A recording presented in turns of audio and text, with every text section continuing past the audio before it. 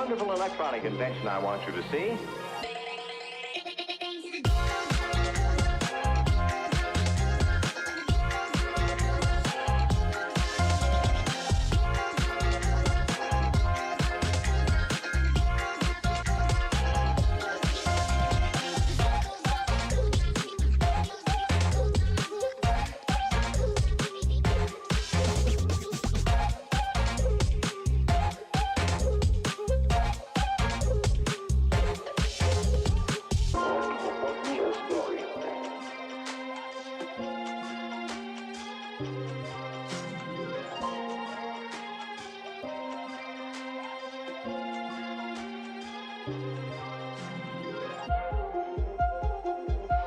We got to the point where we could control the laws of nature by advanced electronics.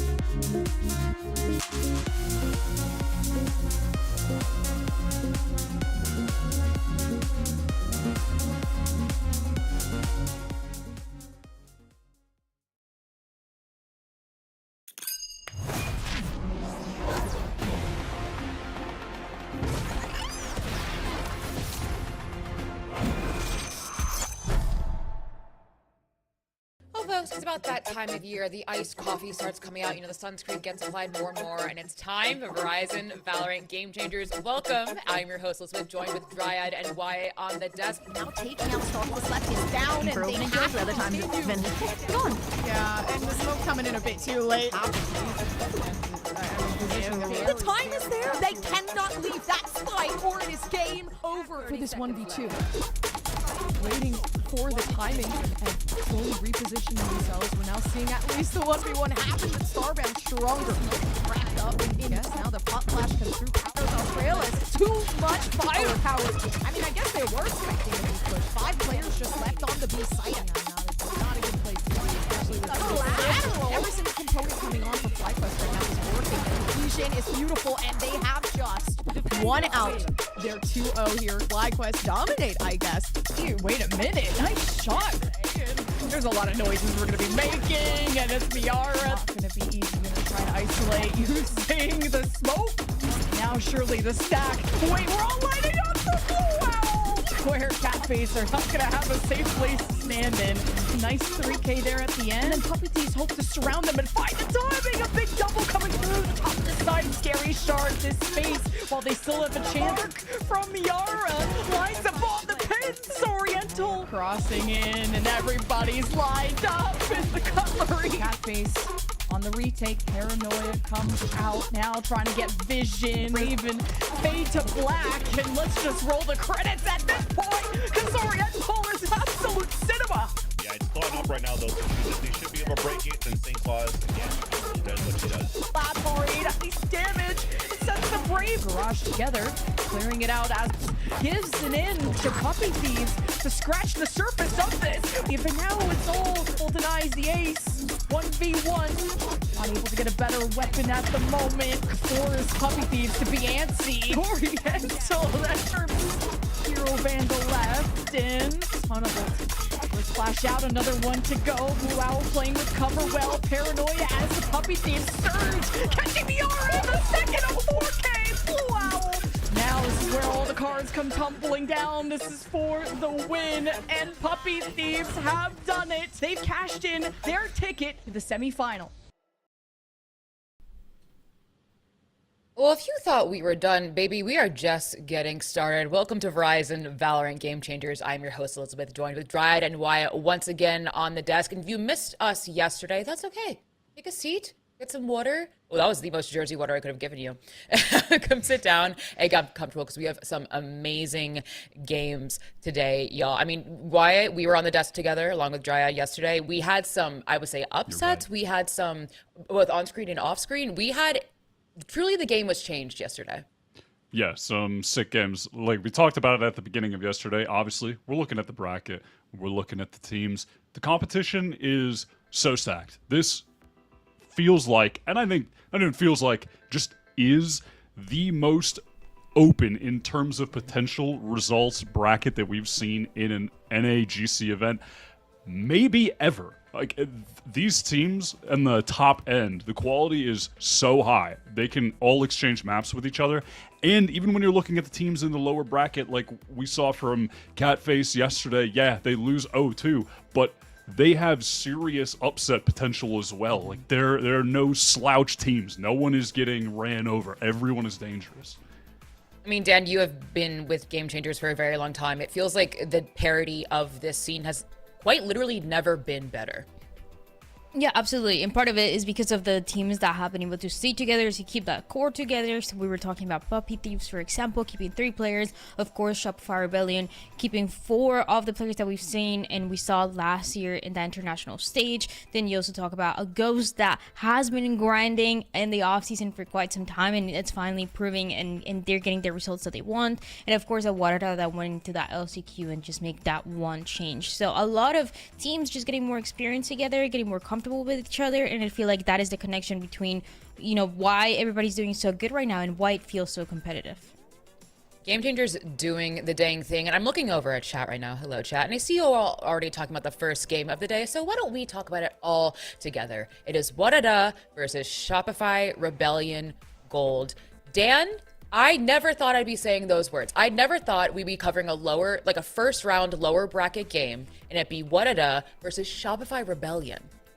Yeah, these were the top teams that we were looking at last year, and for one of them, it was the grand finals where Wadada was in. Wadada also making it once again to the LCQ, and of course, the Shopify Brilliant that throughout the years has always been the best. So it felt like coming into this year, going into kickoff, going into the stage 1, you expected both of those teams to continue that same trajectory of going through the upper bracket, making it to the grand finals together once again. But instead, both of them lost yesterday, which is not something that anybody was expecting.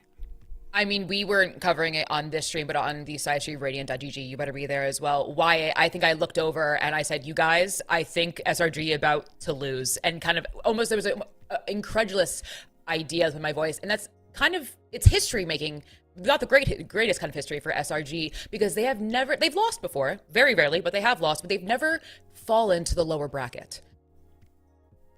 No, this game just represents everything we were saying to tee up the bracket and the state of the scene, which is that every single team has legit upset potential. This was the first seed. Remember, SRG, they flawless the Swiss stage. Ghosts are in the 8th seed, and they're still capable of being able to topple the perennial every single year champs of this scene. Like, that is just a testament to where this stage is at and how dangerous everyone is. It was super sweet as well in social media to see all the Ghost players celebrating and talking about how much it really mattered to them to get this win, especially against a team like Shopify Rebellion that has been at the top for so long. And on the other side for Shopify Rebellion, of course, they have been going through some big changes. They don't have male IGLing for them right now. They made the addition of having Lydia and the team, and also Alexis has been IGLing for them. So that is a lot to take into account. But going into the series, I still really like what I saw from them. Towards the beginning, they had a really strong start on Haven. Even when you have a player like Sarah that I feel like we've known for playing a lot of the Initiator, playing the Sova, willing to flex and make some changes when the team is needing to. So you're seeing her play the Vice for the first time ever, the Phoenix for the 3rd time ever, and everybody kind of adapting to these changes in the roles in different ways. So it was still a good game from them, but more time is going to be needed for them to come back to the very top as we know them for. In that game as well, just one other note, is just how impressive Marcelin was still playing the Neon post-nerf and went crazy on split. Coming into that match in a duelist head-to-head against Dodonut, who is by far the highest rated duelist in the Swiss stage, playing a lot of Neon herself, best numbers of anyone there, and did get diffed in that game. They got outshot by Ghost Gaming, and so today, when it's complete crunch time, elimination on the line, you're going to need to see Dodo and the rest of the team individually come back to life and step up. And it is do or die right now in this elimination game. But enough from us. We've been talking way too much. Let's hear from Alexis, who talked about being the IGL before this tournament started.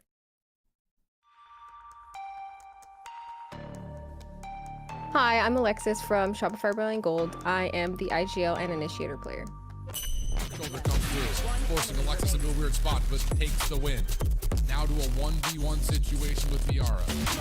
Late to rotate roll from Alexis. One enemy remaining. One enemy remaining. Spike down B. Last player standing.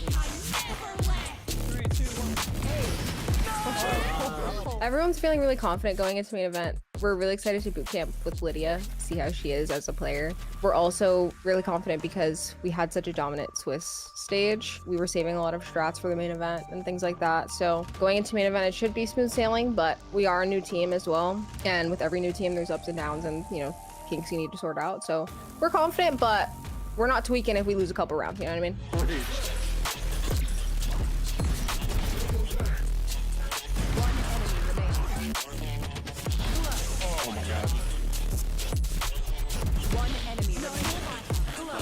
Switching to IGLing has been really fun, actually. I've always imagined myself IGLing, and I was always a very vocal player, but I just was never in that IGL seat. Trying to not call us into a 5-man stack on an anti-eco is like a little hard. Every day I learn something about myself and I learn something about the game, so I think I'm in a good trajectory. Gonna be out. 30 seconds left. Nice. One enemy remaining. Spike down. You know what? Shout out the fans. I've been such a horrible streamer in general. I didn't realize how much I'd be playing catch up in the IGL department. People in my Discord still be hanging out. They go in calls together. They play Valorant together. So you guys are awesome for still supporting me, even though I've not been a good content creator for a bit. Thank you for that, because I needed that. I really appreciate that.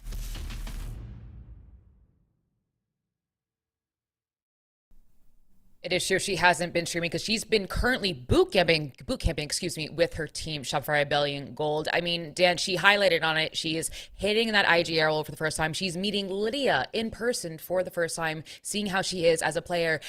We cannot understate how, I want to say a setback that is, but just how they have to work through these pieces kind of all over again. Yeah, it's all going to take time, but for Alexis, I think she said it perfectly. I remember listening to the voice comms about 2 years ago, maybe 3 years ago, and being really surprised because of how vocal Alexis was when Mel was still IGLing with her. And then you see her going to the Spotlight Series last year, towards the end of last year, when they were playing also with those kind of co-ed teams, and she was taking pride on the fact that she was also IGLing for the tournament. So little things like that have allowed her to get just enough experience. So when she now had to step into the IGLing role, she has a good foundation and a good base to go. But of course, like she's saying, there's a lot of things that are going to take time, and I still like the path that the Shopify Rebellion team is taking. And also, it can be really nice to be IGLing while playing Initiator. It's a great role for it. And switching into it, already vocal, has really experienced teammates. Lydia coming in, she's been competing forever. You have a great Sentinel in Noya that's going to be able to, on attack rounds, take a lot of space on her lonesome and then be able to call pivots back to her and work in tandem with Alexis as well. So it feels like, yes, obviously, massive change to go away from Mel, but they have all of the pieces in place to succeed still. Absolutely, 100%. I'm glad you brought up Lydia and her play history, because we have a graphic here to show you that if you are just meeting Lydia, you might know her formerly as Tupperware. If you know, you know. But she has been should have rebranded. Best aliens of all time. So go on. But here she is on Shopify Rebellion Gold. I think not surprising a lot of people, she was on, 100 Thieves. We can, you see, like, Disguised, when Disguised had that GC team a while ago, Dan. But so much experience. So if you are new and this is news for you, do not be worried. This is a player that really made a difference in the GC scene, even if she wasn't at the very top in a lot of these events. I feel like we started getting to know her when she was playing for Immortals, but like you are mentioning, when she played for this guys, that was a very unique team that we had in GC back in the day, when they had Kaide, when they had Quarterjade, when they had Sidian, Tencent playing, and they needed an experienced player to kind of guide them throughout their run and to guide them as they were trying to learn and get better at the game, and that was Lydia. And from then, she went into being a content creator for 100 Thieves, and also it feels like pushing the team to also have that GC team that they went and played for just last year. So it feels like she has been pushing the scene and improving in many different ways, and now the fact that they decide to pick her up for Shopify Rebellion, it just makes perfect sense. She's an incredible controller player, but it also feels like she is very vocal because of all of that path that she has had in her career. Yes, and she's been watch partying, and I do believe she said when 100 Thieves signed that GC team, like, thank you for believing in me, thank you for trusting me with this. A huge boon for the scene to have, and part of the scene that she'll be having to face today, that is thanks to her work, is Wadada. And if you are just joining us, if you're not sure who Wadada is, please let's introduce you to our favorite free agent team, and someone please sign them. We say this every single time, but someone sign this team, Wyatt. They are too dang good to still be a free agent team. They've been one of the top teams now for a minute. Starbound has been one of the best players in the league for a minute.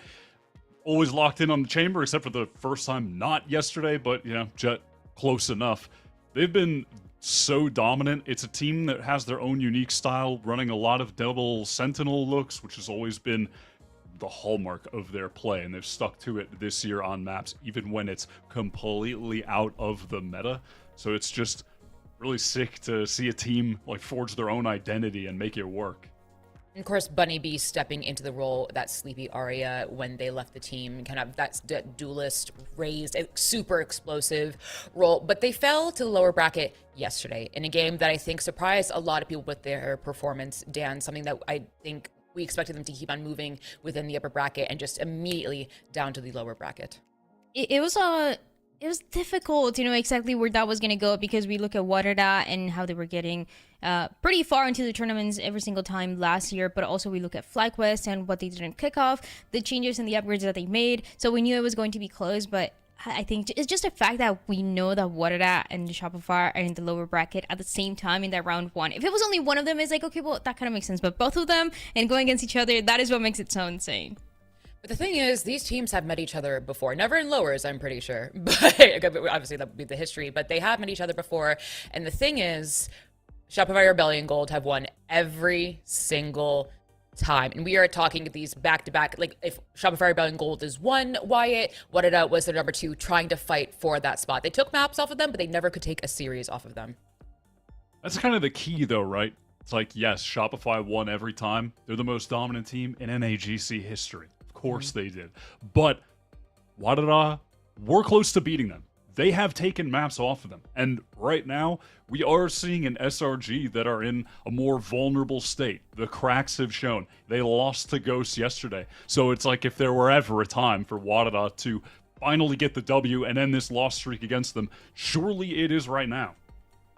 I think that is a brilliant way of putting it, a kind of a vulnerable state. They absolutely, Shopify Rebellion Gold absolutely could take it, but it is in Warada's hands to kind of take them down. But we know where we're going to go for our maps. We have our picks and bans for you ready on my screen right now. Dan, I'm going to give you for this. Warada have once again picked Ascent. SRG have picked Pearl, and only if necessary, we going to the lovely beach of Breeze. We mentioned yesterday that, in a way, it made sense that Warada was picking this map of Ascent because of the way that they played in the chamber and whatnot. They played it yesterday, they lose it, but I still think it's a good base for them to go with. While on the other side for Shopify, we really haven't gotten a chance to see this map in about 6 months, if not more. And I'm wondering how those roles are going to play out, because that was when it was Alexis playing a lot of the stage, Alexis still playing a lot of that Sentinel role, and things might change a little bit now. So I'm excited to see what the comps are going to look like. I'm very interested to see what the differences are going to be from Warada on Ascent today. I'm going to assume they're going to be running the same comp, but just trying to optimize the things that were going wrong. They brought in the Phoenix yesterday, and there were so many ults on attack side. 4 ults from Warada. That is great Phoenix macro, to be getting so many orbs, to be able to just pump out the ults countless times.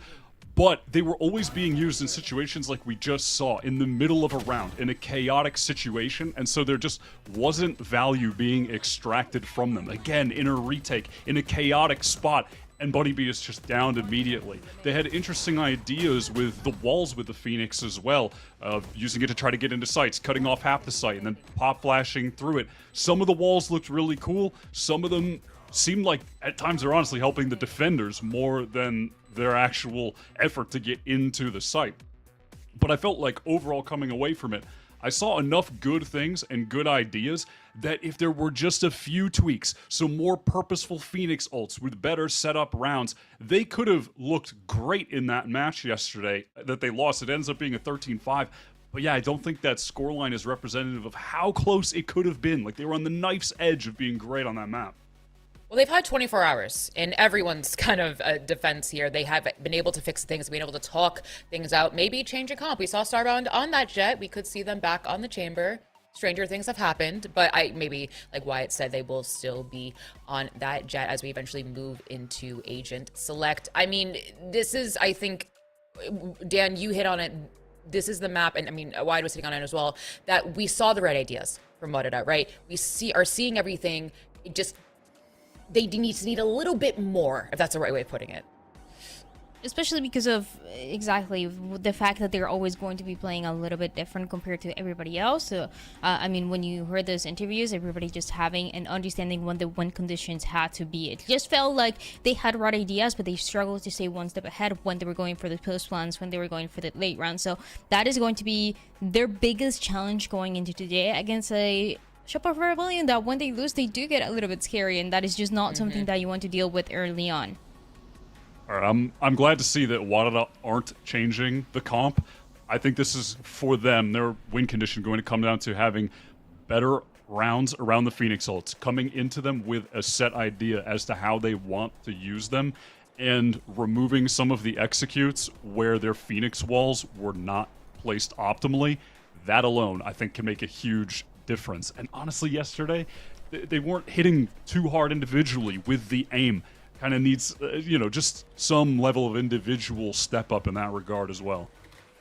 For the other side, for Shopify, again, we haven't seen this in some time, and Alexis has played this deadlock before. They are going for this double sentinel approach, starting on the defense as well, and also keeping the Yuri that we saw last year. So what I like the most about this is that I just talked about how yesterday, when they lost, a lot of the roles that they were playing, a lot of the agents that they were playing, they were a little bit uncomfortable to what they've been doing throughout their career. When you look at this right now, this makes sense for what gave them success in the past. So if you want to start comfortable in a series like this one, in the lower bracket, to start a lower bracket run, it feels like the perfect way to do it. Well, folks, we are in for the fight of the century in the lower bracket. It is Warada and Shopify Rebellion Gold fighting for their tournament lives. I'm going to send over to your casters, Zobi and Rivington. Thank you so much. I mean, what do we say? They opened the desk perfectly. No, this is going to be an amazing game. There's so much to say going into this one, Zobi, and it's crazy to see that this is a lower bracket match that we have now, and one of these two teams is going to have to go home today. Absolutely. We thought it was a risk for Warada picking up a SEN yesterday with the comp change of the Starbound re-debuting the jet that they played so long ago in their career. And we saw the learning curve very starkly of depending on June as a solo Senti and them fixing the mistakes that came up as they were. And it just ultimately led to them losing that map and then obviously the subsequent FlyQuest pick. But I'm excited to see its second rep after they've gotten a VOD under their hands where they can switch up some of those changes. On the flip side, SRG, I like them leaning into a very comfortable comp. I feel like Sarah, yes, she's taken on so many different roles, but it's impeded her individual performance just a bit. And this is like a return to something they know super well. They were one of the first teams to pick up this comp when M80 debuted it so long ago. And I'm excited to see if it still stands the meta of time.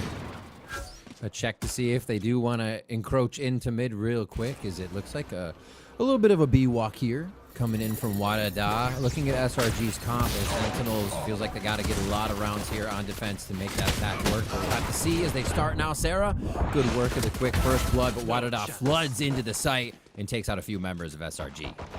Ooh, and just like that, again, these players on site have to hold it down now. You have Star, who's going to be at that aggro player in the late, and it's just unfortunate that there's not much util left now for Warada in this post plan to heed the Lydia paranoia, to heed the net that Alexis is going to likely chuck in here.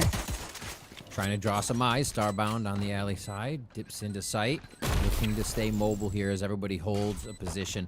Australis now first contact towards that right side as they look to delay a little bit more. This one, they're going to allow the time to tick out. See if Warada pushes themselves out, makes some noise in there. The shots through the smoke actually identify where they are in sight, and Alexis gets two right away.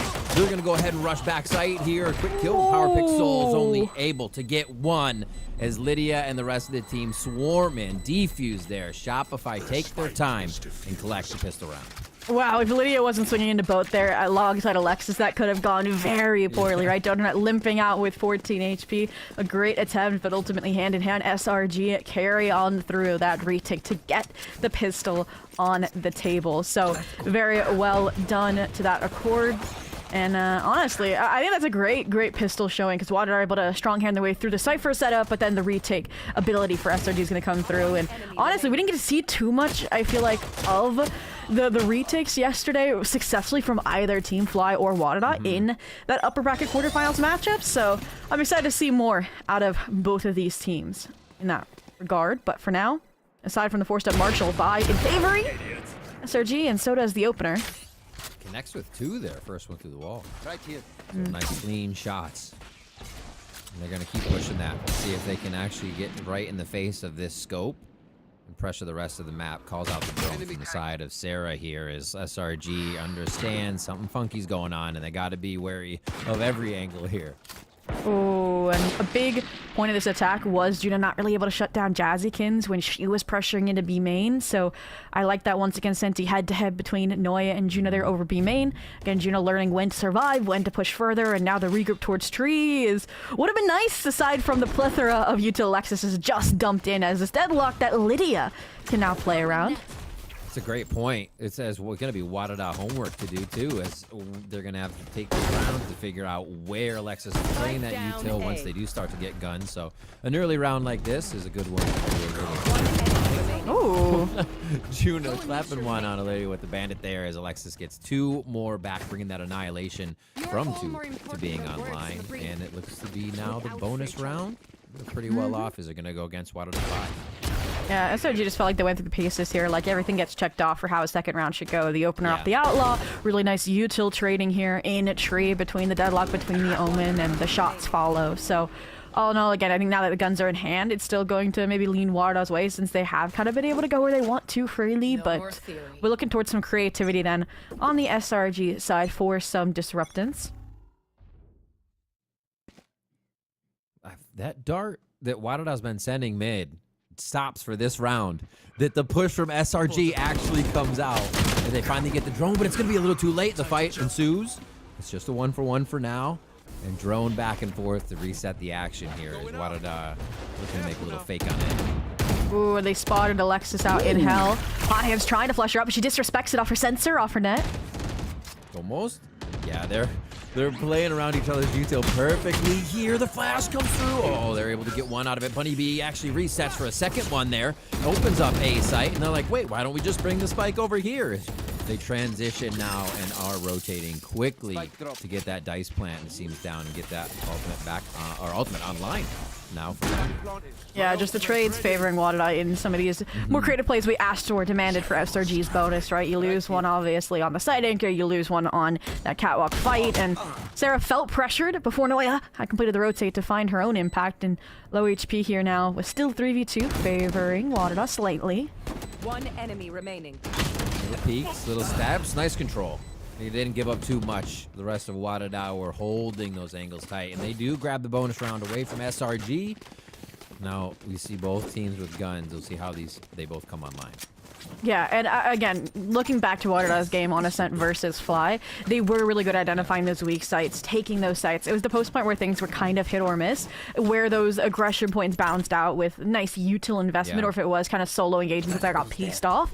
And there it was a nice balance of, okay, we're feigning contact on Sarah, the paranoia comes through for the finisher. It was very additive instead of solo individual riskiness. So, all in all, Wadada keep it pretty strong here, but SRG, again, changing the tempo. Ooh, the one that could be caught. Donut gets out alive. So nicely played. Again, both sides just perfectly around the utility there. Good job by Donut to get that wall out. Push comes through for Wadada. Oh, go ahead. Like I said, this was a big issue for Wadada yesterday. Actually, was a main control. It was a double controller, or it was Stay at times just taking the space, 1v1ing Australis and winning every time. And every round we demanded more help. We were like, why did they stop having Bunny B help get Australis in a position? And that's an immediate fix I've noticed on these defaults. Is it starts there and then Bunny B goes back, regroups with Starbound with them in mid space. And I think it's going to keep more options on the table. But we're reaching less than a minute left already, and you have stacked on stacked on stacked util and tree, players on A. You do have to NB here, so once again, the right call for Wadada, but I'm worried of what Sarah and Noya are capable of on this anchor. Yeah, they're going to stay in sight. It's going to be based off of aim, 2 shock darts, maybe Run to it back. delay here. They're going to have to hit their shots. Bunny B will test that right away. Clear space with the hot hands. Flash through. Flicks back and forth, but no target to be found. And the duo in sight starts to drop the invaders. A nice job, but Australis stands right at the front door and knocks everybody down that tries to flood back in from SRG. Still with the classic, but Dodona is there to seal the deal. That got sketchy, but SRG stayed with 2 alive as they win the round. A little dicey, but again, you get the premonition of like, feels like it's gonna go poorly, and it definitely did. Noya and Sarah did a great job anchoring just in time for Lydia, and that from the shadows to reinforce the side hold came through. So again, understanding why there was an A stack in that situation to begin with, as time was ticking down in that round for Wadada, and without that extra support of Lydia, I don't think the round would have gone their way, right? Because that trade from CT with Donut would have left it still in a 1v2. That could have been very winnable for Wadada, but money reset. Luckily aligns with maybe a Steel Garden play that could be had this round for Wadada, but they don't really initiate off of it much, I've noticed. It's more of a late round kind of tool, so we'll see if that's what they do, if they can even get the safe cross towards tree, towards an A split. Dodonut's starting to use the clone to pop the Vice Wall over at B. They drone out. So they're Great counter. just clear. Have somebody rotate, lean towards a different site. But the other site is double senti. Good luck walking by that without breaking any. Power Pixel's going to have to hit the perfect shock dart. Yeah, and it's crazy because what did I use to run this double senti? Again, to me, they have one of the best deadlocks in the league with Australis, and that's where I also questioned the change up here, since they do still run the double senti chamber deadlock on maps like Lotus. But for now, it's SRG leveraging it perfectly here. Power? Huge though, double with the Sheriffs. Now can break the teammate out. Oh no, it's gonna be time. There it is. Love it. That's teamwork. You can't leave anybody behind. What a hit here, and that just gives so much credit to Wadada for how they break the double senti there, really pull SRG out of their comfort positions when all they had to do was hide behind the util. And now they're left with 3 members to try and take this site back from the guns they purchased. Ooh, and it's gonna be that Steel Garden late as question to try and cap off the perfect thrifty round. Lydia just takes the dive in ahead of the timer. It gets punished, and running it down with the classic for Dota is the only way to stay alive while that primary is jammed. But waiting on the rotations from Sarah out heaven, and I love that Water now buying down the timer split and conquer. Hunter's Fury added in at the last second as well, so 2 ults as a trade-up for the 2 rounds they find on the scoreboard. And yeah, all in all, great round from Water, but it also felt like SRG made some mistakes, right? Like Alexis off the ultimate, I think played a bit too close there in tree when she usually plays a little bit deeper into grass and is in waiting for the sensors, waiting for the wall. And the same was said for Lydia on the A site, and that was non-existent. So I think some changes for SRG came out that necessarily weren't needed, and that's what cost them the round. Yeah, tough to get back on that, especially when you kind of put all your eggs in that basket to be like, oh, it's the other round, it's a low buy we can leave to. Well, that low buy is swept up in the economy, now rushes forward for Wadada. SRG is playing off the wall they've been toying with, but it's expected for Wadada again as well. And this time they're thinking there's going to be that push out they've been seeing every round here. So a slower round from Wadada as they read the map, and they've done a lot of sells with Bunny. Let's see if they try it again. Yeah, we have like a high-low main, we have the high-low B tiles. Like, they were expecting an aggro push, but SRG temper it. It slowed down on this B main scaling, but feels like it'll be eventual. It's gonna be how much time can Noya buy? Can't you get a little cheeky kill from the corner of heaven? And will that set up a successful retake for SRG when they realize the call is wrong? In the meantime, though, I'm gonna be looking towards Juno's position to cut off some of these rotations, or if it'll be a hero rifle handed over for the retake, since it looks like Wadada, if they don't get onto A, something goes seriously wrong here. Nice gates to get out. Ooh. Reverse the hot hands right quick. Now the rotation starts to come over. Gen plant. Still have some util for this. Got the paranoia to go back. Still have Juna's flashes, so SRG is gonna have to do a nice waterfall into sight. Ooh, purple at the ready though as soon as first contact is made. Power Pixel tries to set up a few eyes towards long. Starbound now playing very close to the smoke, knowing that they're going to drop in. And this is going to try to be a cat and mouse game just around the bloom of the circles. Wadada cleans up SRG, knowing they tried to stay hip and hip on the entry. It's just, where is that dang Alexis hovering around Dice? Bunny B gets a 3rd one on the round. Run it back's going to be ready too, so they can keep this rolling. Yeah, I loved the reflood smoke there from Lydia. It threw some chaos into the round. I just wish the Alexis net has gone with them on that jump out instead of it being an afterthought, an after effect. It was more of how Alexis picked up the weapon, kind of refragged Lydia. I think if it was there intentionally, then they would have maybe not lost fights along the way of jumping down, and they could have had kind of numbers if flipped suddenly in that situation. But again, both teams are making these rounds pretty close, so you'll see a few players' economies kept in check. Juna, right, on the Waterdoff side, for example, but all in all, the op Odin comes out. Very scary if it's kept online for a while, but in the meantime, we mentioned it, right? The bait setups off Bunny B, the early starts, these defaults, it baits out the Hunter Fury A side, and that sets off the B exec for Wadada. Noya knows nothing was hit there. Ooh, playing the trap game. Nice cleared. That's going to be the run it back that doesn't go down, or does go down, I should say. Australis takes down Noya. And now Lydia you gotta know. holding. Do they know? They're searching, looking, but it's in the corner. Paranoia is just going to be wide, and it's still the kill from Lydia. Picked up with the help from Alexis as well. Tiles, if anything else went down. And Spike is in their hands. And they're just going to stare firing squad style, right? No paranoia, no TPs, nothing really for Australis to play around make this round competitive, it'll have to be the overswings, the mistakes, and this looks like an ironclad crossfire in the high-low as well to complement it. Tiles off the Donut operator is, again, what makes this buy style so lethal for SRG. They keep the Odin, they keep the op, the money's going to strengthen around these ultimates, and SRG have suddenly taken the lead back and have a way, it feels like, to maintain it. And again, watered out that round, like, Lydia just finds a great timing, right? I don't think they necessarily did anything wrong. They knew they had to speed up because they don't know who's coming, fighting in behind that kind of interestingly invested Hunter's Fury from Sarah on the SRG side, and it's just that one player that makes a difference for SRG, and they completely set up a late round plan off of it. So again, Stellar Sub shines through.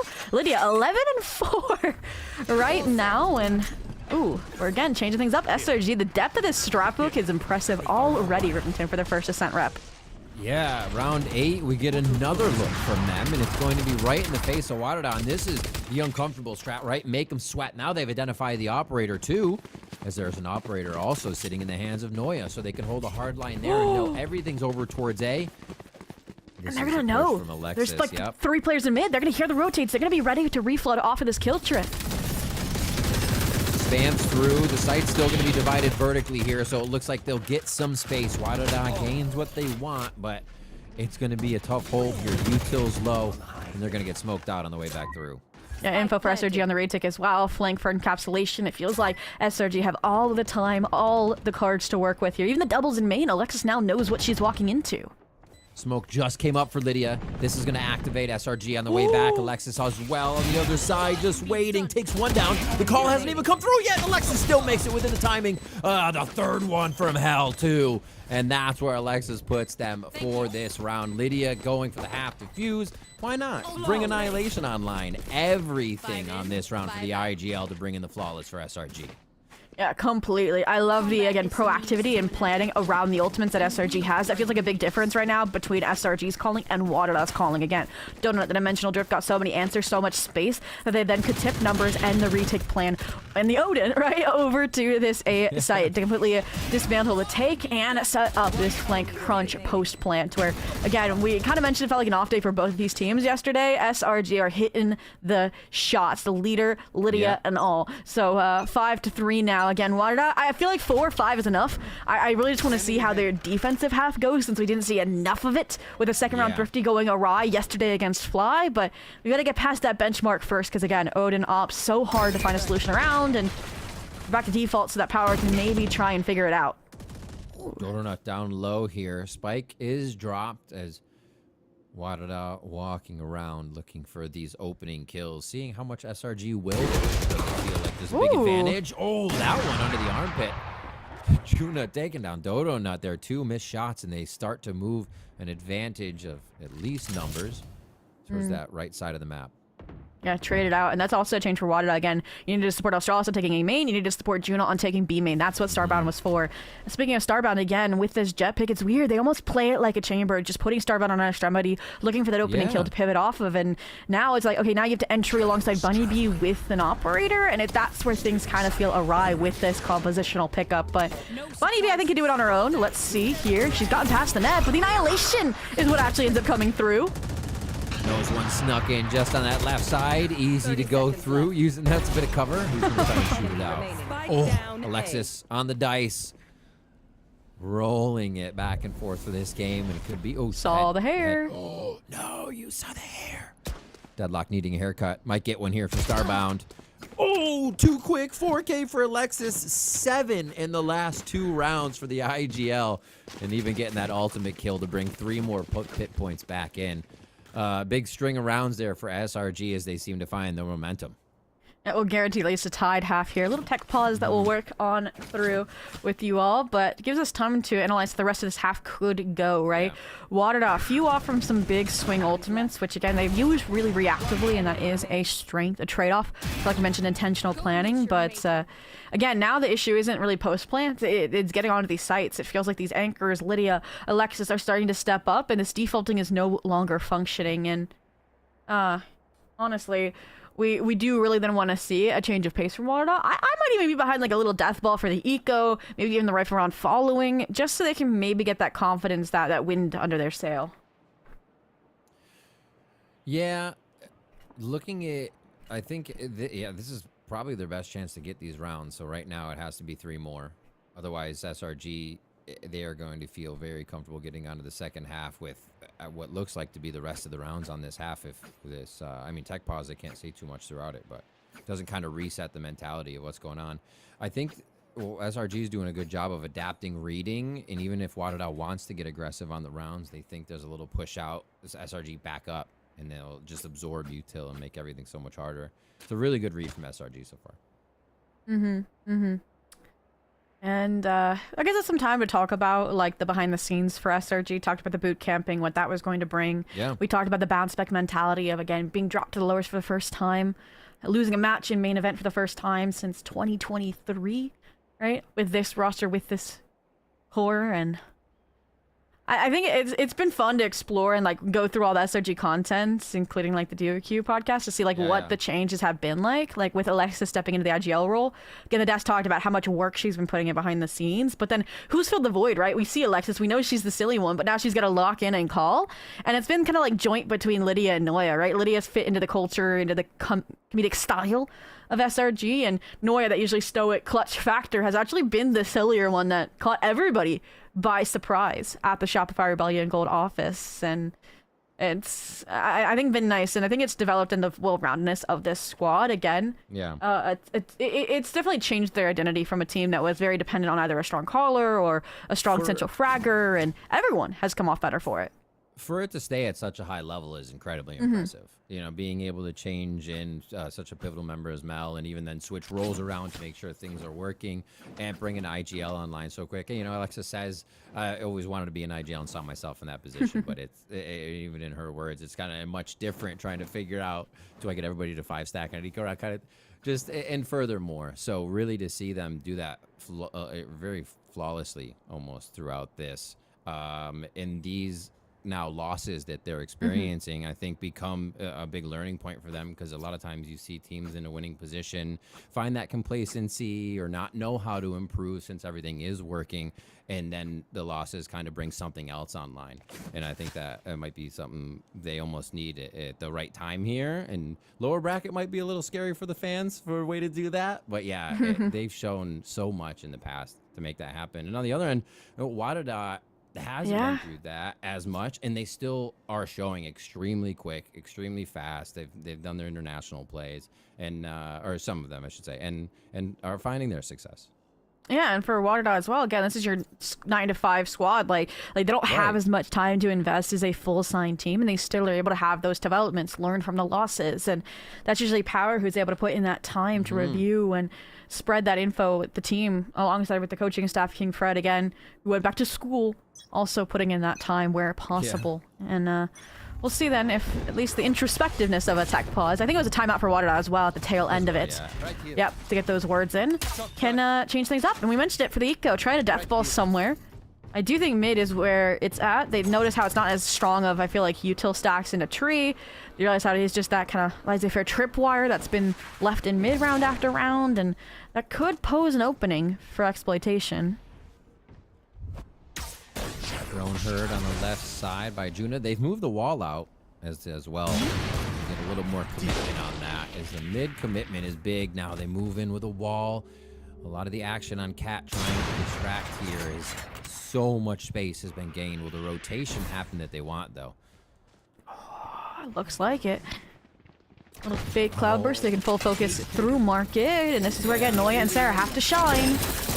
Got dart out. That's going to set up some pings. They quickly shoot it down, and Wadada scrambles now to find out what smoke they can hide in, but it's already the arsenal of Sarah, Alexis, and Noya to come through and clean up the site. A flawless again for SRG. Yeah, again, it felt like SRG knew exactly what was happening, even surrounding their changes really, really well. Again, you had Alexis in the back pocket of Donut in a tree just in case things went wrong with the operator.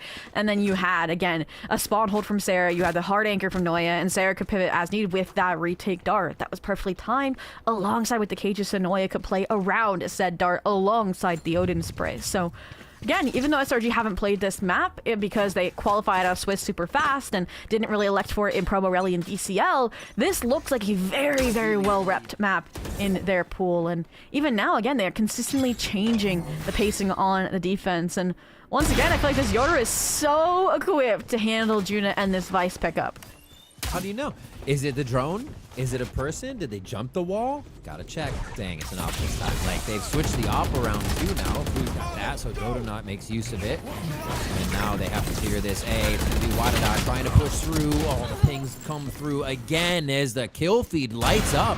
And now we got a 3v3 as Dodonut says, nah, we'll take the advantage.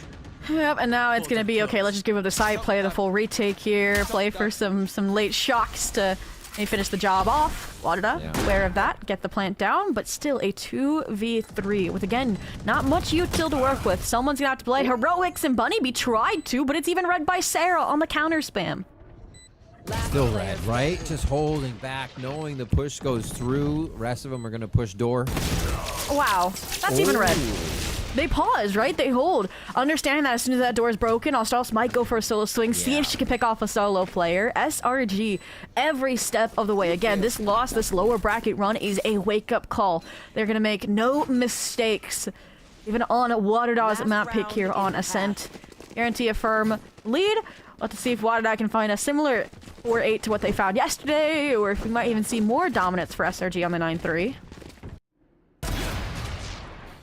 That first, they're able to just make a mark right at the beginning of the round every time, which makes it so hard and seems to be forcing the hand of Wadada instead of just information grabbing like they would want here. I think the reflood too, SRG has realized it and it just pressures Wadada so much. And that's what I actually wanted to see. I was like, I feel like they're focusing mid-tree too much. I wanted to see just on A main and see what happens. But again, the op is here every time. That's where you want the Hunter Theory to be alongside this. Second on Australis, a crazy stick off the dive in from Starbound might finally reward them a sight with at least even numbers. Australis lucky to be alive, and Alexis re-swing red dealt with by Power. So it is, in fact, the 3v3. No way. If this works and they clean it, that play is called the major look. Like, there were so many things to look at there to break your crosshair. And why did I get in? Yeah, some numbers are lost, but it's the price they pay here to now have sight this post plant. And again, the three that really have been alive to take the post plant back in SRG's favor still stand, so it's going to be tough. One for Australis. Has to make a shot, makes it count. Big return on investment there for the HB had, and Lydia's gonna make quicker work of the rest of the members from heaven. Flies down to pull in the last round for SRG as Wadada was just there and almost grabbed it. Wow, I mean, the turnaround from SRG from fighting yesterday in a map 3 up against Ghost to come back from a 3-9 to 9-3ing Wada now in the lower round 1. It's almost poetic. And yeah, Lydia there just swept through because of the low HP, because of the shock darts, because of what the Odin was able to achieve. And that's where I wish Wada had played more reactive, right? That's how Australis got the opener, right? Up against Sarah on the jump out. I feel like if they just held those crosses instead of re-slinging into heaven, it could have gone differently. But again, what could have been, because they've got to focus on the side swaps. You've got to focus on now this defensive half, and it hurts that it is so sided towards SRG because again, Wada once again, if they are super defense sided on this map, we don't have enough wiggle room to see it. This is what happened yesterday. They won the pistol, they lost the second round, and again, that was all Fly needed to run away with the half. Let's see if they're an active defensive side. Already hot hands prepared for any noise activation. And everything else is kind of anchor on the other side of the map. Yeah, you big push out from Wadada here. And then it's kind of red. A lot of things are quiet here to see if, for SRG, to see if Wadada wants this push. Yep, they read it well. Yeah, they did do this a few times. There's more in the buy rounds actually than anything against Fly, but again, you know Alexis has been going through those VODs. She probably watched him after the game last night. And now knows how to anti this team. So the slow default to the pistol is meant to address. They bait out the Juna util, but Juna's going crazy. The paranoia, more an after effect to stem the bleeding, but this wound is too gaping. Power. No way.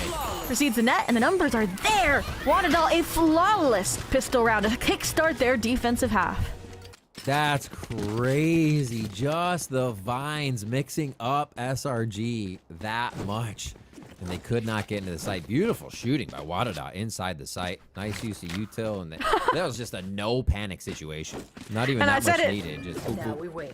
I said it yesterday. They lost a second round to Fly on like a Thrifty, right? Yeah. So what do we see?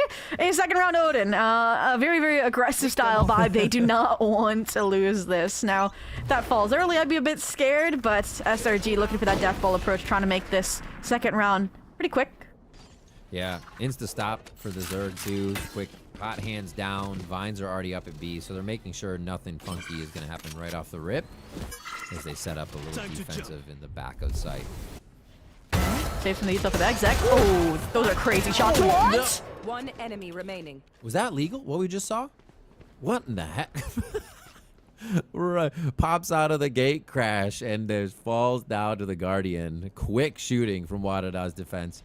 And now Noya is just trying to find a back pocket and finds Power Pixels Odin from across the map. Flawless again here for Wadada. Yeah, that is again huge. If they can get the momentum with them, I thought their defense strong was going to be strong.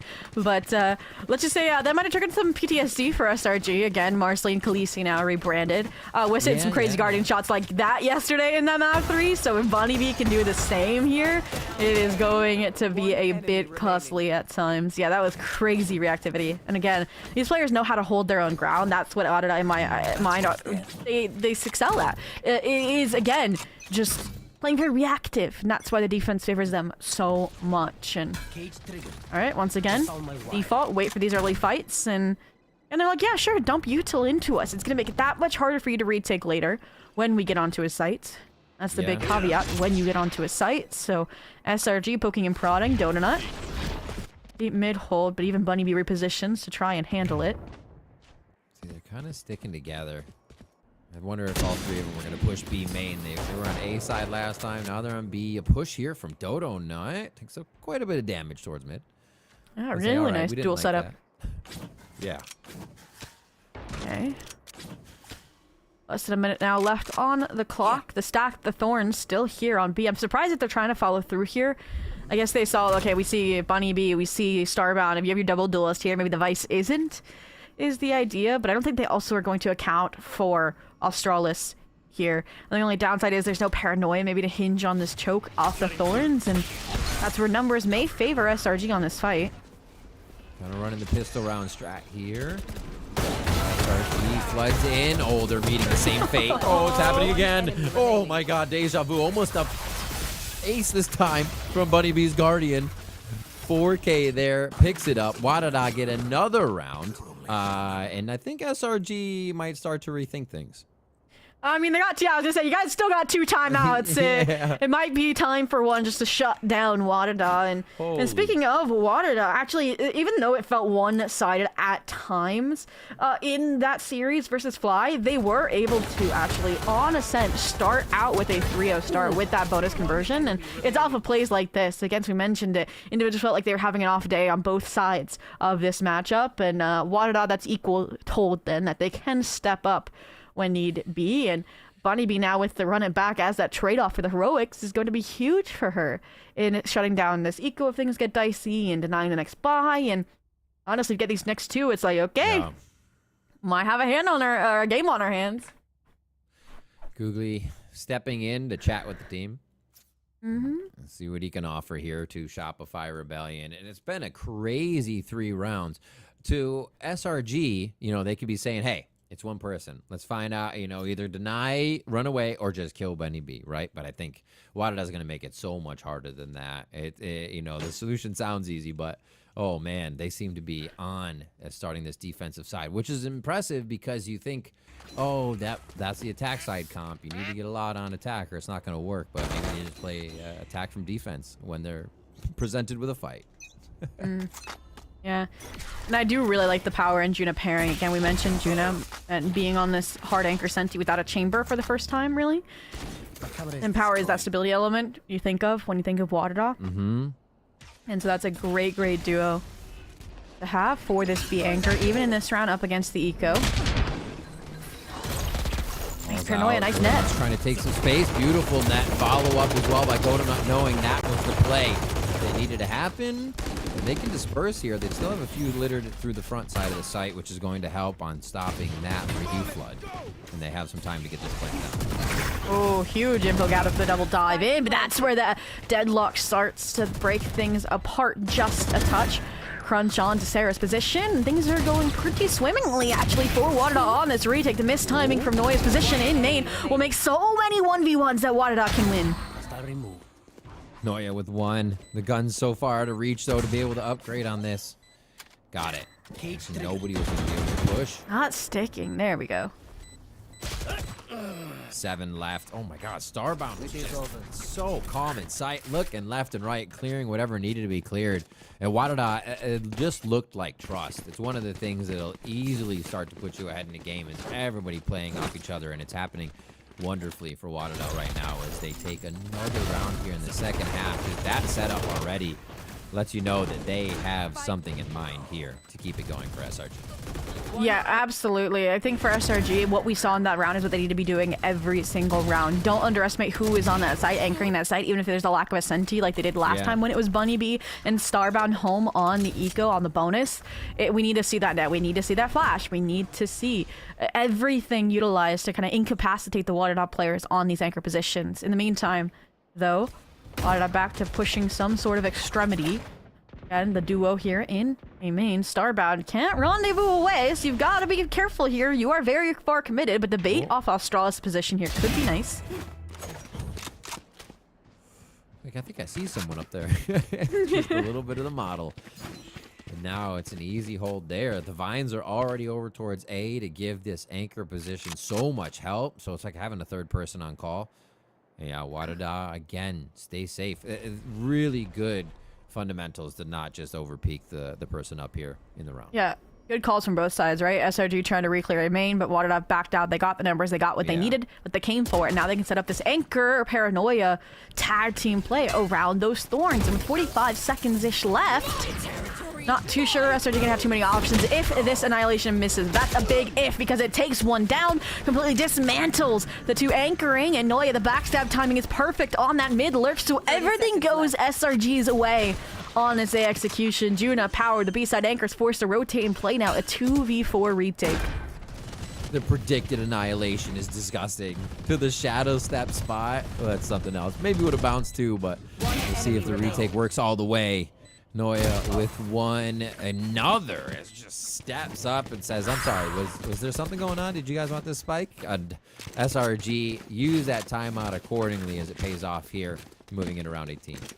Yeah, and again, it's that depth of util we asked to see, and the annihilation definitely adds it here after, again, it feels like in the head-to-head, just dry fights. I feel like Waterda's been winning a lot of those, and again, when you know, or if you are having an off day, that's where I do think a comp like this does fill that buffer up a little bit. And even with the loss yesterday, Noya, again, was having a crazy day, was still finding this multi, so that is no surprise that she holds her own on the re-entry off of really no util, so.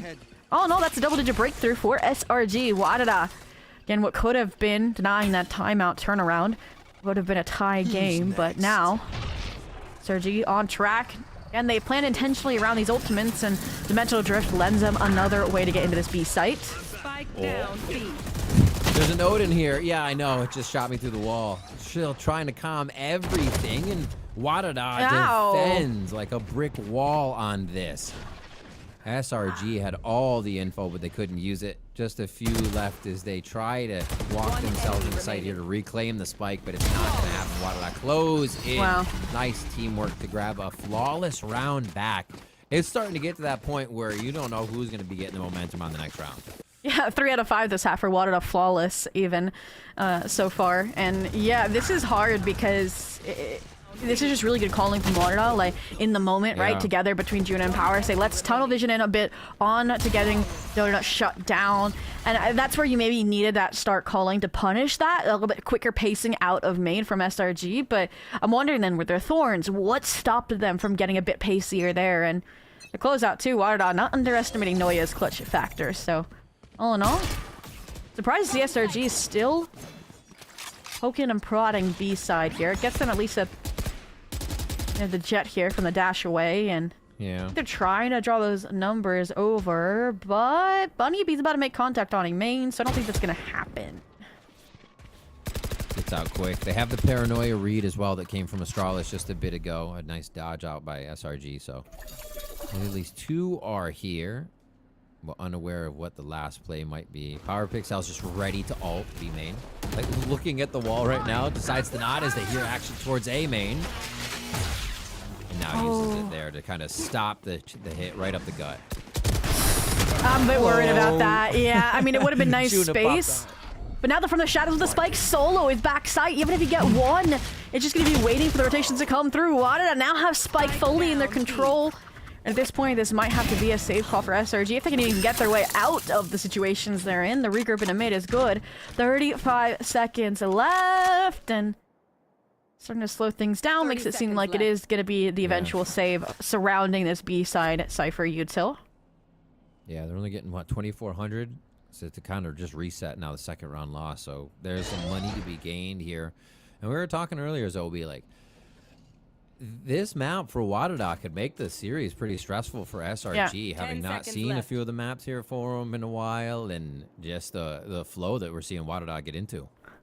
Yeah, and it's funny, like, I'm trying to remember, I think there was a round just like that for SRG yesterday on Split, where they have, again, a single, or they have 2 lurk players that are getting a lot of B-side space while there is the fake out on the other side of the map, but then Spike is late on the rotate, and those players on B-side end up falling, and then again, you're left with no real options to pick up from, to kind of save yourself when time is no longer on your side. And again, that style of calling can be very risky, and it does depend on those players on B getting those kills. And that's where, again, it's been, I think, when SRG are playing a bit more contact, not as much util to fuel these fights, they don't look as dominant. And that's where I need to see, again, the kind of suppressive utility that this composition favors. And that's where maybe they're framing it for a bit more direct of an A split for...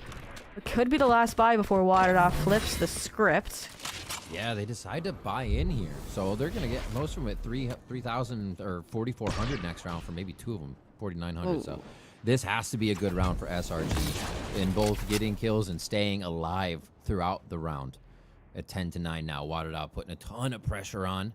They just go full anchor mode on kind of both of these sites. Yeah, it was a huge win for SRG, actually dodging all that intel from Power's drones. So Wadada not expecting the full brunt of this A split. Oh, and the Odin. Still ringing true. Power cleans one up. Shock Dart's going to get the follow through now. And they slow a smoke towards A main to kind of delay the sight. A little check from Astralis is there. So not touch and go right now, but just playing cat and mouse with what info they want to give. That they give up a little bit too much. Astralis gets antsy, and Dodo Nut punishes 2. PowerPixel trying to solve the situation a little bit. Duck cover right now for Dodo Nut as a Shock Dart also pushes back. Dang, that an answer for everything from PowerPixel in the Yeah, that was a really nice timing, I think, from SRG on the A main players coming out to punish Bunny B, but the refrag from Astralis serves them well, and PowerPixel has that nice balance of having impact without risk. And that's what keeps numbers here in favor of Wadada. The 1v3 will get Spike planted down, but how much more can you find? Nothing. The trade immediate. Wadada tie us up 10-10 with a very good outlook on claiming the lead back here towards the finish line. You're a few goal points away from annihilation. 100's Fury will come online. Dodo Nut's ult is there, but you're also going to have to be going against your arsenal being stolen already. Just the fact that Wadada is reading you right now, and what a fantastic game from them to come in here and kind of have an answer for this SRG comp not being thrown off and really playing their own game. Yeah, going to be a difficult one. SRG is still sitting on a timeout, so are Wadada, so I think we're far from over in terms of switch-ups that can happen, dynamic changes, but look at that. Again, SRG have won a singular round this half, and again, that's what I expected from Wadada yesterday versus Fly if they didn't lose the second round thrifty. It's, again, that's where we mentioned it. Wadada and Wyatt said on the desk, they played a good game on this map. They were, again, really steps away from greatness, and greatness is what we're seeing now. The net, again, feels like an afterthought. It's late. It doesn't set up these engagements. Wadada don't get punished for them, and they now have numbers. Taking some chances, and Wadada will punish. Trying to play just around this util. Dodo not punishes as well. As Wadada feel a little too comfortable. Do they know it's a second one? Would you expect a second one to be with the Odin that close. Maybe? It looks like it's going to be a safe play for now as Dodonut is not leaving anything to chance. That's a really nice bait. I don't think you expected alongside the Thorns if they're popping those so early. Yeah, the mind games are strong right now. Oh, if Star wins this fight, this round is over. Absolutely. And misses the shot, tries to go for the reposition, but this re-compressor into mid-space is nice. And Star now realizes I have to hard anchor this side. I have 2 avenues to manage, so good TP into stairs, but do SRG expect it?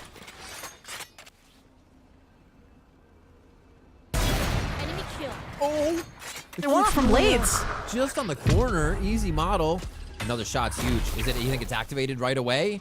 Looking to push in sight. They're going to try to get some kills on the way in since it's not been a full committal. 10 seconds on the clock going through, waiting for the next jump. Nice job to get the off line. Huge play, but Starbound's going to get it. Knives do not come out. It's just going to be the updraft there as it was hoping to be both protecting the back side of sight. Now, SRG have the ground they need. I swear it was 4.02. The Dimensional Drift is out, but that allows Bunny B to try and take a 1v1. Donut, though, is faster on the draw. 4K, the secondary force for SRG favors them. Wadada cannot find a lead in this map just yet. The fact that, just random, but going back to the fact that SRG was able to get the plant the previous round is insane for the amount of money it allowed them to buy into this round and do what they needed to do, get damage down. Wow. Still have some weapons to get around. Holy stretch. And that's exactly what they do best. SRG at the final hour, stop Wadada's momentum, but is it enough here? The guns are still on the map, and we're going into round 22. Yeah, it makes you wish I also had a paranoia in Boathouse after the From the Shadows, but yeah, just the team fight set up for our SRG. We're so strong. We're far from over again. When you find that many rounds this half, Wadada will have another buy. Blades down in the back pocket. Run it back now in the back pocket. There's so much to work around. They're actually going to use that to go on the offensive. SRG, play it safe. Just disengage. The util fight in mid of nothing that matters just yet. And now we'll see where the impact comes through. They're covered on B, action towards A, and it looks like Wadada's got their eyes focused just right on the situation with this operator in heaven. The last day split was so nice, right? You think about Noya, the backstab through a tree, the timing there while they're trying to full focus the sights, and I feel like we're heading towards that same prospect now, but it'll be a Starbound gets the opener, and what exactly the rest are able to achieve. On the Juna in sight, but Bunny B is going to be able to save there. Nice job from Tree to cut and clothesline the rest of the team of SRG that's coming through. An answer for everything here for Wadada. And Bunny B's looking for more as she pushes out front. They are in step with each other right now. This is kind of incredible from Wadada. They take it right back from SRG. And Noya kind of got walled into that garden fight almost, it felt like. So with small mistakes like that ticking up, SRG take their final time out here. Again, they feel so close to the finish line, would hate to stumble here and now. And I don't know, I feel like that round was clean again from them, but it's just like you mentioned, Wada, I feel like they had everything covered. They have drifted away from like solo dependence on players like Starbound, and that Bunny B re-entry, that was timed perfectly, not once, but twice, as those SRG players were trying to come out main. So yeah. I don't know. I feel like SRG, I don't want to say I need them to slow it down, but it's like very opposite advice to them that I gave to Wadada in last half, where SRG were doing better poking and prodding into mid, right? Wadada liked to take those peaks, those re-engagements, right? And that's what SRG punished to get that slight numbers and that late round B fight. That, yes, was 0.02 seconds away from disaster, but hey, they still won the round. So a big difference to what we saw last round, where it got very, very one-sidedly snuffed out. And now, again, we mentioned the money is sour because of the little double buy-up they attempted, and there's still ults for Wadada to function off of. I think one of the things Wadada is punishing really, well, not punishing, but using really well, is just the fact that they have that Phoenix. Both teams are trying to play the Omen Smoke dart over kill through ping game quite a bit of the time. When that dart goes away, then you're kind of searching for the next angle and you're catching a flash in the face. Then everybody on Wadada is super happy to peek and they're finding these incredible angles. That flash is so hard right now. I think Dodonut's more been an entry, right? They're not doing this flash out of the smokes as much. It's not harder to not get caught by the Phoenix Flash. So they're just using it so well to retake space. Oh, I said this. I wanted to see the net more as a starting point instead of a reaction point, and that dismantled that entire trap Wadada had that was more invested than normal, right? You had the op there, you had the hot hands as well as the Omen, and now again everything feels like it's proactive. Even the clones, they don't get punished by this stack, by this A-side setup from Wadada that completely clotheslined them in the last round. And this is where Alexis has a big call to make. A double down re-exit now that your wall and garden is in place, or do you leave? Wadada hasn't left. That's one thing to take into account. And you also don't have the Noya mid lurk this time around either. They've already the drone has gotten the op off the line they wanted. They could have that side entry pretty safe now. It's just the timing they want to use. Maybe they're hoping that Starbound is walking all the way across the map in the situation, but no. Great timing, 30 seconds. They know the util is going to have to be used now, so everything gets dropped, actually. Watchdog cleans up a few in sight. Astralis tries to do their best, but it's going to be SRG coming through with the Sheriffs, able to now upgrade and get themselves a plant. But this still is going to be round 12 for someone, an important round. Wadada is going to look to get back together here from the tree side.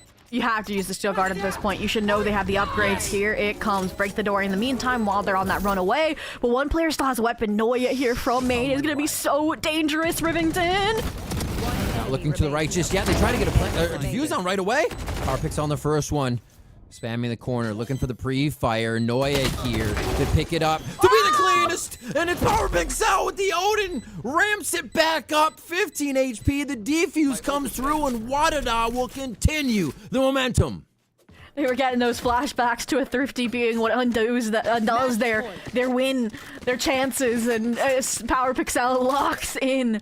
Right, denies the 30 that SRG is so carefully crafted here. I was a bit worried because, again, Dota outpaced the paranoia, but the fact that they shut down the Bladestorm, the fact that they shut down Australis' close position with a better weapon was very well orchestrated, really around Sarah's positioning every step of the way into that retake. And even here, Noya got the crossover, and it's just a very, very unfortunate whiff that does not go her way, and wadded up to map point on their map pick, and given the same exact setup that they've had in terms of this aggro A fight, the difference being that we're gonna get the Power Pixel Hunter Siri on top, and that the off is B side. Trying to shuffle things in the beginning. Eyes on SRG as they attack here to push it into overtime. Identify on the Bunny B, but the ground has not been gained just yet. Wind is clear, and that's the push through. That's what we've been seeing so much, but SRG, we're a step ahead this time. They have to push through 3 members of Wadada still. It's going to be a tough task, and the util's low. Glad that Power Pixel backed off here. Can play the spray angle on the default. Can now have numbers going in this retake. Oh my god! Spike down A. How much more can you seal the deal, Zobi? And give the reason why this Ascent map was your pick. Power Pixel reading the angle, getting the spike down. Noya again for a second round now left to hit the clutch. This would be a great way to answer back for last round's whiff, but Noya used the clips that she is known for, the type of clutches that would get this team to overtime. But Wadada have been so careful. They don't underestimate her. They're going to be thorough every step of the way. Careful now. Letting them take the space, get the approach. Oh, and it's the peak to power. The 4K for Power Pixel. Wadada find the win on Ascent. And they use their time while those timeouts really kicking them back into gear and finding a way to just shut down SRG after SRG had a pretty damn good attack half their own.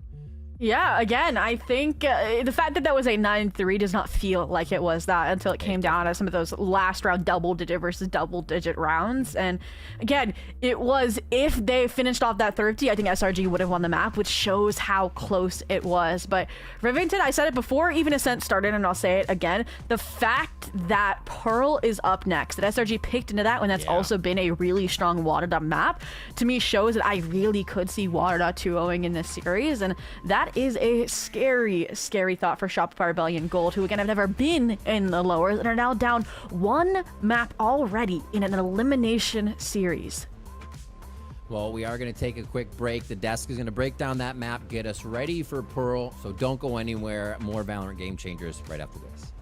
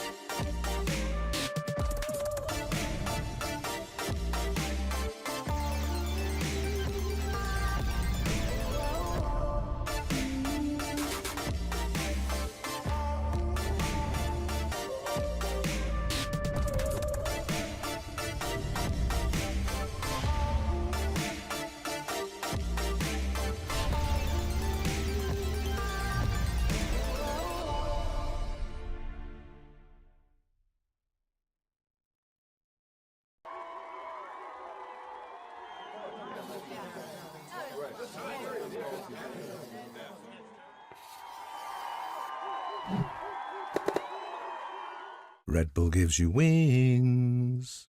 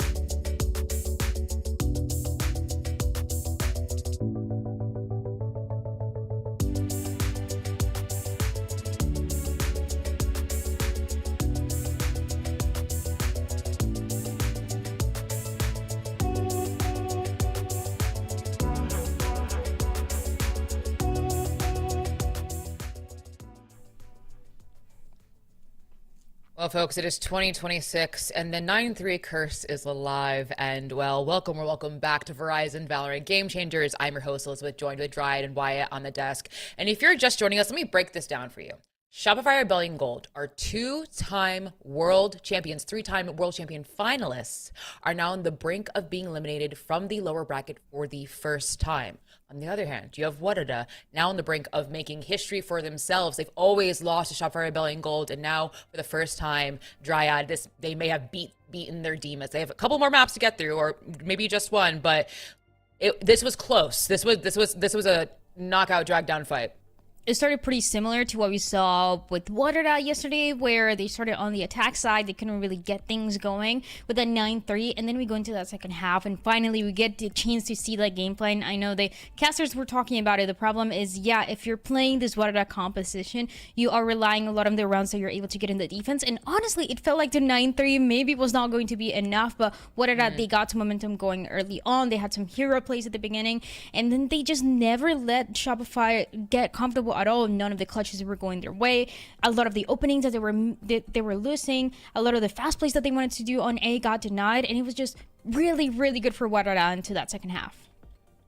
Yeah, and honestly, even despite going down 9-3, I do think that we saw improvements from the team on the attack side. But the crucial thing in this game for me is the fact that Wadada won all of the really important rounds. This was early on. They get a thrifty. PowerPixel had a hell of a map. She gets the 2K with the Sheriff there. They close it out with the Hunter's Fury. They even get the ult out of Alexis. Then they're down 9-3, desperately need the pistol round. Juna and PowerPixel, again, lock down this site. PowerPixel is, at this point in the game, having high impact on all of the important rounds. And then on the very next one, or sorry, 2 rounds later, this is the bonus round for Wadada.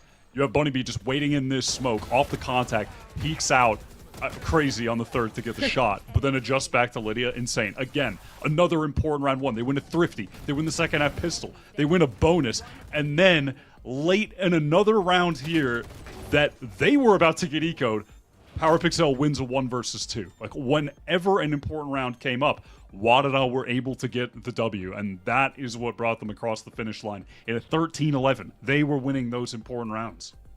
A tale of two halves. I feel like I say that all the time when I cover Valorant, but this was genuinely a tale of two halves. Again, winning those important rounds.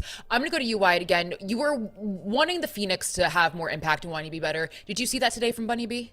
Yeah, definitely. I thought so on attack as well. Like I was saying, even though they went down 3-9, you're picking a SEN into a team that then gets to start on defense running double Sentinel. You are going to be in a tough position there no matter what. I think we saw Bunny B today playing better mechanically. The aim was better than yesterday. But I was seeing on attack as well, like the ultimate usage, for example, was being used in game plans around executes, not just being kind of thrown out in these chaotic moments. It definitely felt more intentional from them as well. And Dan, you described this yesterday. Bunny B is that new duelist coming into Wadada right after Sleepy Aria stepping down from Wadada, and just kind of finding their place in this team has been a really a joy to watch them find. Absolutely. Bunny B is such an incredible player. And it feels like yesterday we got just a little bit of the signs of what she's been able to do in the past, but today it really was a lot more consistent, like Wyatt was saying, with the Phoenix, with a better idea of what they wanted to do on this attack side especially, and knowing that yesterday the executes were good, they were taking side as well with the wall was pretty good, but it felt like something else was missing, that late round and how much space they were going to get, and that is the correction that they make today, and the reason why also they got so much momentum going into that second half. So it is really impressive, and it is really nice to see Bunny B popping off the way that we knew she was going to do. Making the Phoenix look good. Well, friends, we are going to Pearl after this. The good news for SRG is this is their map pick, a map they have not lost this event. So, I mean, if you're looking at this, Dan, you're looking at this being an SRG pick, you're feeling confident in yourself that you're going to take this to map 3, hopefully, but also that map you absolutely could have taken a SEN. So that mental could be some kind of iffy with them. we don't really know what's going to happen. Again, this is a situation for Shopify Rebellion that they never really had to face before. And I'm wondering how the compositions are going to be playing out here for both teams, actually. This is when they were playing a lot of the Neon, when Alexis was playing a lot of the KO as well. And things have been changing up a little bit for them when it comes to the roles. Alexis talked about it towards the beginning. She's primarily going to be playing this initiator, in opposed to last year where you saw her more on that Sentinel, or even before that. Yes, she was playing initiator, but not to the extent that she's doing now. So I am definitely a little bit concerned. And I know we talk about the history for these two teams and the fact that Shopify Rebellion has always been able to win against Warda, but when you go back to that one time that Shopify Rebellion and this core lost, in 2023, the people that they lost against, it was Power Pixel and Starbound. So they have the chance to do it once again in this lower bracket round 1. Oh my God, I was a different woman in 2023. Why, I'm going to go to you. I mean, Dan has expressed concern with this Pearl. Do you feel the same way about going into this, maybe this being a 2-0 for Warda? I think there's potential for it. This isn't a map for... I mean, it's been a very good map for SRG recently, for sure, but I don't think it's one that you're looking at in the matchup as, oh, they're locking this up for sure. There is a super distinct advantage. They're amazing. The other team aren't very good. Warda are playing well here. They've been running this double Sentinel comp. That's their bread and butter. They're going to stick to it. Hell, they're even sticking to the Neon, trying to make it work post-nerf. Ghost did that yesterday when they beat SRG, so obviously it's still viable enough, right? Why did I get to start defense here with a double Senti on top of that? And looking at the side of Shopify Rebellion Gold, Dan, we see Sarah on that Phoenix. You highlighted that before the games got started, but Dota not on that Jet as well. This is big changes as well. I was mentioning last time that he played it, Alexis was actually playing that KO, so she's now going to be going into a little bit more of that scan initiator with the Fade, as we saw yesterday with her playing the Soba. And then for Sarah, this is going to be her 4th game ever on the Phoenix, and she has been in the scene for forever, but Phoenix is definitely not something that she's used to playing. It's still a really good composition for them, and if you're going to rely on one of them to be that one player that you can always rely on for these rounds is going to be Noya. She was in so many scenarios in that last map with the opportunity to come back to clutch, and maybe she didn't get the opportunity to close the map on that map, but here into Pearl, I feel like if they push it to a 3rd, it is because of her. Where Warda have found success on this map on defense, it's a lot to do with the B site. They stack up both Sentinels there. It's going to be tough for Shopify to be able to work that side of the map. If they do, they're going to need to get the wall out of the Vice, which is pretty much always down B long. They're always going to have to deal with a trip from the chamber and street. Juno throws cross-map thorns that go to A main. There might be one in art. Like, there will be util across the map that SRG have to deal with. And honestly, I think this is the kind of map and setup for Warda that's going to test the attack side calling of Alexis. Well, folks, both teams find themselves in positions they've never been in before. Shopify Rebellion Gold about to be eliminated in the lower bracket, but Warda about to possibly beat their demons of game changers. I'm going to send over to your casters, Rivington and Zobi. Thank you so much to the desk for setting this one up. It is right, elimination facing Shopify Rebellion here, but it is their map pick of Pearl. Undefeated on it, as the desk said, Zobi. That is good, right? Yeah, I agree in that regard, but it's also undefeated for Warda, and we have not seen Pearl from Shopify Rebellion Gold since Mel was on this roster. Whether that will spell disaster or success, since Alexis got to lean into Mel, ask questions about the IGLing, as the desk put it, is going to be tested by Warda. We'll have to see. But I also love from Warda that they kept the same composition, even amidst the Neon nerfs, because we've seen how effective Neon can still be in pro play. I've seen it in VCL. We've seen it even in GC from players like Khaleesi over on Ghost, and I think keeping it the similar here on a map they already have strong success on is going to make it that much harder for SRG to play against with their changes, right? No Sova, Alexis on the Fade. I'm worried it's going to be changing too much too fast. We start off with the little mid pressure from SRG. We'll keep power in numbers here, and it's going to be Warda hard side on A. SRG is going to show a bit of their hand right away here. Not going to let that clock run down too much before they insert one. So this seems to be pretty technical strats here as they get a few pieces in place before getting this pistol round going. It's exactly what you need to do against double Senti default into getting rid of this Yuta early on, so you put more questions than answers for Watered Up. But they still have the numbers here, actually, to receive this Dark exec, and you know they're going to try anchoring it. Smoke out, the delay, Vines are going to be there. Nobody can follow Sarah on this, so it's going to have to be big work. 1 kill, enough here as the team's trying to back up. And everybody's just pause for cause here. Who's got the skills to pay the bills? As that smoke's going to drop, it's going to be a family photo of SRG just standing in it. And Bunny B doesn't want to get seen. A shot rings out from Starbound's Headhunter. 3 of those left, searching for another victim. And man, this got quiet real fast. SRG looking to pull Wadada out of the woodwork with the plant. 30 seconds left. And never think that Starbound won't take a 1vx, even if it's a 2v2. Alexis, though, haunt to secure ideally the plant, but again, they don't even know where power is. Searching around. 14 seconds left. The next plant has to be a committed one. 10 seconds left.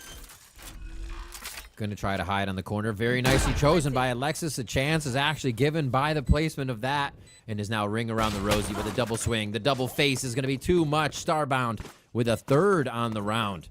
Gets a little return for those Headhunter shots and a defuse to get 2 to force online. And I mean, even if it's like they play the agents similarly with the jet to the chamber, it's just some sort of mental boon. It feels like for Starbound, right? The Headhunter opener, So true. and to play around that, and sometimes just having that anchor is so important. And yeah, they played that well, from balancing to the anchor to Bunny B not overswinging with that family photo moment that you mentioned with her as this destined photographer. And they played those numbers every step of the way. So Wadada, another pistol now taking advantage after the 1-1 pistols over on Ascent. And this is where we're going to start seeing the Marshal, or sorry, the Outlaw. We're going to start seeing, again, these eco combos that are so characteristic for Wadada to get these 3-0 starts. Shotgun ready. Ready to judge you. There's one. Well, knowing that there has been kind of a run of Dodo Nut and whoever, Bunny be very ready for a second to come through the door. And they drone this out. It's not going to go far enough, though. So I think Wadada has, or I'm sorry, SRG has a good timing on this. And Australis says, I don't want to hand a weapon over. I regroup with power. We're going to hard anchor. Maybe even give up and play a reflood once Bunny B makes their way over. But other than that, Wadada, they've planned well around what they saw on the pistol. And they're looking to repeat it here. Ooh, getting a little scrappy. One trade comes through, but I don't think there's any pickups happening. Wadada is able to protect the weapons, and a little slide, dive, and secure of the round by Bunny B. The 4K there. Pick up the second one. Yeah, really nice, very conventional support there from Power. Felt like the center side smoke to set up the judge. Really effective. And that's one of those, again, role experimentation changes that we've mentioned time and time again that have characterized Wadada and this split. Again, it's now Power on the smokes, right? Over the traditional init, over that traditional flash, flex. And I think that's where Power already is a pretty supportive player, has a really good view of map-wide presences and needs, and that's where this Astra is perfect. So we'll see if that is a continuity for their success, but for now, bringing in a lot of these weapons over for the 3rd round bonus attempt, and SRG testing the Outlaw. No even recall here. Oh. Yep, that was a mini-map pop. They definitely saw Starbound on that. Back up. Ew. Elevation change. And Donut says goodbye to Starbound. Takes a good hit from it, but really nicely done to get a member up here on that first blood. It's so interesting, this double-pronged lurk, right? You know, on the deep deposit a main, and then you have Sarah playing for the top window control. She's spotted out Australis. She's finished the job. So numbers only widen for Shopify Rebellion Gold. This is interesting. It's like Noya made noise that feels more like a fake out than for a final commitment. And now we are seeing, in fact, that SRG, after regrouping a main, are in fact going to use that as a fake for the pivot. But it looks like it's been red. And you still have some delay agents, right? You have the steel. You have the wall, the sheer wall. You have thorns. You have an Astropole. Like, I'm a bit worried that, again, SRG are going to get beaten by the clock here. 30 seconds left. Seeing one, Juna's able to make the call. Wall trip. Actually, Pre-fire. bringing her life Nicely done. Oh, I say that. Cash curse. Alexis picks up that first kill there as they're trying to just get a sight on the reposition. All the members of SRG should be able to stay alive here on this instance. If they aren't taken out, just trying to transition out of the site here. Nice round to be able to pick up a possible flawless bonus away from Warada. Yeah, so fortunate that the spike is what makes it past that wall as well. So it doesn't allow Warada to flood back in like we're now seeing Bunny B do off the judge. And it is Alexis. Yeah, stable. It's wavering from one to the next, and it's not as flawless as we hoped because of that chip damage that eventually found out on its downfall, but it is SRG on the board carrying the majority of these weapons over. So yeah, I think it's kind of where we mentioned Warada and why they lost versus Fly, whereas they were getting these early round opportunities to find kills and then just were losing the engagements, right? We saw Starbound lose, we saw Juno lose, and those are usually where they can sneak a few fast kills away and suddenly get numbers, suddenly find themselves in a position to convert a bonus. So SRG, if they're waking up, if this is a good aim map for them, then so be it. Let's see it. Get them tied up 2-2 here. They have the Nightfall for Lexus off the orb farming, off the defaulting, which is going to be a huge tool for this A split, alongside that run it back. Oh, util. Over and over. They try to Nightfall out of art here to see if there's anybody checking out the pictures. No one's home. And they clear through this. A lot of util, but no break into the site just yet. Oh, Dodo not cooking. Didn't actually take too much damage there. It was a team one. To get out fast. Yeah. And they are set with only a small insert here as they kind of wait for whatever might recharge in the situation. And I'm expecting Star just to kind of challenge and re-clear this anyways into connector, because now they can see the split util still being committed towards this A space. Yeah. Against Phoenix Wall, that's a Prowler from the Fade. They are sure that this is still an A end with less than a minute left. Yeah, big commit. They're all just faced away from B right now, ready to rotate, even if they aren't in the site. And what a walk forward. SRG says, if you're going to give the space, we'll take all of it. And they meet Warada on the front step of their own A site. And still pushing forward, Zobi. And still pushing here. They're trying to clear everything out. That was a crazy Australis commit. It's now providing so many 1v1s to SRG. Noya should not be alive. Starbound. Spotted out by the alarm bot position. They know exactly where they're coming from to navigate this 1v3, and I'm not expecting too many grounds from it. Even calling now looks like for the save. Getting quite aggressive there. I love the way the SRG, they were fighting quite a bit on Ascent. They're always taking a fast fight, expecting Warada to take those, and now they say, all right, we push in. Let's keep pushing in. They're going to give us this fight. That's a crazy way to go about it. I wonder how many rounds they're going to try to do that and just condition Warada to it. Yeah, I mean, I don't think they can do it every round.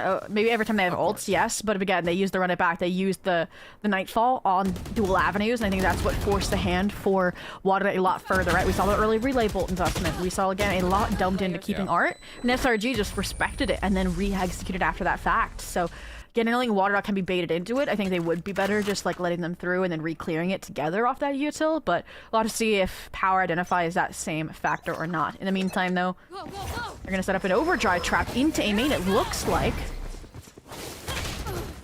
Oh. Hello. With open arms, SRG welcomes Bunny B to the spawn side. They're still going to try to hold that alt orb just to make sure they can get something out of it. Power Pixel with the back and forth. It's the one here rifle. I think they've gotten the time. Nice kill. It allows Power to escape with that rifle. Power can play off of their own star, ideally to full anchor with that hero rifle. Buy some time for one of the two Sentis to rotate over, but again, SRG do really well in these slower scenarios, it feels like. And I don't know if I like how this A defense, like this A hold looks for Warada. Again, it's very frag dependent. Yeah, just using smokes to delay right now. Power Pixel, though, finds one. A second one. They're actually giving the 1v1 Zobi. Oh, no, they double swing that one towards the garden area. They're safe. Easy on there, Flower, rather. Coming back around the plant.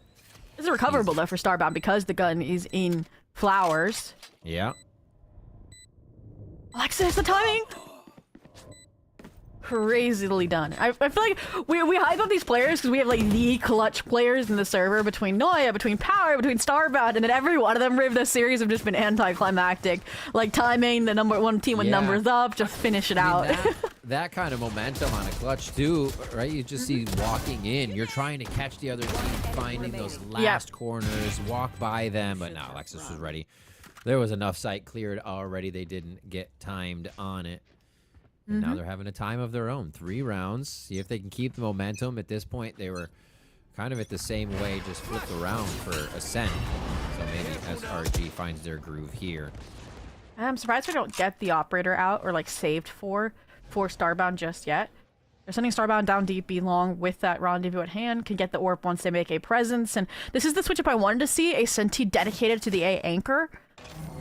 So we'll see if it works out with Juna in this position or not, but for now, SRG, again, it's the same look round after round because it hasn't stopped working. And you have a push-up long. So Wadada focus A. Almost ready to receive SRG here. They've gotten the site, though. That's the big thing. Seems like they know how to just kind of, besides the Vise wall, put their foot in and take it out with Wadada kind of expending all that util. I wonder how long they're going to wait on this one. Bits of it going back and forth. The Vines are looking for, and still 40 seconds plus on the round. But that's not what they wanted to have happen, as Juna finds a quick one. They go for a Hunter's Fury, thinking the entire team of SRG's here. It's a bit high, though. Again, Australia's not too accustomed to the Sova, right? After the setup even comes in for power. So Sight conceded. SRG get the post plant. And they're running back to try and scale forward, but Sarah shut down immediately, and now it's Wadada's turn to strike. Bunnybee now on the re-entry here, and this is where the post is going to be tested for SRG. That Killjoy, that Astra, no more Sova either. And this backstab brewing from Noya as the Clouds of Divide comes in. It might not be enough. Dips on the wall. They're doing double peaks on the wall together, jumping back and forth, swimming between dimensions, and Lydia gets the 3K. What a sick little piece by those two to get it through the Cosmic Divide there by SRG. Yeah, the dual challenge, and then Lydia playing the unconventional. Let me swing back through the wall while Power has the knife out. A crazy way to have salvaged a round that really everything went into for Wadada. That's when they made the switch up, right, of the hard anchor for Juna. Juna finds the opening. It felt like everything was going Wadada's way, and then it suddenly didn't again. That's where the SRG heroics start to shine through, and that's where Wadada call their first time out. So, yeah, a crazy round, but all the win cons kind of lined up by the very end. And we're seeing how they're trading off, maybe not having a Sova for the additional post-plant prowess. You saw Lydia, you saw the Killjoy playing a bit more proactive, not purely dependent on the util. So, I don't know.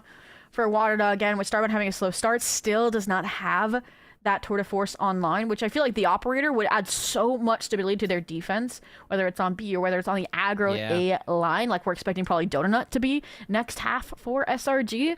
We need to see that change, that defensive novelty, because if not, we could be seeing another 9-3 half curse.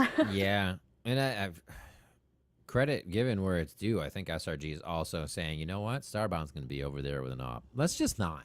it's the one version of the game they might be able to play. So I wonder if Starbound's going to also be now searching around the map, maybe changing that position up. But I agree. Having Starbound just on B long or having that operator it holds the line, you can focus the other side, which we actually saw a little advantage there. But it's getting crazy in these sites once that spike goes down. I feel like we're going to see that from Star, actually. After this eco round, we'll see the tour de force the next round that allow them to save for the op in the follow-up, and that might be the turnaround they need to have a competitive half, but that's still going to give SRG what they need, really, with 1 round or 2 to get 6 or numbers at the half. And again, SRG, I had concerns about, again, debut of the double duelist and about the role swaps, but they are looking strong and confident right now. Double duelist scaling, Outlaw leading the charge against the eco for Wadada, and yeah, don't give them that one. Oh, you so dumb? You duelist in? Like, where's everybody else? We're trying to get in. We're stopped. A nice little pressure play here by SRG. But Wadada's going to try to answer here. Yeah, from the back of sight. Are they feeling confident enough to? You wonder. That first kill, Cosmic Divide comes out. Here it comes! They're doing it! They're all gonna swing through at the same time as soon as these players are on the run away. Shorty, though, look at Lydia. This is criminal, and the spike never even went down. Dodo Nut Knives, they know that each gun wasn't fully taken away. The stab from Australis trying to get through the wall as they're looking for the cheekiest of kills right now across both sides. And it is about to ensue when these smokes go down. Let's see how Wadada can get back in. Dodonut looking from on high here. Probably going to draw some eyes. Bunny B's first sheriff. The second sheriff rings out. But there's SRG starting to light up the kill feed. Is it enough? Starbound and Astralis are left. Tour de Force is there. Going to hold that for next round. It's just going to be the pistol. A sheriff actually picked up. Starbound is going to be able to clear Dodonut with the double swing. And there's way enough time to defuse here for Wadada.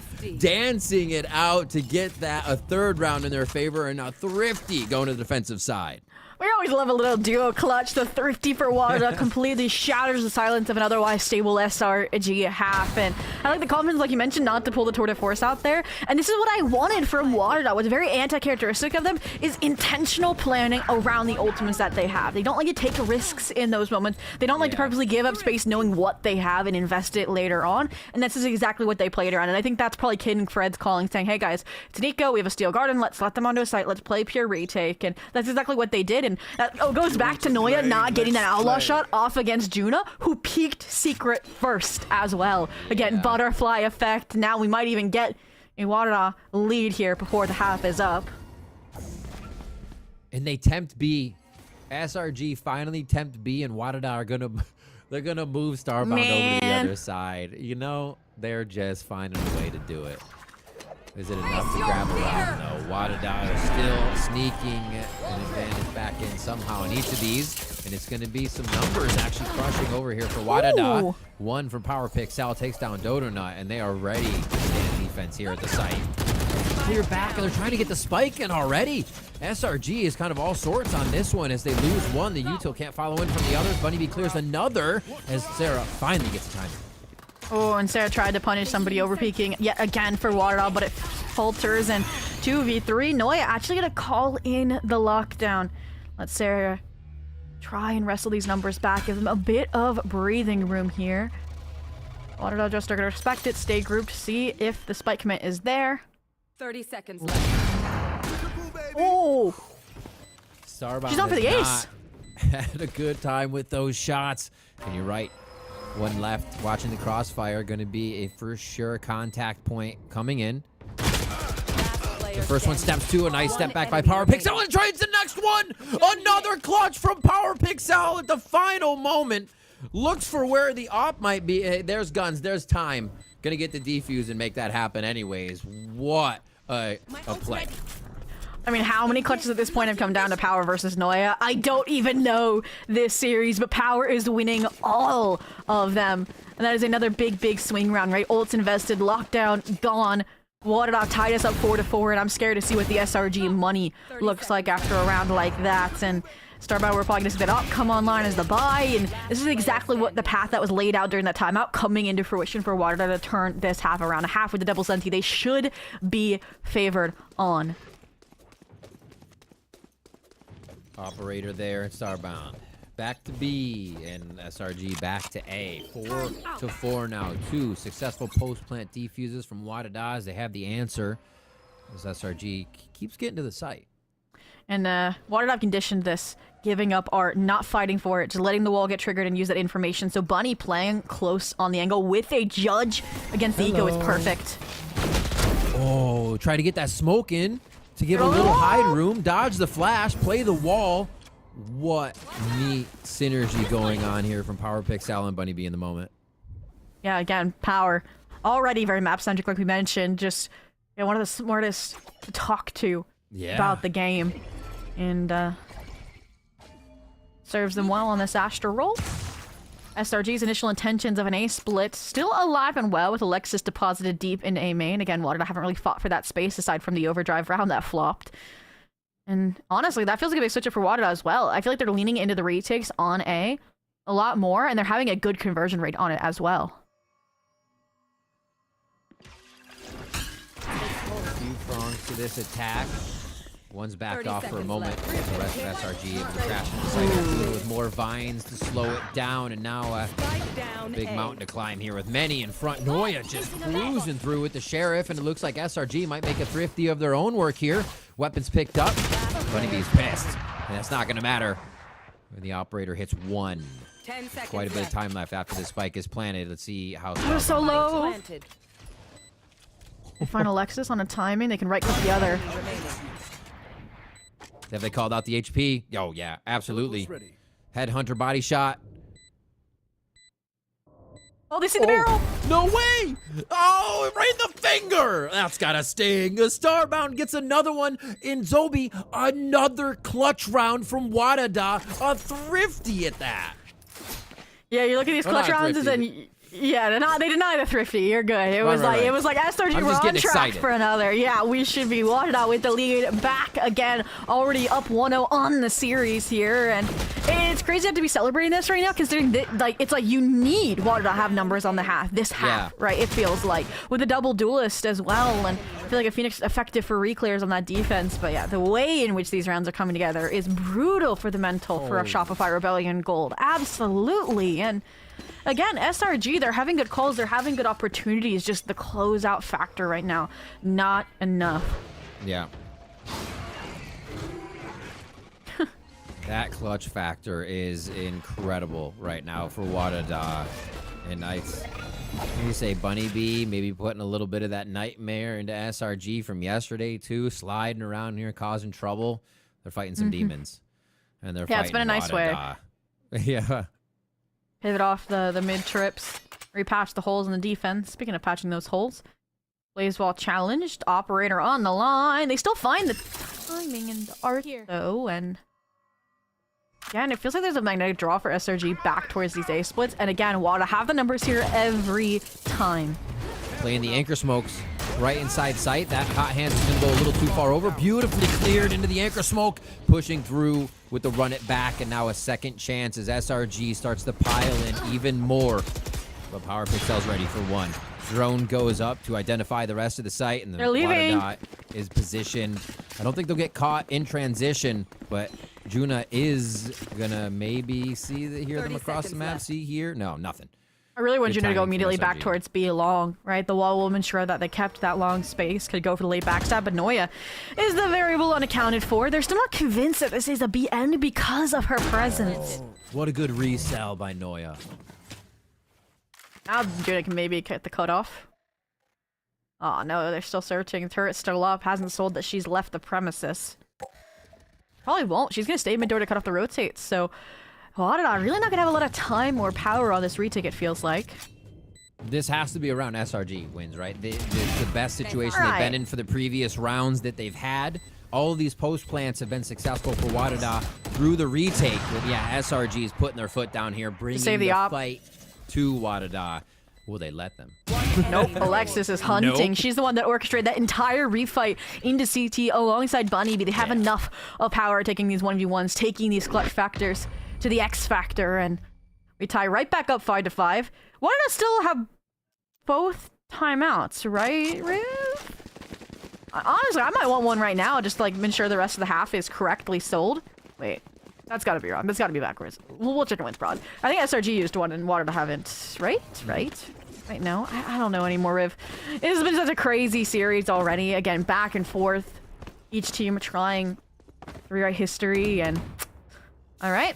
Finally, the economy is bruised a little bit on that Water side after that 3-round streak. Yeah. Only those hero rifles to lean into. No overdrive, no shotgun gimmicks either for Bunny B. And as a result, they have to play this round differently. Give up the A-hold that's become almost trademarked and play the mid-time. And maybe Juno on that lurk ignited something else where they realize that they can get all this space for free. Threw a smoke towards that left side to kind of feign a little pressure on Starbound. So they've caught the eyes of Wadada, but this push is now going to give it up. So a find and execute the strat. Yeah. Back door was open. Nobody felt the draft.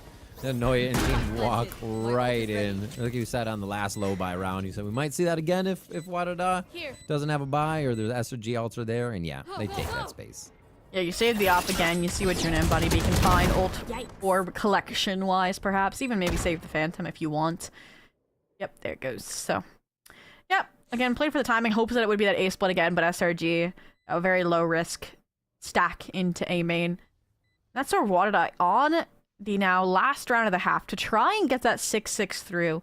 Do you play the win conditions you've tested and established across the entire half of like the strong backside A anchor, the A side retakes, or do you change the pace suddenly to jar SRG into that tied half? What are you doing, Riv? I just keep thinking of how much they're avoiding Starbound. So a way to effectively get Starbound online, I think, is actually what moves SRG around. Like whatever that is, it might be B again, and Starbound's gonna go mid, so they'll avoid. I think they're tripping it and yeah, then going back B. wherever that op is, I feel like they've, as much as Starbound has tried to have an open angle, they've denied Starbound the game. Right? And not that it would have, like, closed out the half, but they've just been doing a really good job of never having to use util to clear out the op, make sure it's not aiming at them kind of deal, and they're going to avoid it again. Yeah, so both times that SRG's gone B, it's when Wadada put Starbound on the A line. Like, that is just crazy RNG. But not without some fake presence to cancel B long. You're probably going to have some hefty rotations for Wadada early. Look, the Astra, the Sova, Australis, and Power already kind of flexing over, and so again, heavy pressure on Juno. We're probably going to get, lockdown, save the Nightfall for the retake attempt, cancel that out. I think I'm more surprised, going to say, at Wada holding the CC space so leisurely. Got through on the other side, we couldn't see because of the smoke. Sarah still making space, though. And it's going to be given up by Wadada. Yeah, they're clearing an already cleared site with Nightfall there. But they have the position, and they're going to keep pushing forward up towards Street. They want to fight here, catch Australis off guard. Good info. The double duelist is in Street, but Alexis is fruitfully anchoring back calls. This feels like the SRG breakthrough as long as the late rounds over swings don't favor the clutch. And then the operator retake. Always one of the harder ones. High, low, setup, crossfire, 1-2. And they work off each other beautifully there as SRG bring it to a 7-5 first half. Very, very back and forth. Yeah, narrow numbers here. And I would say a huge boon then for SRG, considering we mentioned WADA, we mentioned the double Sentine, what it normally offers. And yeah, again, it's just the clutch factor they started minimalizing. And again, these openers were, they never had the op right quite in the right place, minimize that impact as well. And I will say, Alexa's such a closer in these rounds if she's alive, right? The 2-3 Ks that she's able to find. Because then she doesn't have to worry as much about the big picture calling, right? When they're in a plant, she can do her own thing. And we know that's where she thrived in the previous SRG iteration. So all in all, yeah, pretty stable. Again, the 4-round streak, the 3-round streak. Now we can just see if they can win a pistol, right? To keep that lead alive, Rivington. All right. Where's SRG going to make that pistol work? Actually leaving 2 floaters in their duelist for this round. Like a lean towards A, but very much so in a position to make a quick transition. It looks like they're going to have to over towards B. 1 lurker left for Wadada in the back as Juna is just waiting for some stragglers to push through. And it looks like Wadada is going to want to finish at B. Yeah, we're gonna get kind of perpetual. It feels like Senti versus Senti violence here with Juna and Sinoya. But yeah, that's an overswing. That's a great opener. Lydia just has to let them through because of the fast lane. They have full hulls control. The secret entry into back halls there. The rest of SRG, though, just start walking into sight, hip to hip, kind of protecting each other. Bunny beyond the halls protection is something else, honestly. Round for round, attack or defense, just able to make it work. And Wadada are there for the rest of the protection necessary. And that's the pistol round they were looking for. Yeah, I mean, that was nice joint scaling from Wadada through the fast lane, but then it started falling apart with some solo engagements there to counter street reflood action. And that's what Sarah was able to kind of punish, but then they tempered their aggression, they waited for the Juna timing, and that kind of, off of Bunny be taking some great timings off the low HP situation, are able to pull out that Wadada second pistol on Pearl and put them in the driver's seat, probably to get us squared away at 7-7. You'd think, yeah, it's going to be classics too. SRG understands the severity of the situation. They're not really toying with Wadada anymore. Not too much time to pressure around with a buy here on the second. They will play it together. Try to maximize alt points, I think, is going to be one of the first check marks they can hit as low-hanging fruit. And SRG starting that on it. Oh, a little fast for Sarah, but safe. Yeah, it's good info at the minimum, right? Yeah. Lydia feels pressure to play a timing off the smoke. I'm so surprised that Water doesn't speed up into a commitment there. Like, little crazy that they back out. We're going to be at the minute mark before they know it. And SRG now tracking said rotation here, perhaps. Okay. What does Alexis have for delay? She has a C, so they could rotate back if she sees all these players in a main on the jiggle, and then suddenly you still have numbers late round. Boom, the timing. No C's. No one's gonna move just yet. Yep, boom, everybody. I hear more footsteps. Calls it. You see them turn tail from B, and this is gonna be WaterDot trying to clear sight as fast as possible. A little anchor smoke to be used. They should expect that. But nobody's gone down yet. Onto out of the smoke, maybe? Really nicely done for Alexis to stay alive in the situation. Keep everybody here. Maybe to get some damage down and start to tear at that armor. A few kills from WaterDot as they clean up around the site. And they should be able to just hold this post plant.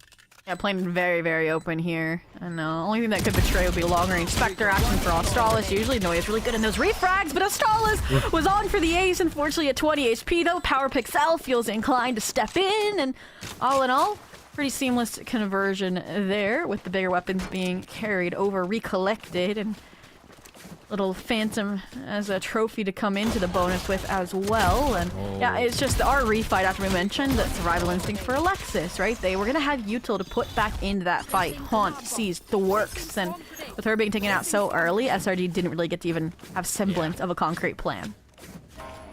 That Guardian picked up, handed over to Bunny B. Kind of terrifying, honestly. But it is still going to be their bonus. As SRG comes in with the full buy, looking to keep that ult or priority in play. My ultimate's ready. Okay. Let's see. Run it back for Sarah. That will be a huge tool ensuring that no silliness for WaterDot sneaks in to sneak away with the lead. And I feel like SRG are very, very hefty on the rotates this half already. This round, it's attributed to the fact that obviously Donut is so deep into a main, so they feel comfortable with that call. We'll line up Larry here for the follow through. I like the anti-hull swarm grenade from Noya. I'm expecting big things from Noya this round, Rivington. Eyes on it. Just on There's that 4 left players side by here. the Look at the screen. call. Hanging some util, seeing the wall now. Donut holds on it. And is I going to don't even know. Might not matter though. Hunter's Fury out from Australis. This is great. And They just played like the that, wall into streets twice, so they're not expecting them to stop halfway and have somebody there. Great kills by Noya. The rest of the team spamming through on that. It was basically the pistol round that WaterDot ran, and SRG kind of read it right out of the gate. yeah, spike down. Lydia staring it down, and with 12 seconds left, something has to give. And WaterDot maybe to save the Phantom for Juna, but she's so close to the engagement. It does not work out in her favor. The refrags, the regroup there. Yeah, SRG. I agree that, and I think this goes back to what you mentioned about it looking like the pistol. That's when WaterDot felt like something was wrong. They backed out and they re-cleared a main. That didn't happen this round, so Dodo, even at 10 HP, kept the answer so that Alexis had the perfect call for that clotheslining on this execution. And yeah, if you're WaterDot, cannot be falling victim to plans, to traps like that. And SRG coming into the next. Look like they have a fun little fake out strat here with the deep Asher Stars in a main, while the real double duelist is going to scale art side. And yeah, bluff called, I guess, from the dash in of Bunny B. Say, we'll fight that alt orb. Somebody's getting it. Holy moly. That's the most aggression we've seen from WaterDot down that line throughout this entire second half. And it looks like we'll get a peek on here. Starbound wants to stay at least with a little aggression with the rendezvous being set. That will definitely kind of state that they want to spend some time in that area as they work the map. And that's a round-around fix that's perfectly called by WaterDot, right? They mentioned, okay, or probably figured out that they had info on the A side, and that's what they used to influence the stack. So we start playing so close, they won't have as many answers, but they can still try and risk it all. Double now connector re-clear, and with street completely reclaimed by Shopify Rebellion goal. There's going to be a lot of pressure on Alexis and Dodanut on this A-split reframing from WaterDot. Lydia feeling like a fight right now. Holy, 30 seconds in the round and pushed up to double doors. That is aggression. And that's actually a lot of info they can grab. Left. Oh, Juna's going to punish too. A read from Sarah on the lurk. Still is punished. Dodo not with a kill in sight here as they try to stop the real play going down for the spike plant. Looks like they slow things down. Dodo not trying to do a little bit more work. Buy some time, player life. 10 seconds to plant the spike. It goes down a third for Donut. On for the ace here with the Sheriff coming out. It's going to be a shot, but Power Pixel gets the jump. Classic. Noya waiting, just trying to figure out, knows where one is inside sight, so almost identifies the second in Art here perfectly. And now has to research, doesn't know where the movement went. This would be absolutely huge for SRG to finally pull away off another round. It's the double peak. The 180 from Noya cleans up Juna. The defuse time is there, and SRG are the ones grabbing a very much needed clutch. Oh, 100% needed. The Red Bull clutch comes through for Noya. A sentence that we usually say so much. Raidiant saying probably for the first time in this series to maybe finally pull away with the map to send this towards that breeze. But yeah, that's kickstarted by Dodo and closed by Noya all in all. And again, it's SRG forcing Water to play up against the timer as that true enemy. And that's a good callback as well. I feel like someone definitely said that during a reminder she was mid-door, and that's how she framed it up for Art in that super late post. So all in all, again, a team effort through and through for SRG. And with that money reset for Wada, this is why we mentioned it being likely a pull away moment for SRG in the half. Yep. Bunny B through. There. I mean, pistol round from Wadada here. Really, from what they did. Getting one through, but they've actually inserted a lot more. And SRG do get some beeline information. Nicely done to have that push out, more space being taken. And now they know they can kind of just sit where they are, listen to Wadada move around them and grab so much of this audio information. Yeah, I don't know. It feels like it's going to go bad, right? You have to put Bunny B in probably backside side efforts, and then Alexis is going to be favored in so many of these fights. Beautiful movement along the wall. Identifying a quick 1v1. Noya able to do the same and spawn on either side of the wall for Bunny B and Starbound. And what a clean read by SRD. To be able to sweep up Wadada for another round. They get a little bit of a cushion now, 10-7. This feels like we need a Wadada timeout, right? And it would be a preventative one, obviously, but it's the full buy that you cannot mess up here, essentially, with the Cosmic Divide, with the overdrive. And I mentioned this as well in the first half, actually, now that I think about it, right? When they were the ones that took the time out. That's when they won the eco off the Steel Garden, right? Like, I think it is King Fred that has to remind them, hey guys, plan around your ultimates.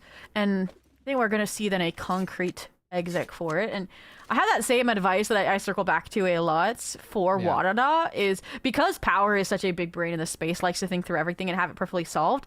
I do just like them deathballing sometimes. Remind them of they have very mechanically inclined players. Remind them that their trades in the moment are very, very clean. Like, they have strong instincts that have carried them to global LCQs before, and I think we're due for one of those in this next round. The only then kind of thing that would thwart that per se, Riv, is that they have the retake lockdown on SRG's side. Lydia, if they get an early orb or an early kill, would have also the Cosmic Divide. So it's more what would you do with that late take. And fortunately, Wadada still going for maybe not more of a defaulted look. I'm weary when I just see Spike solo A main.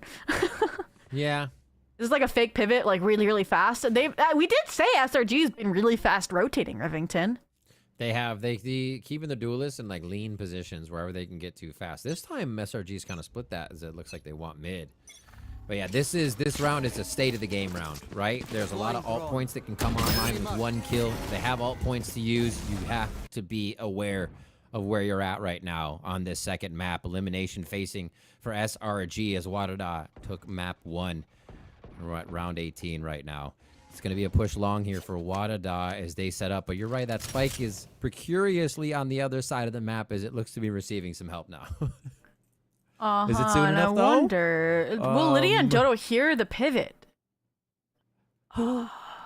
The wall will keep them protected. Yeah, the angle of that wall just saves the peak that would be necessary. And now they're going to trade spaces, but oh my God, this is crazy, Zoe. This is an insane after timeout round here where both teams believe they have the right positioning. Crazy Steel Garden investment to kind of set up a B pivot to try and force them into Starbound's crosshair. But Lydia's again positioned top mid, never gets cleared. The nullity factor of the operator shines through and might just break this Wadada Pearl wide open. Again, low time, no options for Wadada. I feel like we keep coming to this occurrence. 30 seconds left. A big save on the spike from Juna, but this is so tough to get into sight now. Is SRG feel like they understand what's going on? Leads two. Here, Bunny B has to make some space. Oh my God, Dodo Nut just putting the muzzle right up to Bunny B. Noya takes down Astralis and another as they follow up, and SRG find the round win in the blink of an eye.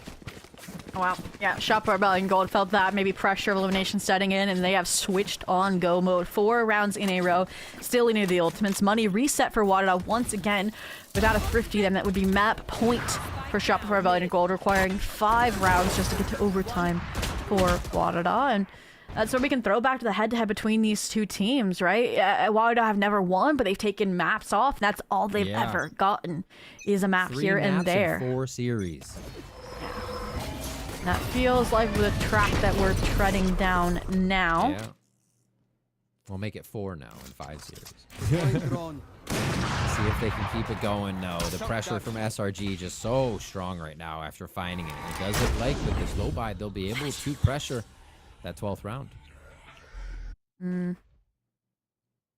Yeah, little A split action in the making. Should know now what the KJ setup looks like as well.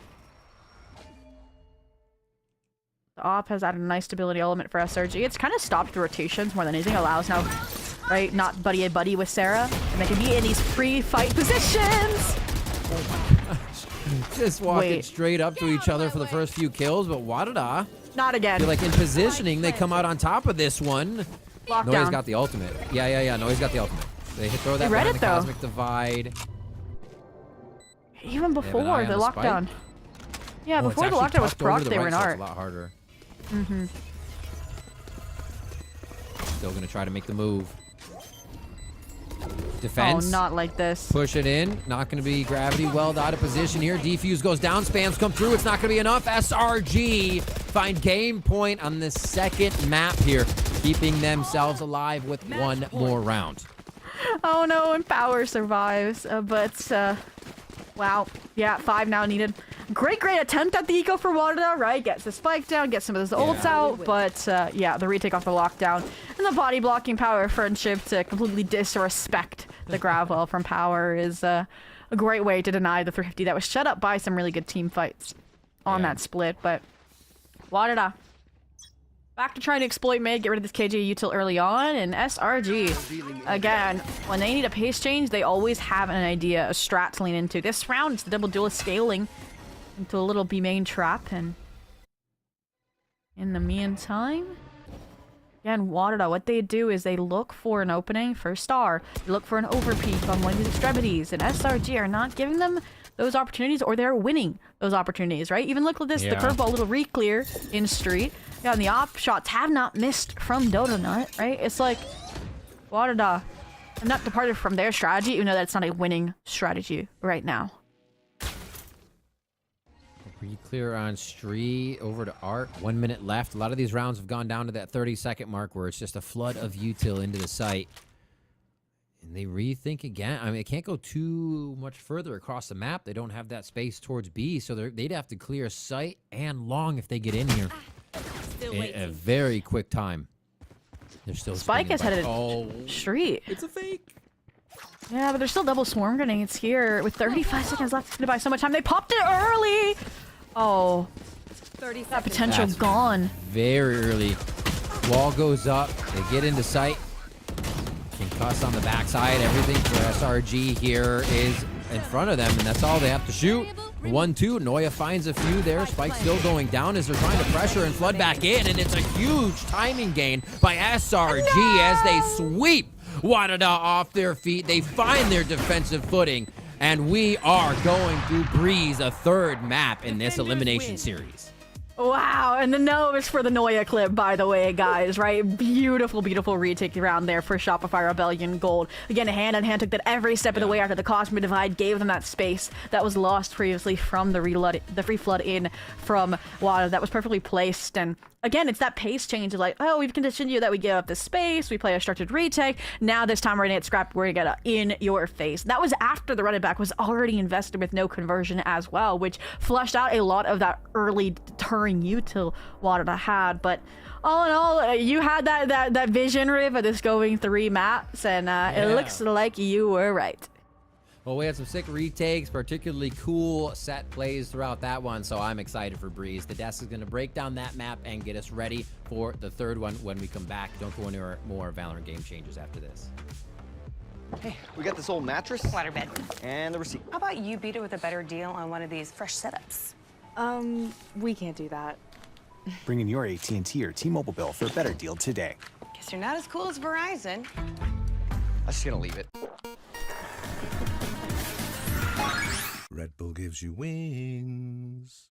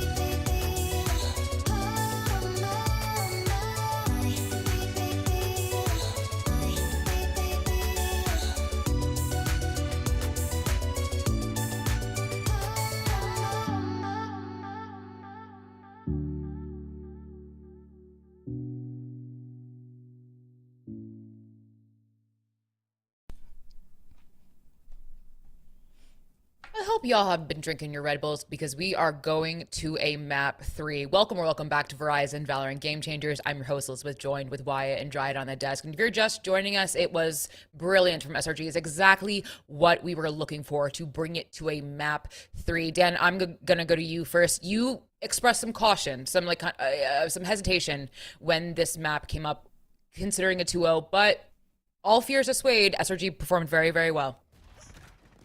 I was still honestly a little bit worried in that first half. It feels like, what it out? We we're really good at retaking these sites, and it felt like for Shopify they struggle a little bit, but it feels like it was on one of the last few rounds where they have a lot of ultimates to work with. You see one of the B hits that they have where they have a lockdown, then they go into a Nightfall, and then you have Donut getting so much pace towards Link, and ever since then it seems like that they finally understood that formula of all the space that they needed to get to deny what Wadada was trying to do early on, because they were constantly getting maybe one opening backing up, and that was just enough for that retake to be successful. And then going into that second half, obviously incredibly dominant for Shopify, and it wasn't because it was just one-sided. A lot of it was clutches, was Noya going insane, was really quick reactions on how the ultimates were going to play out, and also really good reads on how they wanted to play these side hits. So it just kind of the Shopify that we expected to see in this map, but also adapting to what Wadada wanted to do, because it wasn't easy at the beginning.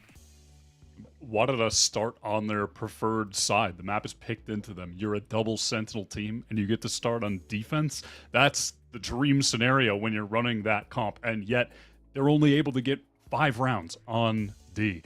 That is just a testament to SRG being able to maneuver around that double Sentinel util very well. The AWP constantly in Starbound's hands, the Chamber's hands, that's a win con, and SRG completely avoided it. It felt like Starbound never even had an opportunity to shoot at an enemy. They're just always ending up in a post-plant retake with an AWP, and that sucks. You want to kill people earlier in the round. Like, SRG were calling around them so well. Alexis gets 12 of her 13 kills on attack, and I'm super impressed. I think that things were set up for that to be a tough map for SRG, but ultimately as well, 4 out of the 7 Wadada rounds were pistol round, and then the anti-eco. Like, the score, I don't think shows how dominant this game really was.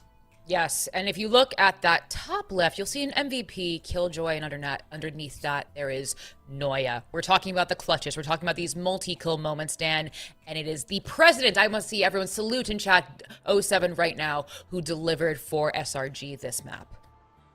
We mentioned it at the beginning, one of the biggest and the strongest win conditions for Shopify has always been Noya, just because of how consistent she is. And in a world where everybody's switching up, is getting a bit more comfortable, she's still playing the same roles, she's still playing the same agents that she did before, and she's maintaining this performance that is so insane. Again, into that second half, when things were getting a little bit messy, when it feels like it was a matter of the retakes, she was so quick to know when she was going to send the lockdown to play around the util for her own team. And also the 1v2 clutch it felt like really sealed the deal for Shopify Rebellion into that second half. She is just so incredible on that Sentinel, and I just love seeing her. I've always said that she's my favorite player to watch, and this map was the perfect example of why. I see some new folks in chat who are just watching Valorant for the first time, and if you're going to become a fan of someone, Noya is a great person to become a fan of. But Noya will have her work cut out for her, because we are going to a map 3. I said if necessary, we will go to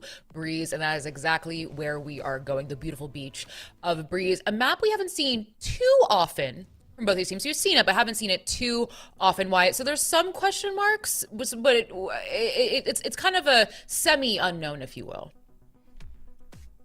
Yeah, at least for Wadada, they've come away in stage 1 with a significant win. They beat Puppy Thieves on this map, one of the other top-tier teams in the scene. And in the case of SRG, they haven't played it yet in stage 1. Also, we're going to be seeing a little bit of a meta shift. This is that game that I was just referring to. It was a pretty dominant win overall, 13-9. You're going to get the Starbound Chamber. We'll see if they try to stick to the Bunny Bee Neon on this map as well.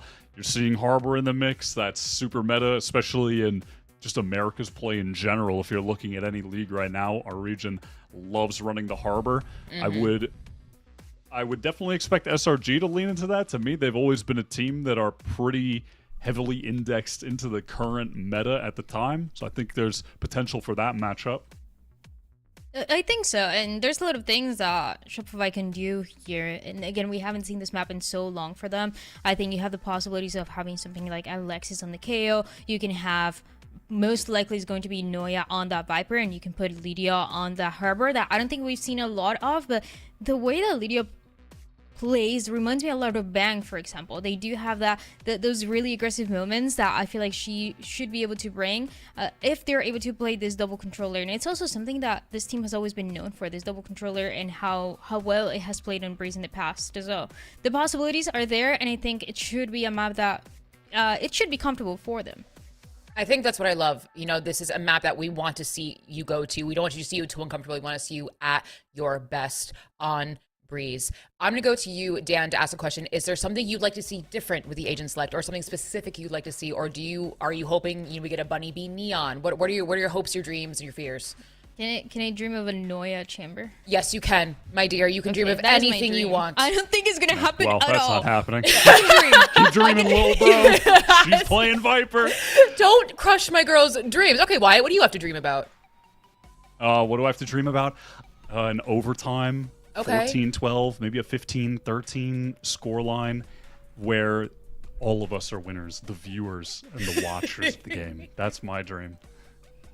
This is well, we were just talking about this double controller for Shopify Rebellion, where Lydia is going to be on the Harbor, Noya as always is going to be on the Viper, and Alexis on the KO. It does feel like this is also really setting them up for success, and when it comes to comfort, but also for the other side for Waterda, that one time that they played it, that what Wyatt was just talking about, it was with Bunny Bee on that Neon, and instead they're going to be picking up the Jet. Well, folks, we've talked about our dreams. Here's the deal. We are in a lower bracket. It is elimination time. One team's dreams are about to be crushed. Another is about to come true. It is map 3, all on the line. Sending it over to your casters, Zobi and Rivington. Man, why you gotta make that art? No, I'm just kidding. Yeah, thank you so much again to the desk. We unfortunately will see someone get eliminated with this one, Zobi, and it's crazy to think it's Shopify or Waterda with how well these teams have been playing throughout Game Changers this season. This lower round 1 match heads to the 3rd map. We're heading to Breeze. Yeah, and the desk, I think, highlighted it perfectly. This map is going to be right up the alley of a Shopify Rebellion Gold, even without reps. We literally called what the COD was going to be because it fit each player's role so well and what their comfort picks are. On the flip side, again, we're getting that role reshuffling. Again, we have Power on the Astra, we have Australis on the Sova, and even Juna on the Viper is newer territory, and I still have those lurk concerns. And we talked about this a lot in the green room, Rivington, when we saw this composition. WADA, for the first time, feel like they need numbers at the half, starting the defense with this defensive of a composition, and without flashes, that attack side is going to be so rough. So they need to get the pistol round right high, and they need to shut down SRG on this attack. Dominated pistols on Pearl. Could not find the footing after that. So this has to be a different story if they want to take down SRG. Towards A is going to be this first hit. Bright and early, they hit the site.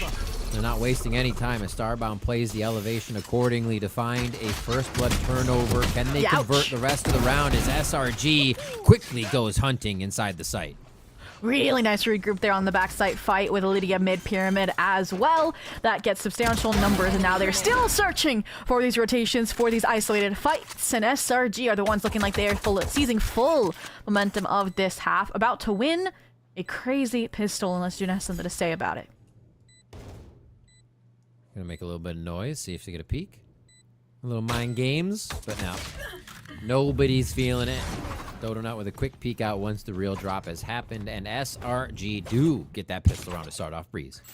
Yeah, and that's where I think we do need to talk a little bit about the stamina for Waterda in the matches that they lost during the groups, the Swiss stage as well, right? The 3-13 versus Puppy Thieves on Haven, the 7-13 on Lotus versus Swim Trek Blue. Again, if it goes to a map 3, they usually run out of steam. The mental gets to a bottom low, and while the opener for Starbound gave me some hope, Rivington, it got stripped away immediately by SRG, just looking at the top of their game, steamrolling through on those trades. So we'll see if that continues here with the full buy.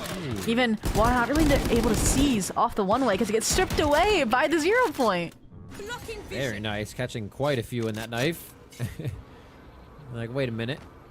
Can't say anything for just a second, and now they have a bit more of their abilities back. Still looking for the re-hit on this one. They've chosen well. Looks like Waterda is going to be able to give them too much trouble here as they anchor up on A. Yeah, just playing back. And I do like Power Pixel not being lived by the site, die by the site like you see from a lot of Astros on Breeze. It just doesn't usually work out. And this is the impact you can have while still alive in the late round, Riv. Yeah, Just being able to like mess with anchor smokes. They think you're in it. You can play off that pyramid. Wow. And then, yeah. Just slowly walking up makes the all of Wadada do a double take. SRG is ready to clean him up. Only losing one that round, so the economy is looking great heading into the bonus. Yeah, back-to-back mid-door disrespect from SRG is completely deterring any sort of Wadada retake by equal or not. And I think that's why Power anchored that position in particular, because of that tendency from the pistol that seeped over. But again, just the timing that Alexis found and the numbers, or so the weapon disadvantage favors SRG. So I hope that Wadada keeps that in the back of their brain that that's going to happen on the A post plants now that we're into the weapon territory, but we'll have to wait and see. Wadada, round that they cannot essentially lose, because we already mentioned that we needed to have like 7-5 at minimum. 9-3 would be great on this half, and we're already one round away from that ladder prospect for SRG. I think one of the things that need to happen right now is that SRG for Wadada's favor needs to stop avoiding Starbound. I think if Starbound gets online and Starbound can start kind of flexing that it's a problem whatever angle they're on, SRG may not move like this, but we've yet to see that across Pearl and now Breeze to start here. A few kills start to come in. Bunny B knows they are stuck in a corner, but a nice smoke to actually deter the situation. Gets another kill when never should have been getting another kill in that. Spike down A. Just like that. Talked about Starbound on the pivot. Gets one to shut things down, to tie us now 2-2. But Dota is not done fighting forward. Yep. Last player standing. Oh. Just quick shots from the Guardians are deadly this game. Noya still has one full HP. What's the Phantom? As now it is a dance around the walls. Timing's good. Ooh. Nicely done. Still holding. Plays the deny on this. Oh my gosh, the angles are perfect. What an artist. Noya with the Guardian gets the Red Bull clutch. And this is utter disaster, having the 3-0 go in favor of SRG for Wadada. Like, that's so frustrating. And I'm getting now like some SRG learning from their losses mentality for the way in which Alexis is playing the KO as well. Wadada, they were victim to Fly's craziness on split. It always flushed out these positions, easily punished, and that's what happened to Bunny, right? That fragment comes through, and it's going to be a great way to just repeat what Wadada already had issues playing against. But Bunny B Guardian to follow up the last round's bye. Trying to get them an opener, give them hope, footing on this thrifty attempt to get even a point on the board, but yeah, this could not have been a worse off start. And SRG, after very direct A exits round after round, have slowed things down, are waiting with open arms to receive what Wadada want to give them. Oh, this play is huge. Oh my gosh, Astralis shuts the first down. They have time to kind of think about it and situate, understand that that was just the tip of the play. And they have more to come. Yeah, they do want it really bad. So the one way was there, that's why the Nova Pulse was there. Yeah, SRG are looking to punish it. Oh, the timing. Another kill would be huge. They trade both, actually. They didn't trade both. They get both on the side of SRG. Double wall into sight there as they were just heavy on the util, but it works. That's all that matters, is they get themselves pushed even further forward. Dodonut looking for the ultimate here. She's always been backside. Now she's even orange side. Oh. Oof. Still got ult. Counts, but that's good for Wadada. Pressure back in. Drop some of these guns. Make it expensive. As Lydia denies that kill down towards Sands. It should just be a cleanup here for SRG. A fourth round in a row. Maybe Wadada shouldn't have to call a timeout just yet as we see what they have for the intentions of a buy come online, but SRG are quite in control of Breeze right now. Yeah, up 4-0 right now. Again, we knew that the comp was going to match the individuals on this team. Yeah, and with all their changes, you know the maps, you can identify the maps where it's like, this is a bit off for Alexis, for Sarah, and this is like everyone back on their elements. And talked about the timeout for Wadada, it does come through. Again, a buy that you cannot lose, and a big like soul read has to come in as well to get Starbound in the driver's seat with this operator buy up. Like, again, there's a lot that could go wrong. gotta be ready for Dodo. Just keep pushing up here in these situations. That too. So ready to keep fighting, keep forward. Now with the daggers, the blades up, they'd probably be even more aggressive here. They get time to talk on both sides as Warada. They do feel like they need to sort out what they're seeing so they can get back and attack SRG here. Yeah, and I mean, you mentioned obviously the blades, but even Lydia with this reckoning, I could see hopefully opening up a site, getting past maybe an operator that Starbound would be sporting if they run into them, which you wanted that to happen a bit more often as well. And I don't know, I could see Warada trying to fight for like an early power or maybe a main. Like, there's a lot we haven't got to see from Warada since we're only in 4 rounds. And yeah, SRG, I do not blame them for going back to a Rivington, right? Like, you can call, like, oh, the Noya Red Bull clutch a closer round, but again, that was a bonus that they won as well, and they looked pretty in control of it for a long time. So, heading back here, even out of the timeout, like, this just shows that they're confident in what they're doing, and they don't care what the enemy's throwing their way. They're headed towards Starbound, right? We've wanted this the whole time. The op is up. Starbound was actually able to trademark B, get all the way back. And what did I have Reckoning though. Here? Yeah. Gonna deny Here's a bit, yeah. side. Pushing Starbound off a line. Wants to run back though. The anchor smoke's making it a little difficult here. And Starbound's gonna play it tight to the, or close to the chest on this. SRG trying to split the middle of the site, and Dodo Nut finds success on one. The rest of the team easily clearing out that right side here. Wadada, no. Stopping, making it very difficult in the chaos, and a shock dart comes up with a kill on a Dodo Nut. Oh yeah, the backstep here is uncharacteristic so far on this map. It might be what Restless thing is back. No, it's too late. The players on site fall too early, and Warada blink and you miss it. They are on the board, and they fixed so many problems that half, right? I think it was number 1, Bunny Bee's timing through mid came so much quicker than it has, that she was able to rotate so effectively and be a secondary ping pong anchor there for mid door. Donut gets refragged because of that, and everything starts to fall apart. And it's really funny as well to see Starbound sneak away Orange using the barrier of Lydia's own reckoning of everything to stay alive after, like we mentioned, the anchor smoke allowed them good positions, Riv. That was crazy. Even in the tightest moment, Starbound's like, nope, still got rendezvous, and it was instant safety. Really well Without that reckoning, like, they would have been gone, even just stuck in a corner. Yep. That's what makes it so funny. Holy all right, moly. though. SRG have a buy still, have the blades still, and they've had enough of the A site, so let's see what the B pop looks like. Ops here yet again. Oh, good flash. Default and Dodo's walls in. up. This is where everybody needs to be behind Dodo Nut. Just floating down. Can't even hear this. There's so much going on. Juna is just overwhelmed with util and audio. And now it is a quick sight hit. They go 2 towards elbow. 2 from spawn, maybe. Starbound whittles down on the numbers of SRG for the retake. Heavy pressure on Noya to handle this flank, double scaling into elbow, misses the timing, and the double back unfortunately gets red. It feels like this round they have handled all of the SRG tendencies, and last player Lydia trying to play ring around the rosy on Pillar does get isolated, but with no weapon bullets left in that primary. Australis is good for the refrag, and Wadada will get up to 2. And I mean, Rivington, they did exactly what you asked. They read into the tendencies, and Starbound countered them on that aggro wall take. Look, I mean, that corpse right there is Donut. That headshot through the cove. Yeah, nicely done. Finding the kind of those hot lines to shoot back on, realizing that SRG's been taking space so fast, so we'll be in those positions through the cove, through the wall. Yeah, it was a nice retake too on elbow to quickly send 2 to that direction. Noya was just millimeters away from actually having that model before they swung back. So you can see how close these plays are on both sides. But now that's 2 for Wadada. They've been able to hold on to their momentum and see if they keep it. Yeah, one more round, and they'll maybe finally break that piggy bank aside from a hero rifle or 2.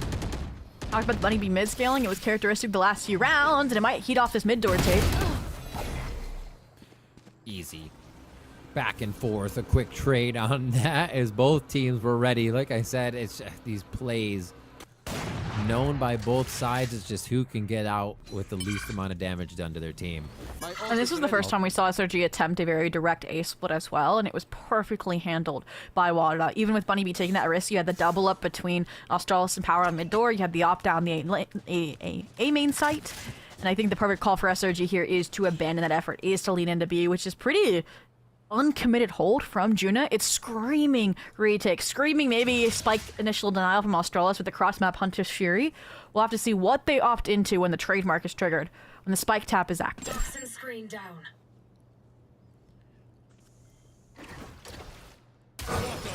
Buying it. Noise cut for a second. Showing the same wall. And yeah, they're going to have to commit here. 30 seconds left. Safe site. Let's see if they get themselves into trouble by pushing too far.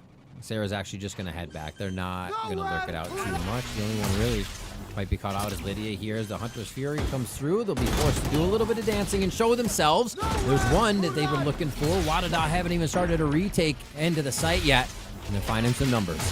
Now they used Hunter's Fury so early just to push that spike plate through in the nick of time. Noya trying to give them some stability aid with this Viper's Pit front and center, but that just further isolates her, and you can see Alexis trying to rush into her aid on the aggro line outside the pit. That is a huge kill found. Starbound. Heck of an angle. Elbow spotted.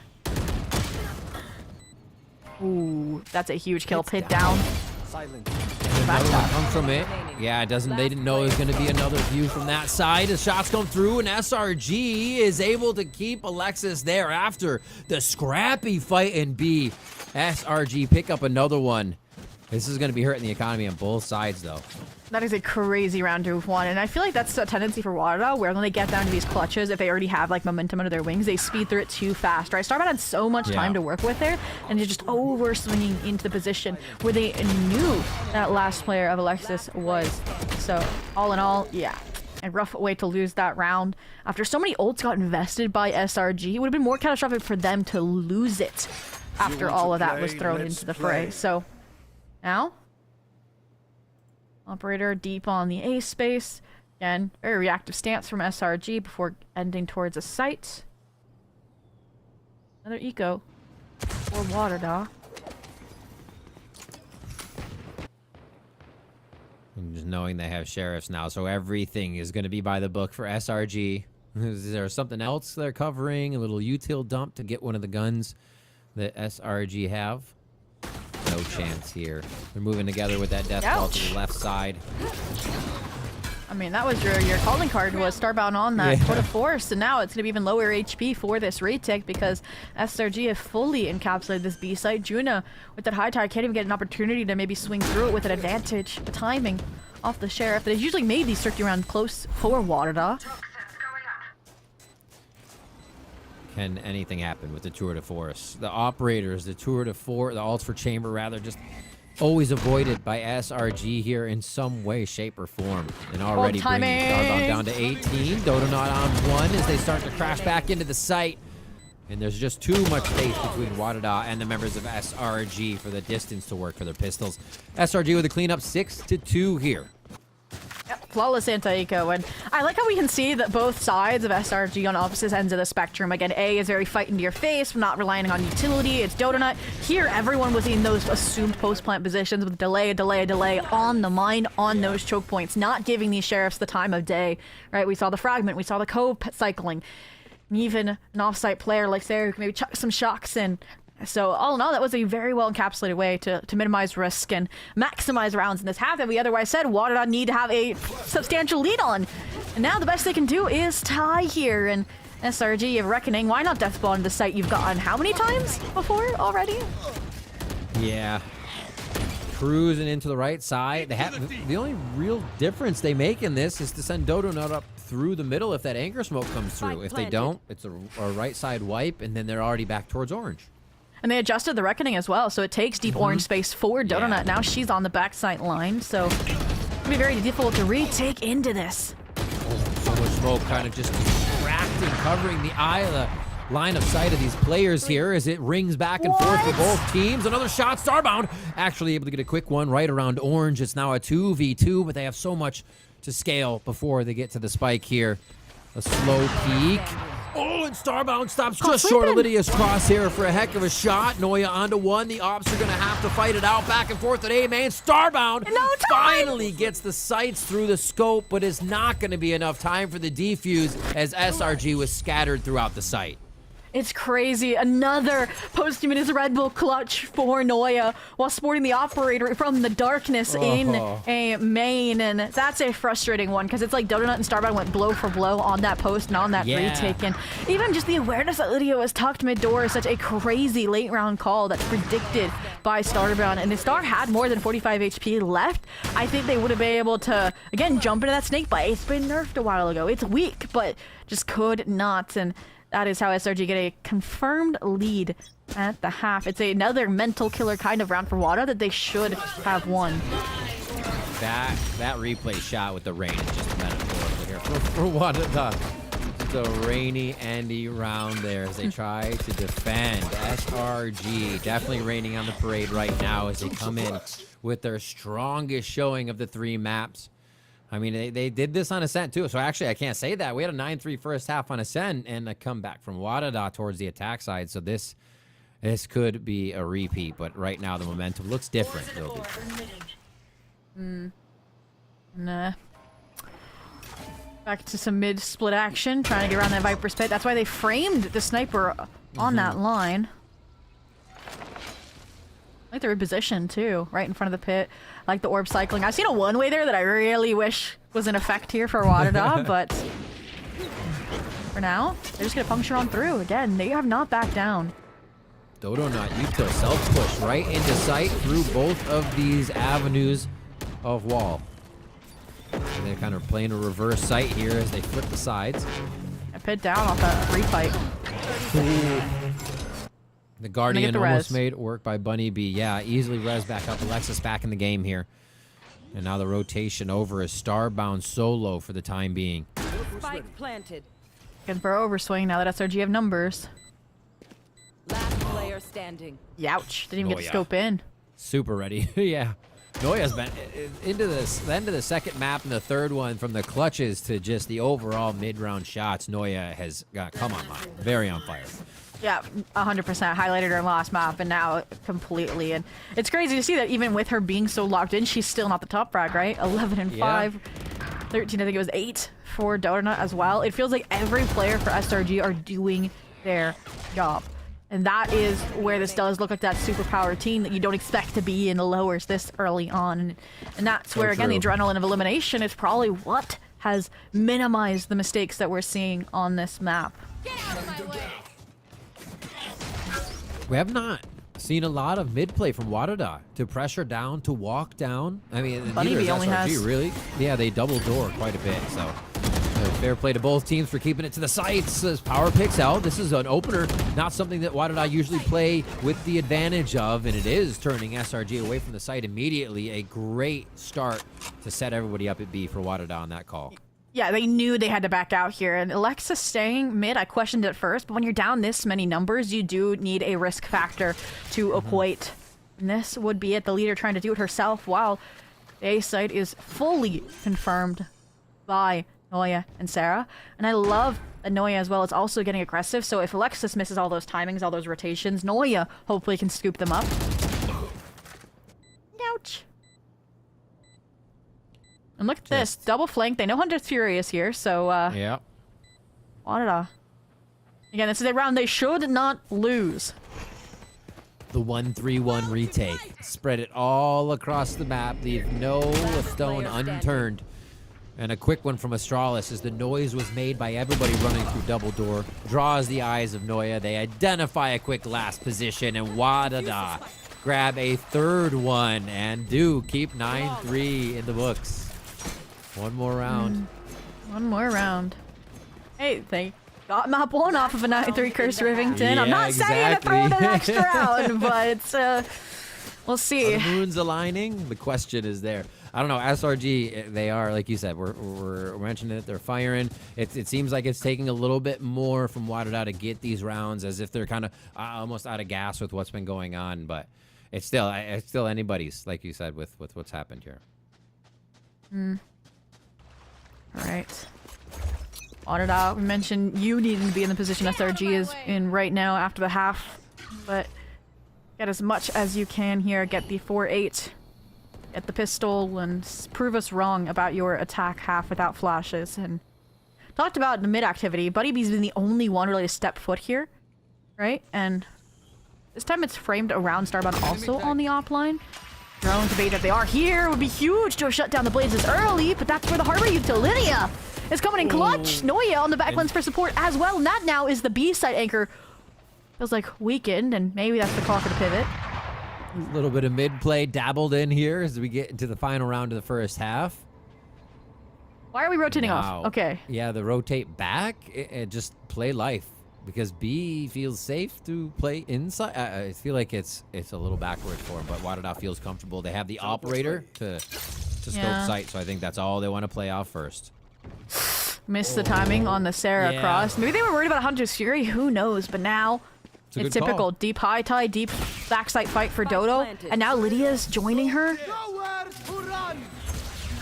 Hunter's Fury, Blade Storm out, and forward goes Dodo Nut. Ultimate as well. Starbound, that's down. And now they're going to be searching. They know two are coming from mid. Wait, Power Pixel getting a kill there. A Dodo Nut just with the jump across there. Pulls out a beautiful kill, and this is a big ask here for Power Pixel to get the clutch. It's not going to happen. Sarah with the final kill, 9-3 in that first half as we swap sides to see what Wadada can formulate from the attack side. Wow. Yeah, this is a crazy, crazy map to close this series on, where, again, two titans in the Game Changers North America space that have made very minute changes to star-studded rosters are having to duke it out for elimination. And yeah, again, SRG, even the rounds they've lost, like, their confidence is not faltered, right? You can just see from how Donut's taking that fight mid-door if you need evidence of it. And yeah, the confidence is starting to get behind the plays for sure. yeah, and I felt like whenever SRG had a game plan, had a clear intention, like, it would not get shut down unless it was just like so far out of reach, like a 2v4 kind of thing that Wadada was able to encapsulate. And I talked about it, reaching a very important pistol round, so of course we get a tech pause to make sure that everyone's in spick and span technology equivalents. So get you guys updates as they come, but how do we feel like we're gonna see Wadada fill the gap of not having flashes on this half, Rivington? It becomes tough, but you heavily just then rely on your wall, which almost feels like should be walls, but it's not. So they got to be a lot more careful how they play that, right? You commit where that wall is. It's harder not to. That's a starbound site to be opened, right? You have to almost keep an op on that line first if it's no util, because the only thing they're really turning around and looking for is a dart, right? So yeah, again, it's like, how do you contact through SRG's harbor walls without flashes? Right. It's gonna have to be like so Bunny B and Starbound being perfectly in time with each other, and even then you don't know how many players you're gonna be staring to on the other side, because I feel like SRG is gonna be thorough in destroying those darts that you talked about. So I'll have to see those players stay as heated up as they are, right? Kind of the last stands for Wadada as the rest of the team wakes up. They need their own adrenaline surge, get past the mental block that has been SRG on their minds all of last year, since this team's inception, basically. And yeah, maybe there will be some hope. But that's also heavy pressure on Lydia to make that difference on this harbor as well. So yeah, have to see.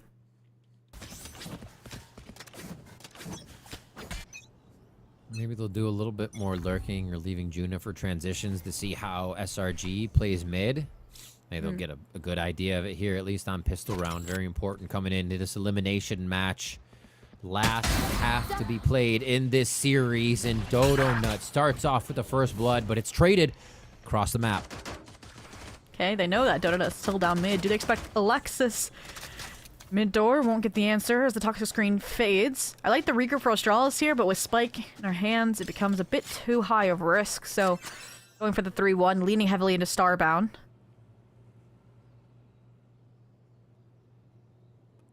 Shift strat. Hold it until you don't have to. Util for Noya. Little dismiss to get them online. Does pull the shots out of Noya. Just have to play off the wall advantage at this point. I like the front send defensive hold because you have that harbor. Oh, this rotation from Dodo Nut's going to be huge. Sees one. Oh, the rendezvous, but it's going to be close. That's heard. It's still a firefight down towards mid. Is this just a run for Alexis? What is that? Who just runs out of the smoke after a pop flash and finds all of Wadada looking around? Starbound's able to live in mid, but this fight may end poorly still. Dodo Nut and Starbound will finish. Okay, Starbound finally wins that one, but there's a lot to do before getting back to that spike. 10 seconds left. Yeah, they're just gonna split up, right? They're like, no way they can recover spike and get the plant in time, right? Right? Yep, unfortunate. Okay. No time left at 5 HP. Noya knew what her job was in that situation to secure kind of what feels like a fatal blow pistol. SRG take both on this map, and Noya gets the finishing kill. I don't know, Riv, if you're like, oh, these casters, they're oversighting the importance of these flashes. Like, look at that round and what Alexis was able to do after a really nice close smoke to scale past the wall. Like, it felt like Wadada was finally to get some grounds to that A exec, and it's just, with numbers not in their favor, that refight so strongly SRG coded. Little cash money still there for Wadada. Got a force, right? Understated. Yeah, can't be understated. Got a force. Get that extra plant money. Doesn't matter if it's ended. Let's see where they can use it, because SRG is not going to let up here. Scopes are out, and Wadada is still going to try to play it fast to catch somebody off a line. Yeah, very, very early wall there. Too many smokes. Yeah. It's looking at nothing. I did like Wadada on the mid challenge. You talked about if they were going to pinpoint what SRG's look was. SRG this time play it really far off because they've done it on the outlaw and go deep from B. I like the fake mid pressure to try and pull her off the angle, and I will pull her right into Bunny B's crosshair. So a huge opener, and the B lean is immediate. Great quick call from Wadada. They get past Noya. The judge bait. Oh no. Pistol, pistol, pistol. No, actually, look what I have. Noya takes out another one, Sarah, as well, to help clean up the site, and they realize they should just get in the face of Wadada on this low buy. Wow. And there's the help over the shoulder of Noya from Alexis there. Teamwork makes the dream work for another round on SRG side. Noya doesn't take a lick of damage in those judge engagements. Yeah. Like, she should not have survived, right? The snake bite buys enough time for the support from Lydia, and again, right now, the util support feels seamless, and it's a strong departure from when we mentioned the issues on Ascent of, like, maybe Donut outpacing, a Paranoia outpacing, a Flash, and it's really, really great to see for SRG to come away with the series on map 3 in this favor right now. Again, the force falls flat, Water to find themselves deeper in the hole. SRG, one round, one anti-eco away from that point in lower round 1 of GC main event 1. That's a lot of pressure here. Wadada has to push through. Pistols and a Guardian to try and find some type of momentum on this round. Still leaving a bit of lurk in Juna here. SRG seems to be able to play their kind of set strategies they've had before. They're not being pressured too much here towards this third map. And it just shows their perseverance to be able to get through these series and still have so much in the tank to offer their opponents. Oh, and speaking of what's left in the tank, Tour de Force online early for Starbound off of that late round. Pistol success despite the loss. That's going to be huge here as a potential win condition. Once again, it feels like Wadada have the right calls. A B-side perpetually weak. Maybe even more so with Donut scaling even deeper onto the midline because of that orb commitment. But I don't know. Something tells me that Noya is going to do just fine on this anchor. Phantom. Yeah, the rotations are on their way.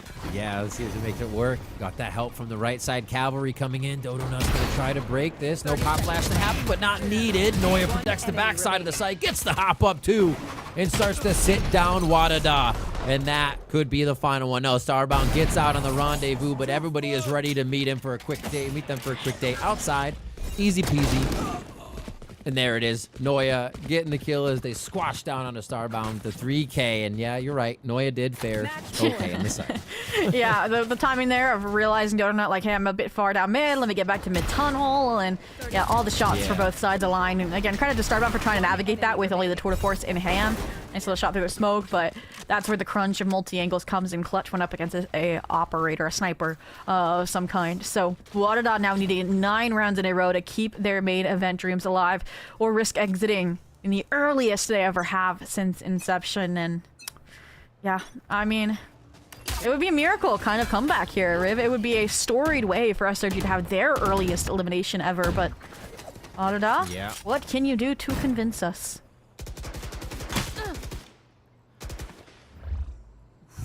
spams through already. The Phantom's doing work throughout this entire series. The spams on Pearl, the spams here on Breeze to keep everyone safe from Tracer fire.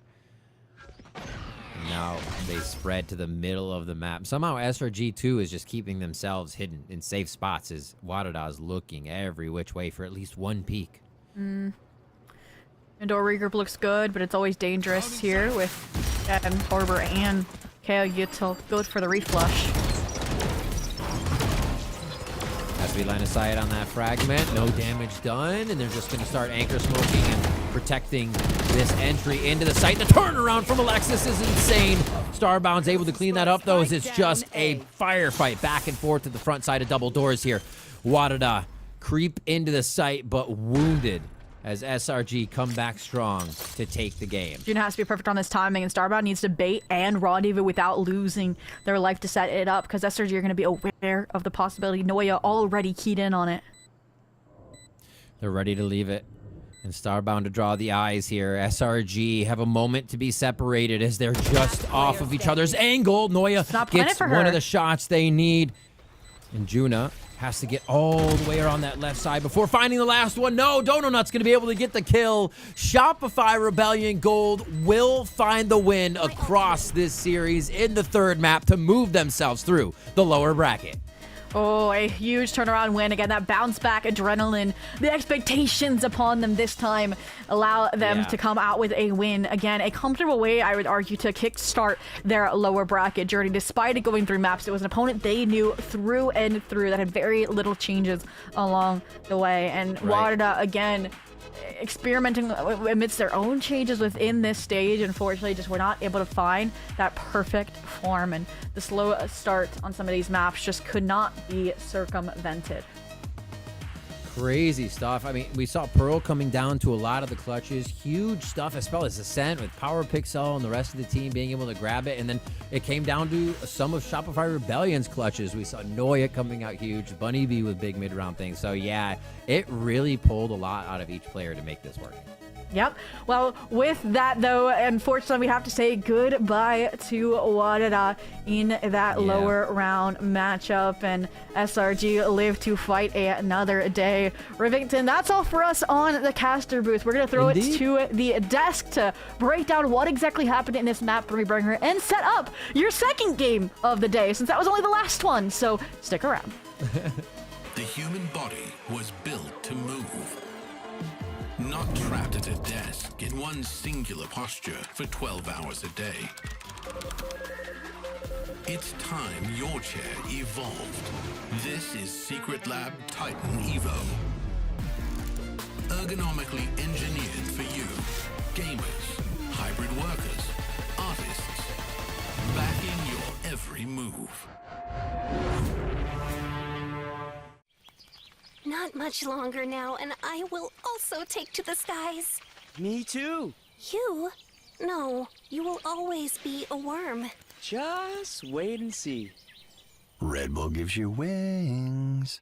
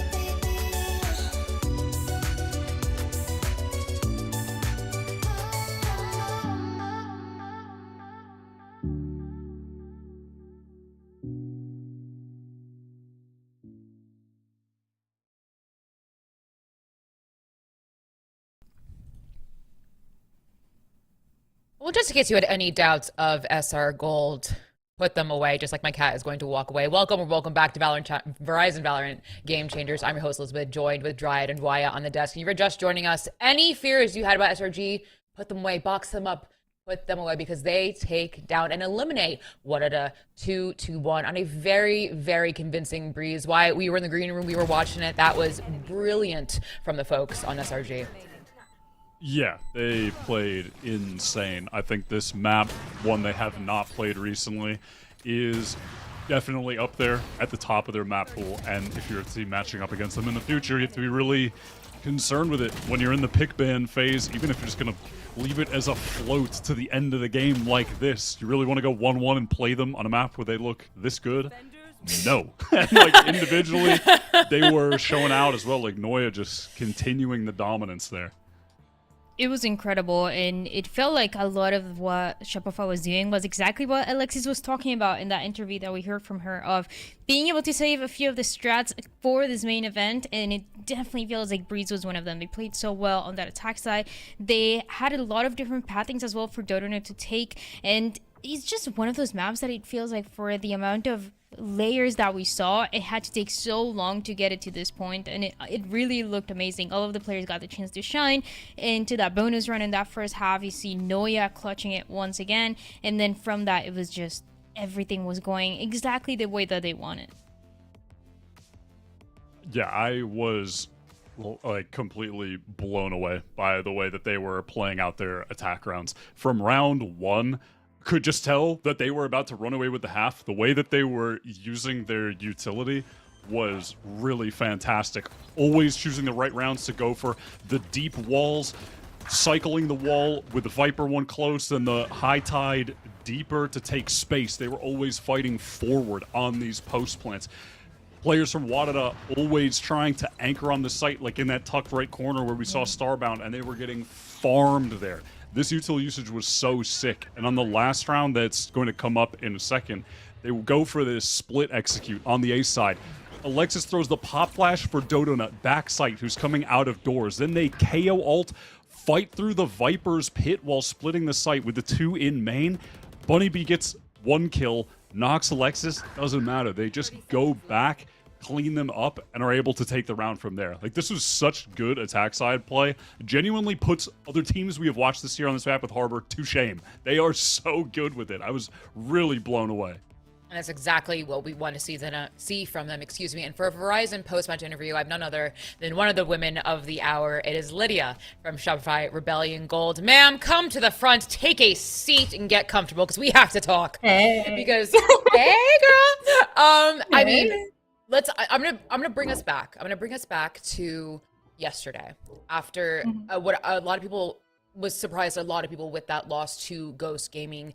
Can you bring me back to after that match? What was the discussion with the team? So naturally, after losing yesterday, I think we were all a bit shocked. I don't think any of us were really going into it with the expectation that, we were going to lose that match. Of course, you never go into a match with that mentality, but, props to Ghost for how well they played. I think they were all having a very on day, and to be completely transparent, I think we were all having off days. Energy wasn't necessarily as high as it has been in the past, and, aim wise, we just weren't playing as confident as we have, especially in scrims leading up to the event. So I think it was just, an unlucky circumstance of us all being a little off and not being able to connect with one another, and them just being able to close it out. But I feel as if afterwards, we talked about it, we VOD reviewed, we realized where our mistakes were, and we knew going into today that we had to play with more confidence, and we had to play at the ability that we know we're going to be our best at. Was there any fear from you or anyone on the team that after the first map you lose to Wadada on Ascent, that you're on the brink of elimination? Is there any sort of anxiety? Is there any fear from the team about being eliminated at all? Or was it just kind of more business as usual? We have a job to get done. I think even though we did lose map 1, we still felt really good after the fact. I know it does suck having the 9-3 curse happen, but it wasn't anything our confidence was shattered and we were having to pick up our mental going into the next few maps. I think we felt really comfortable even after that loss, being okay, give them their props where it's due, and they were able to close it out better than we were. So definitely a lot to review on that, but it wasn't anything that we were worried about. And now you are now moving forward in the lower round. I'm gonna go kind of to you more big picture. You have been in the scene for so long. You have championed the Game Changers scene for literally your entire time in the Game Changers, your entire career here. What has it been like adapting to Shopify Rebellion Gold? Oh man, it's a complete 180 to what I'm used to. I could tell very quickly coming into it, you know, they were very transparent with me, like, hey, we need you to just be your best. We know we're throwing you into a weird situation, and I've just been into it, like, you know, taking away what I can and learning and improving as much as I can individually. But it was very obvious to me in the first day of practice that I had with them why they have always been steps ahead of every other team. I think that they have an insane work ethic, and you know, they have great like bond outside of the server, and it's just something that I've had so much fun being able to be a part of and like, you know, hopefully help them through this tournament with.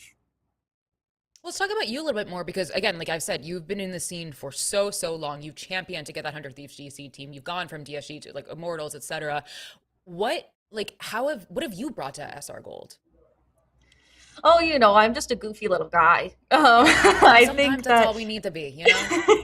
That's sometimes what we need to be. I think especially with like the IGL shifts, and something that I was able to pick up on pretty early was Lexi was kind of going from that Vibes Mergent to the IGL slot. And, you know, you're able to do both, but it's also not the easiest to do both. So I feel like I'm kind of here for the comedic relief from time to time.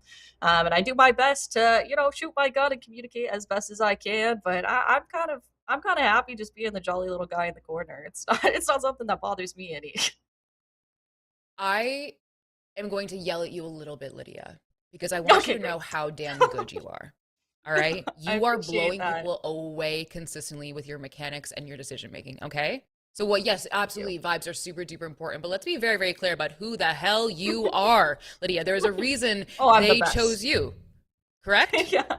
Yes, of course. Well, naturally. Thank you. I think moving forward through this lower bracket, you have a tall task ahead of you, right? Every single mistake you make will be punished, regardless. You're going to face tougher and tougher teams as you move forward. We heard, you know, Jazzy from FlyQuest say anyone can win this main event. Is that something you believe, or do you think that it is in your hands and it is your event to lose? I feel like looking at the broader picture, everyone's looking at it as it is SRG's event to lose. I feel like that's how everyone, you know, even the people who play in the scene, they have that expectation going into it. But in all honesty, like from my perspective, I feel like the talent in GC is insane. I'm not counting anyone out. I'm not going to sit here and say, hey, we deserve to win this event. I'm not going to sit here and say we should be winning this event, because that's how we lose games. So I think it's anyone's tournament. I think everyone's, you know, going to be playing their best, playing 110%. We're going to be seeing some crazy outcomes that we haven't seen naturally. I mean, we're in lowers. So, I mean, it happens. Well, Lydia, you did so good today. I'm so proud of you. I'm let you go. This has been a great Verizon post-match interview, but go celebrate your win and get ready for the rest of your bracket, okay? Thank you so much. Bye-bye. Bye, Lydia. It is always so great to see someone who's been in the GC scene for so long continue to thrive, succeed, and help champion the cause. It's just something that you love to see. But friends, we are going to take a little bit of a break, but stay right there, because they say it usually rains cats and dogs, but I hear otters are joining the mix next, because it is SEN Otters versus Catface next.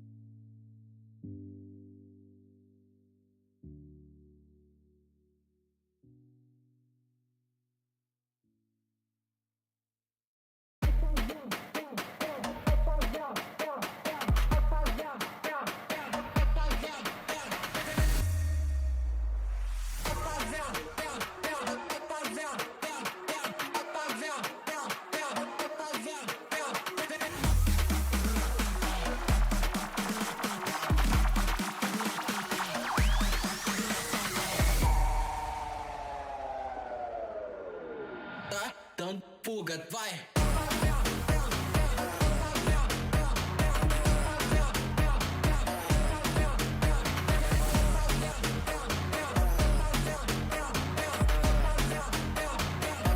Dando fuga, vai! Não tenta bater de frente, sabe que lá tá fazendo macete. Desce, desce até o chão, ela tá doida pra colar com a gente. Fazendo macete. Ela tá doida pra colar com a gente.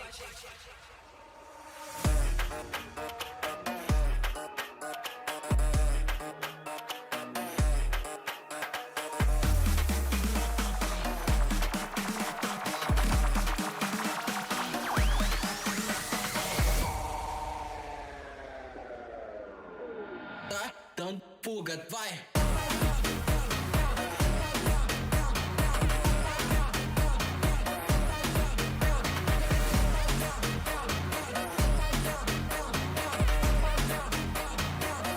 Dando fuga, vai! Não tenta bater de frente, sabe que lá tá fazendo macete. Desce, desce até o chão, ela tá doida pra colar com a gente. Fazendo macete. Ela tá doida pra colar com a gente.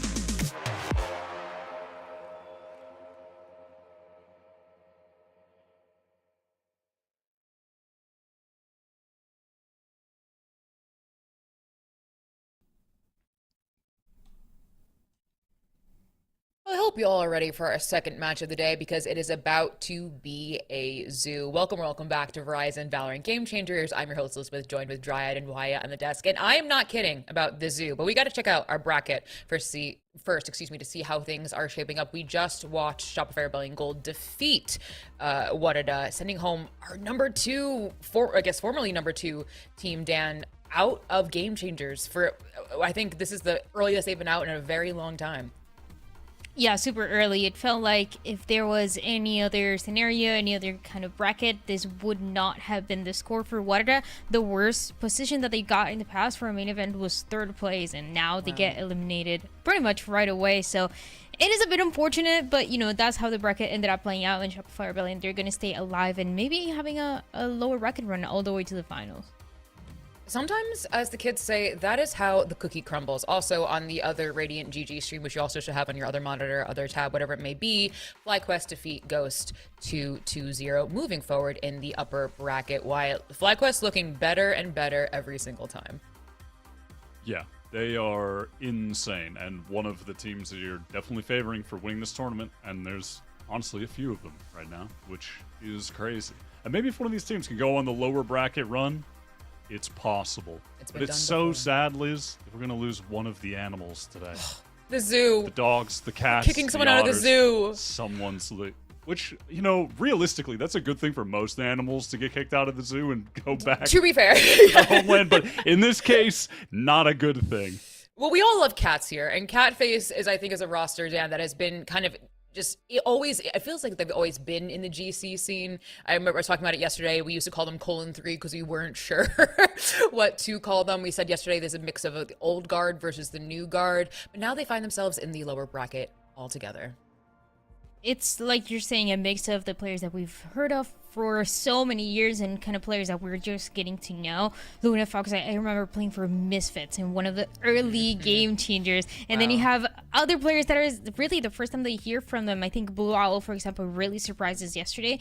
And it is a good mix of players, and it's a team that we've heard of since last year. But now they do look the best, even though they seem to still be getting comfortable. That first map that we saw, this map that we're looking at of SEN, they couldn't get anything going. They were going for a little bit of an off-meta comp with the double sentinel that really wasn't getting them any value. And then when you go into the map of Split, yes, they lose it, but they showed us so many cool things. Not only the clutches, but also some of the ways that they were approaching that early round, and some of the individual plays as well that they were making. So that is why Wyatt was saying this is a team that has so much upset potential.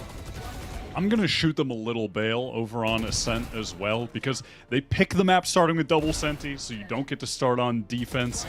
They lose the first pistol, and you're just seeing puppy thieves in that game. They have the understanding. They have the recipe on how to beat that double sentinels complex straight out of the gate. And also, it's their first match in the bracket. You're talking about the less experience. It felt like they were really trying to find their footing in that game. And then when we got to Split, we were seeing more of the real them, if that makes sense. And Split had a 100% clutch rate from someone, and that someone was Blue Owl. Dan, the thing this player, the things they were able to do on Split were nothing short of miraculous, but they were so good yesterday. I swear this is going to be stuck in my head forever. Just seeing 3 clutches, all 3 going the way of Blue Owl. And again, even if they lose, it's just the odds of those, every single one going your way were incredible. I mean, this one is just the patience as well to play out this 1v2 towards the end. The one that we saw on Split as well later on that A side, the 1v3 that just works out and it's just so incredible because it requires a lot of patience and also a team that was crumbling a little bit on the other side. It's unfair. I argue it's unfair because also I just noticed that they have a owl on their phone case and they're just clutch. It's not fair. It's not fair. It's not fair because owls are the symbol of wisdom in animals. But in the zoo, we have some otters that belong to sentinels as well. It is the Sen otters team. I almost said sentinels otters. Sen otters. You're going to know this team. If you've heard blue otters, same deal, right? But they partnered with Sentinels. We love Sentinels. Oh my God, there's an otter. Oh my God. I was not expecting that. Okay, let's go through this really quickly. We have I believe that's a snow leopard. Y'all didn't think they had an otter playing on the team? I wasn't aware of the otter. We have Battis in there who was just in chat. And then we have a That's dog, a seal. Never mind. seal, and an oasis. all together making up the zoo that we love so much, Wyatt. That is, I guess, So yeah, that is a real. seal. looking into information about owls and whether or not they're predators of otters. That's what I was Googling while Dan was talking. And evidently, yes, there's danger, Liz. Danger for the otters. But in reality, last time these teams matched up, the only time, SEN Otters destroyed them. It was 13-0, 13-3 back in March. I do think since then, our beloved cat face MEOW team has made a lot of progress, so I don't think that should be the case now. They're more experienced. They have a lot more time together, but that is still a pretty, dominant showing. SEN Otters is just one of those teams that we look at and we're kind of waiting to see how far they're able to make it. They were able to win against some big teams, but also kind of struggling kind of in that mid-table. And yesterday I felt like it was a little bit unfair. They went against teams and players that have so much experience. You see some of the players that were playing pros and challengers, and you have a combination that maybe isn't the best way to start for the main event. But yeah, when you're going to a little bit of a rematch and when you're going into a team that it feels like it's a little bit more to your level as you're starting up, it should be so much better for them. And some news for SEN Otters is actually they have a bit of a substitution today. Invert will be in for SEN. Let's make that very, very clear. If you were looking at VLR and you're a little bit confused as to what the roster is, Invert will be in for SEN Otters today, saying was not planning on tweeting anything, but just letting everyone know that I am a sub for SEN Otters. And we'd love to see it. We're going to see them play today, Wyatt. And they're a dog as well, which is what we love to see. No, and what a matchup to be a dog. After history tells us that, I mean, we could do real analysis, but also history tells us that the MEOW team not very good against dogs. The Puppy Thieves matchup did not go their way. Honestly, that is the greatest analysis that we've had on the desk. Wrap it That's up. all We're I good. have to say. No, for Invert, they got the chance to play one of the matches in the Swiss stage with this team, and they kind of owned, honestly. Only playing the chamber, top fragging plus 19 to close it out against Mask, which is also one of the teams that we saw towards the end. So I'm excited to see what Invert is going to be playing here. It can be more of the chamber and everybody else kind of finding their way around the double duelist, or it can be Reina.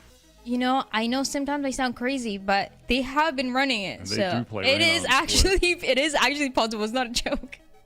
Well, let's see where we are going with our map picks and bans. Maybe there's a Reina map in here. Maybe there's a chamber map in here. Maybe there's both in here.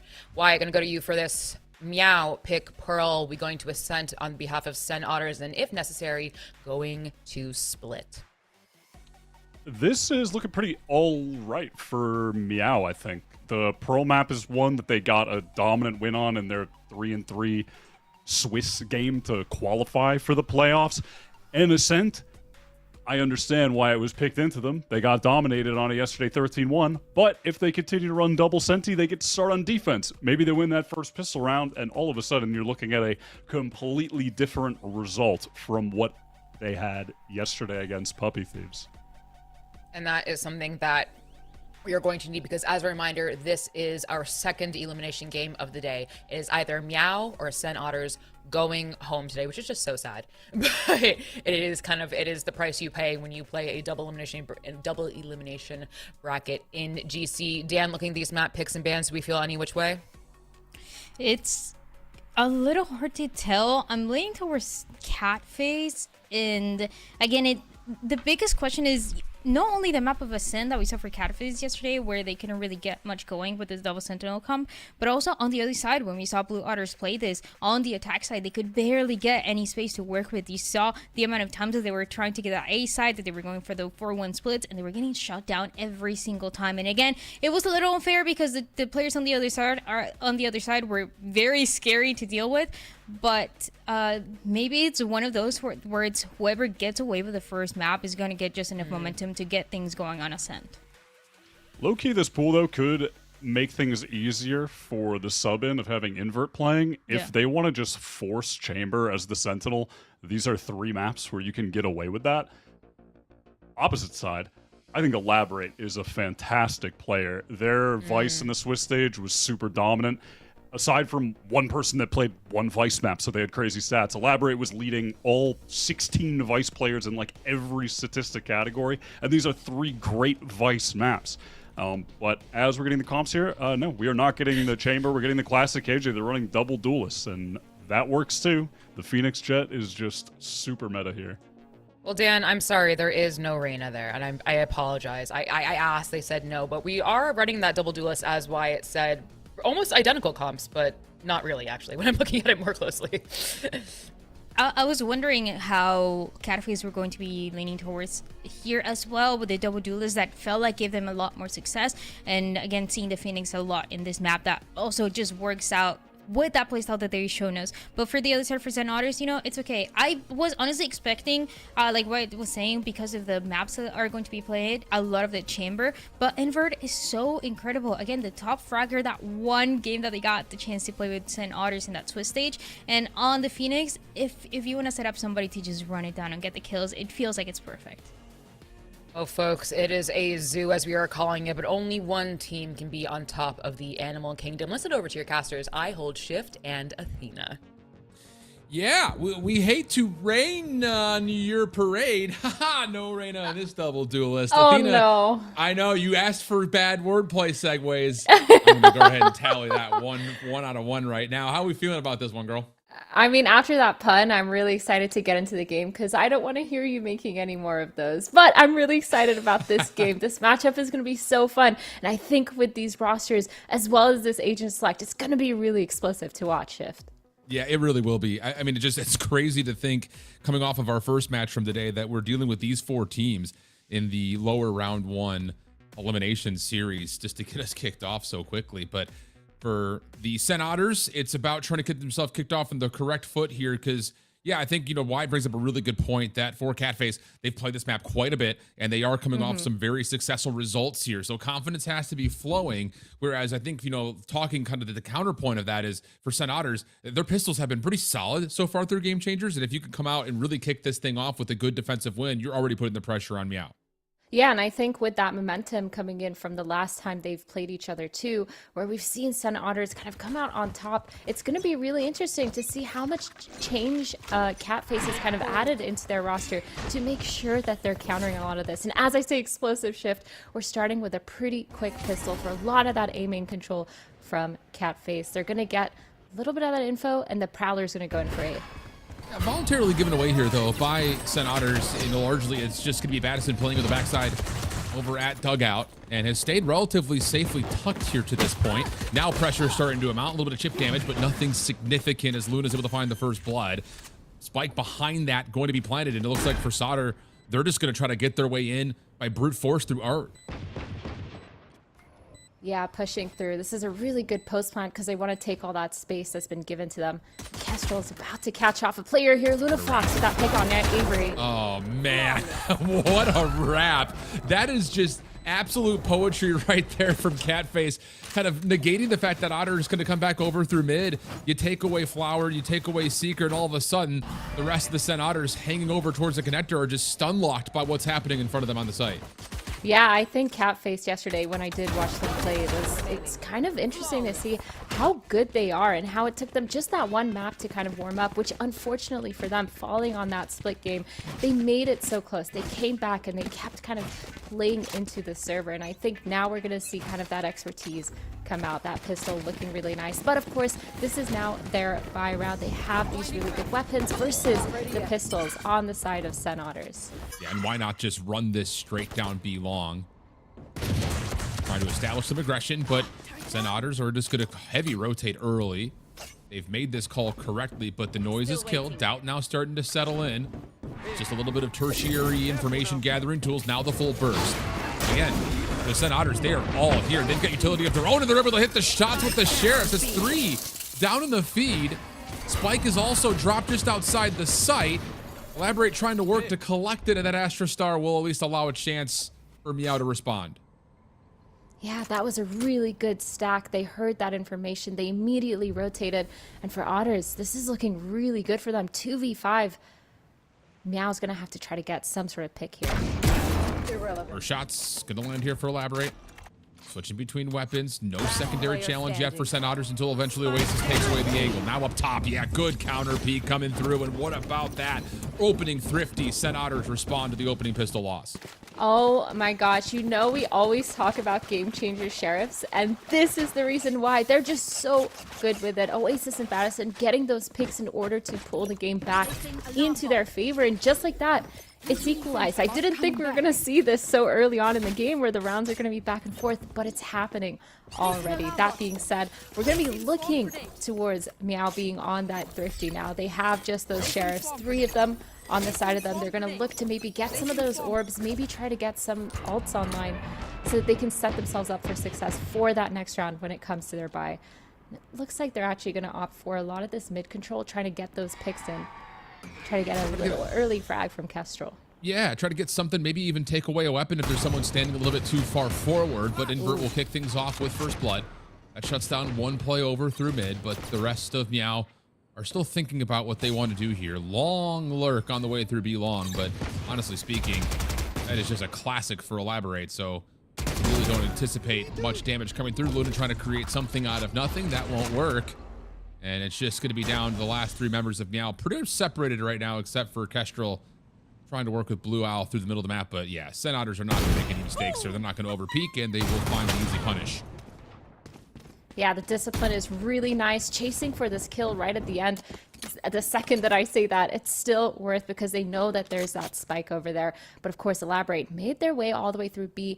Badison knows they heard that alarm bot go off, gets that pick onto Elaborate, and Oasis getting this final pick onto Blue Owl. I think this just makes a lot of sense. But the discipline from SEN Otters that round is so nice to watch. Just holding, playing off of that trap util, playing off of the Astra suck to make sure that they're not overextending and peeking into that mid. Yeah, I like that a lot. And I just kind of want to point out, even going back to the anti-eco round, that MEOW drop, I think they're going to learn their lesson there in terms of, okay, we're going into a thrifty or fighting up against our opponents who have a thrifty. Often we see teams either hard stack or over rotate, and MEOW just kind of get caught in no man's land, not really deciding on the burst, nor necessarily double backing.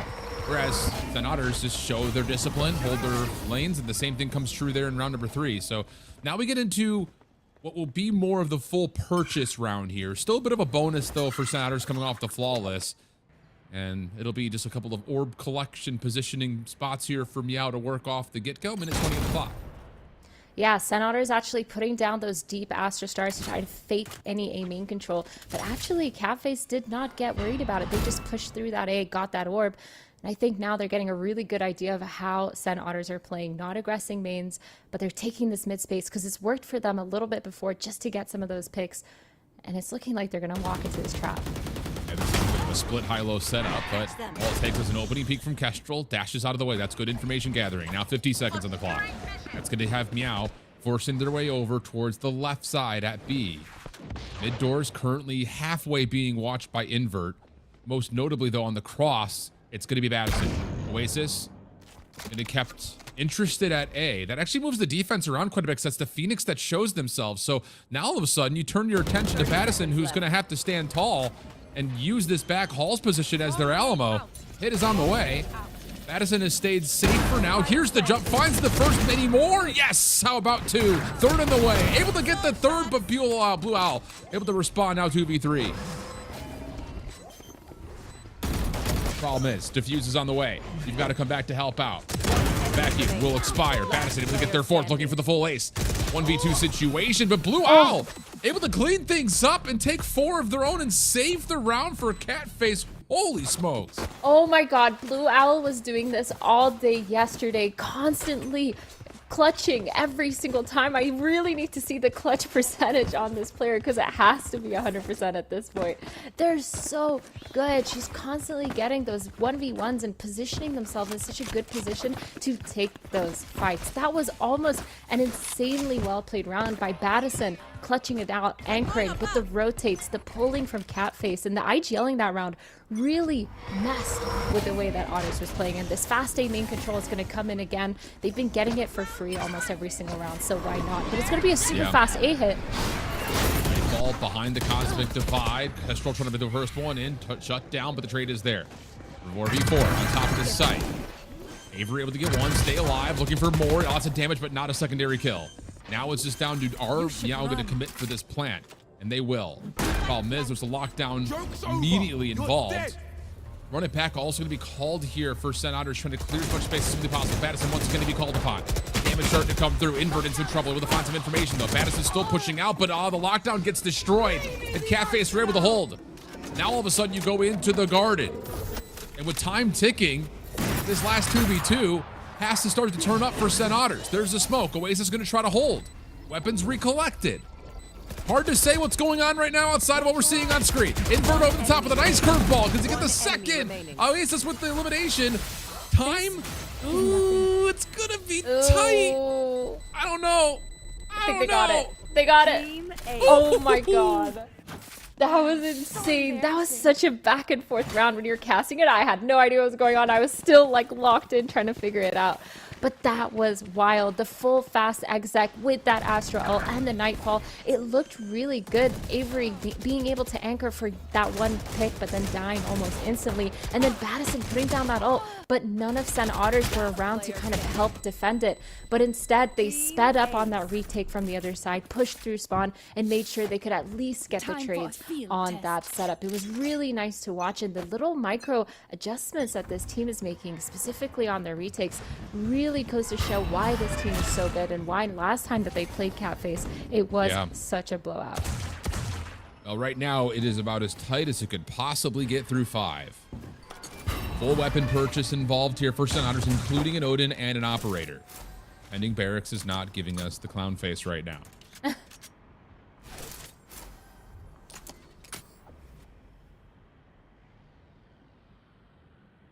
Yeah, I think this is kind of the only thing that MEOW kind of has going for them is these contact plays.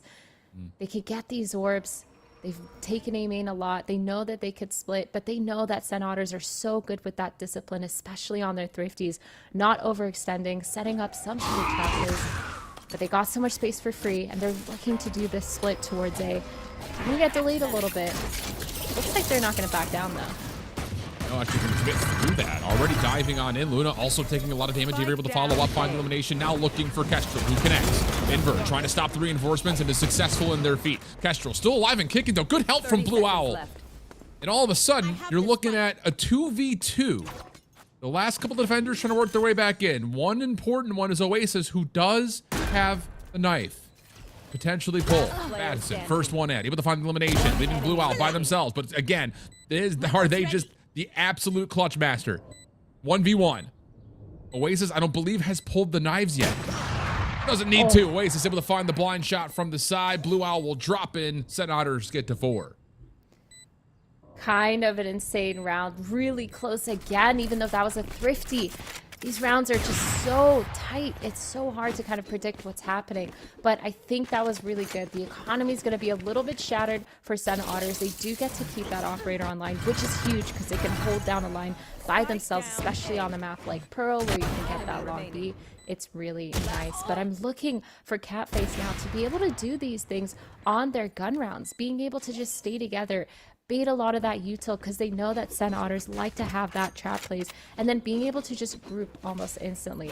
They have these really good reads. Their IGLing has been really good. It's just a matter of being able to execute them on rounds like these. Yeah. We have an opening pick here. Oasis getting aggressive through mid-map. Help from Invert finds a second. Curveball just to confirm that the space is at least relatively cleared, and Avery may get some extra information here on a Kestrel, but backs up maybe just before the barrel would have shown. But regardless of that, SEN Otters a flawless opener here on round 7. Yeah, the aggression definitely caught Catface off guard. Luna trying to get a pick onto that A site, try to equalize some sort of number, but falls to May. And I think, again, the grouping towards this A main is the only kind of sense of safety they have because they've gotten A main for free almost every single round now, but looking to walk into sight, but May is here holding this down shift. Should have the angle and is perfect on the approach. Kestrel, now last one left. Able to find the first clean. Looking for May, damages out. But just completely crossed up.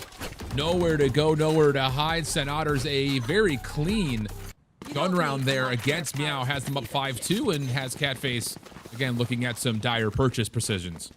Yeah, that was a really nice change up in tempo from SEN Otters. They knew that maybe that A main was going to keep kind of giving that space towards MEOW, and they knew that maybe MEOW was going to keep taking that. So they ended up fighting towards mid, and that was a really nice play. The aggression, especially to equalize because their guns weren't that good.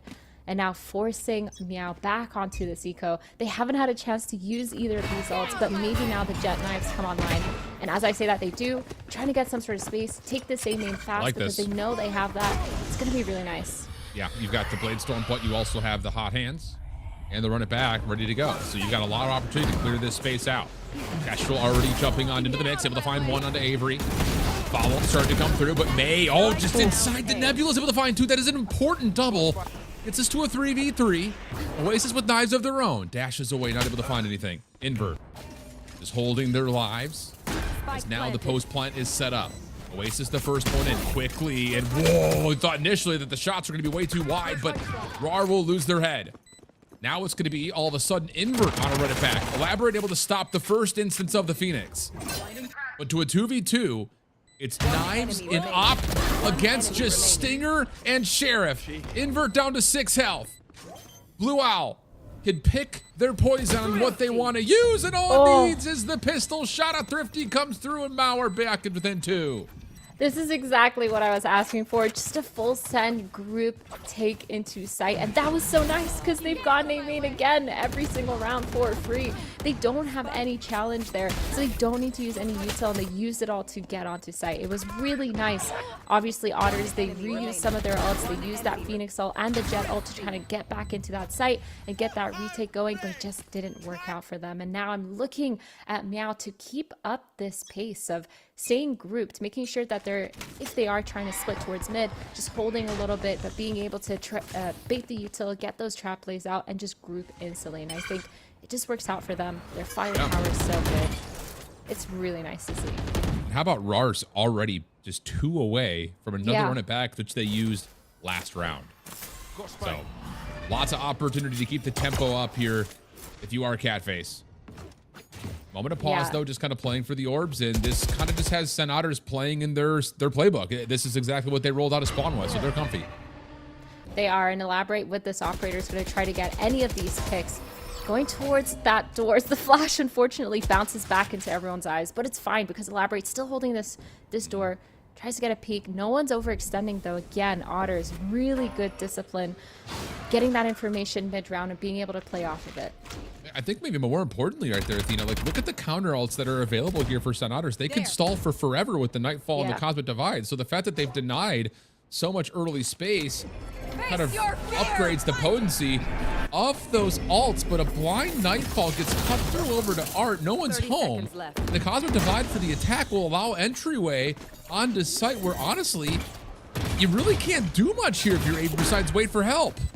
Yeah, I mean, the main reason why SEN Otters have been so good at being able to retake was because May has been so good at delaying for so long on site. But again, they could not delay at all, couldn't get a pick, and now this retake is going to happen really quick. Well, the firewall is about to fade. First shot goes wide for Elaborate. SEN Otters have gotten back on the side. Second opportunity, great for Elaborate, but Invert still holding the line. Pinstripe kill feed back and forth we go, but it's a 3v2. Numbers for the post plant. Time is ticking on the defense, and the late peek from Luna Fox will likely be all that is needed to clutch this one up.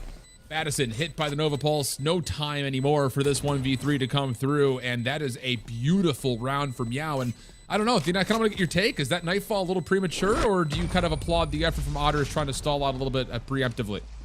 I think it's a tale of two halves where it's kind of like the Nightfall would have been good if May was able to stay on site and stay alive for long enough, because if they were hit by that, the Prowler would have gone in, the delay would have gone in, they wouldn't have been able to hear May anchoring on site. But I think because May did over peak there, get that picked off right away, it's really hard to play around something like that. When you use that Nightfall instantly, it loses its value if you're not able to just stay on site, be annoying, delay for as long as possible, because the other team's going to be consistently worried about the player towards Art, that player towards Link, and are they going to be able to come out?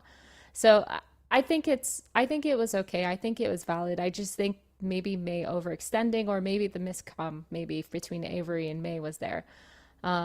But yeah, I think for me, what I'm really looking at for SEN Otters is at least changing it up a little bit. They did a really good play that a few rounds ago where they did take towards that mid. They were really aggressive, taking their fights and their peaks with Phoenix through that mid doors into mid window as well as market. Yeah. And I think they need to play into that a little bit more. Maybe take a little bit more aggression towards that A main because they've given it up almost every single round. So I'm kind of looking at them for that kind of stuff.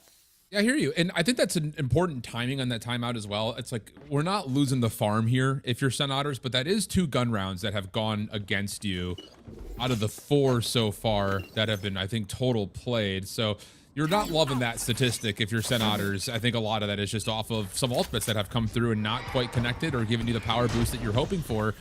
And that is something to consider, especially now it's going into another financial choice of what do we want to do. And Battison will take the solo hero rifle. Sheriffs across the board everywhere else, and it's just a utility dump onto A with some decent scaling here for MEOW on their post plant. Yeah, they're going to have a really nice post plant. They're going to be aggressive. They've done this before, especially on a round like their pistol, getting all that information, but they're also not overextending because they do know this is a thrifty. I think it's going to be pretty hard for SEN Otters to be able to retake this cleanly without kind of fighting for a lot of this, but Battison is alone with this 3 aggression, and Raven's actually going to get that first hit. Yeah, just before all the timing of the defensive retake utility was going to happen over towards A connector. Pardon me, elaborate disabled. Okay, somehow through smoke, no scope connects, and that's actually maybe crucially important because look at the kill feed. SEN Otters found a ton on that secondary hit. Problem is, now it's just down to Avery. Has to at least get this to halfway. Castro will have the read on it. Not going to have enough opportunity to do much besides maybe force a couple of repurchases off the spike detonation, and that is exactly what happens as we get to a 5-5 tie. Yeah, now that this is all tied up, we're going to be seeing gun rounds from both these teams. We're going to have Avery on the Odin, which is going to be fun. A nice little spam moment through art, through mid is going to be really nice. But also, when you look at these ults, you have Lunafox with that Nightfall, and you also have Elaborate with that Steel Garden. It's going to be these really 2 nice ults to be able to take into sight. But the question is, they've been abusing this A main, and now SEN Otters has finally adapted. They have 3 players here. Are they going to be able to hold it down? It looks like it's going to be a battle for this forward position, but Cash was able to find the opener onto Oasis, and now all of a sudden SEN Otters are a little bit stuck. Avery's trying to hold on the trigger with the Odin. Finds some damage, but not enough to dissuade Catface from still pushing through. And you also get a little bit of a feel out there for that position at mid. So 5v4 is where we'll go, minute 15 on the clock. Just holding, grabbing more orbs. Raven 3 away from the run it back.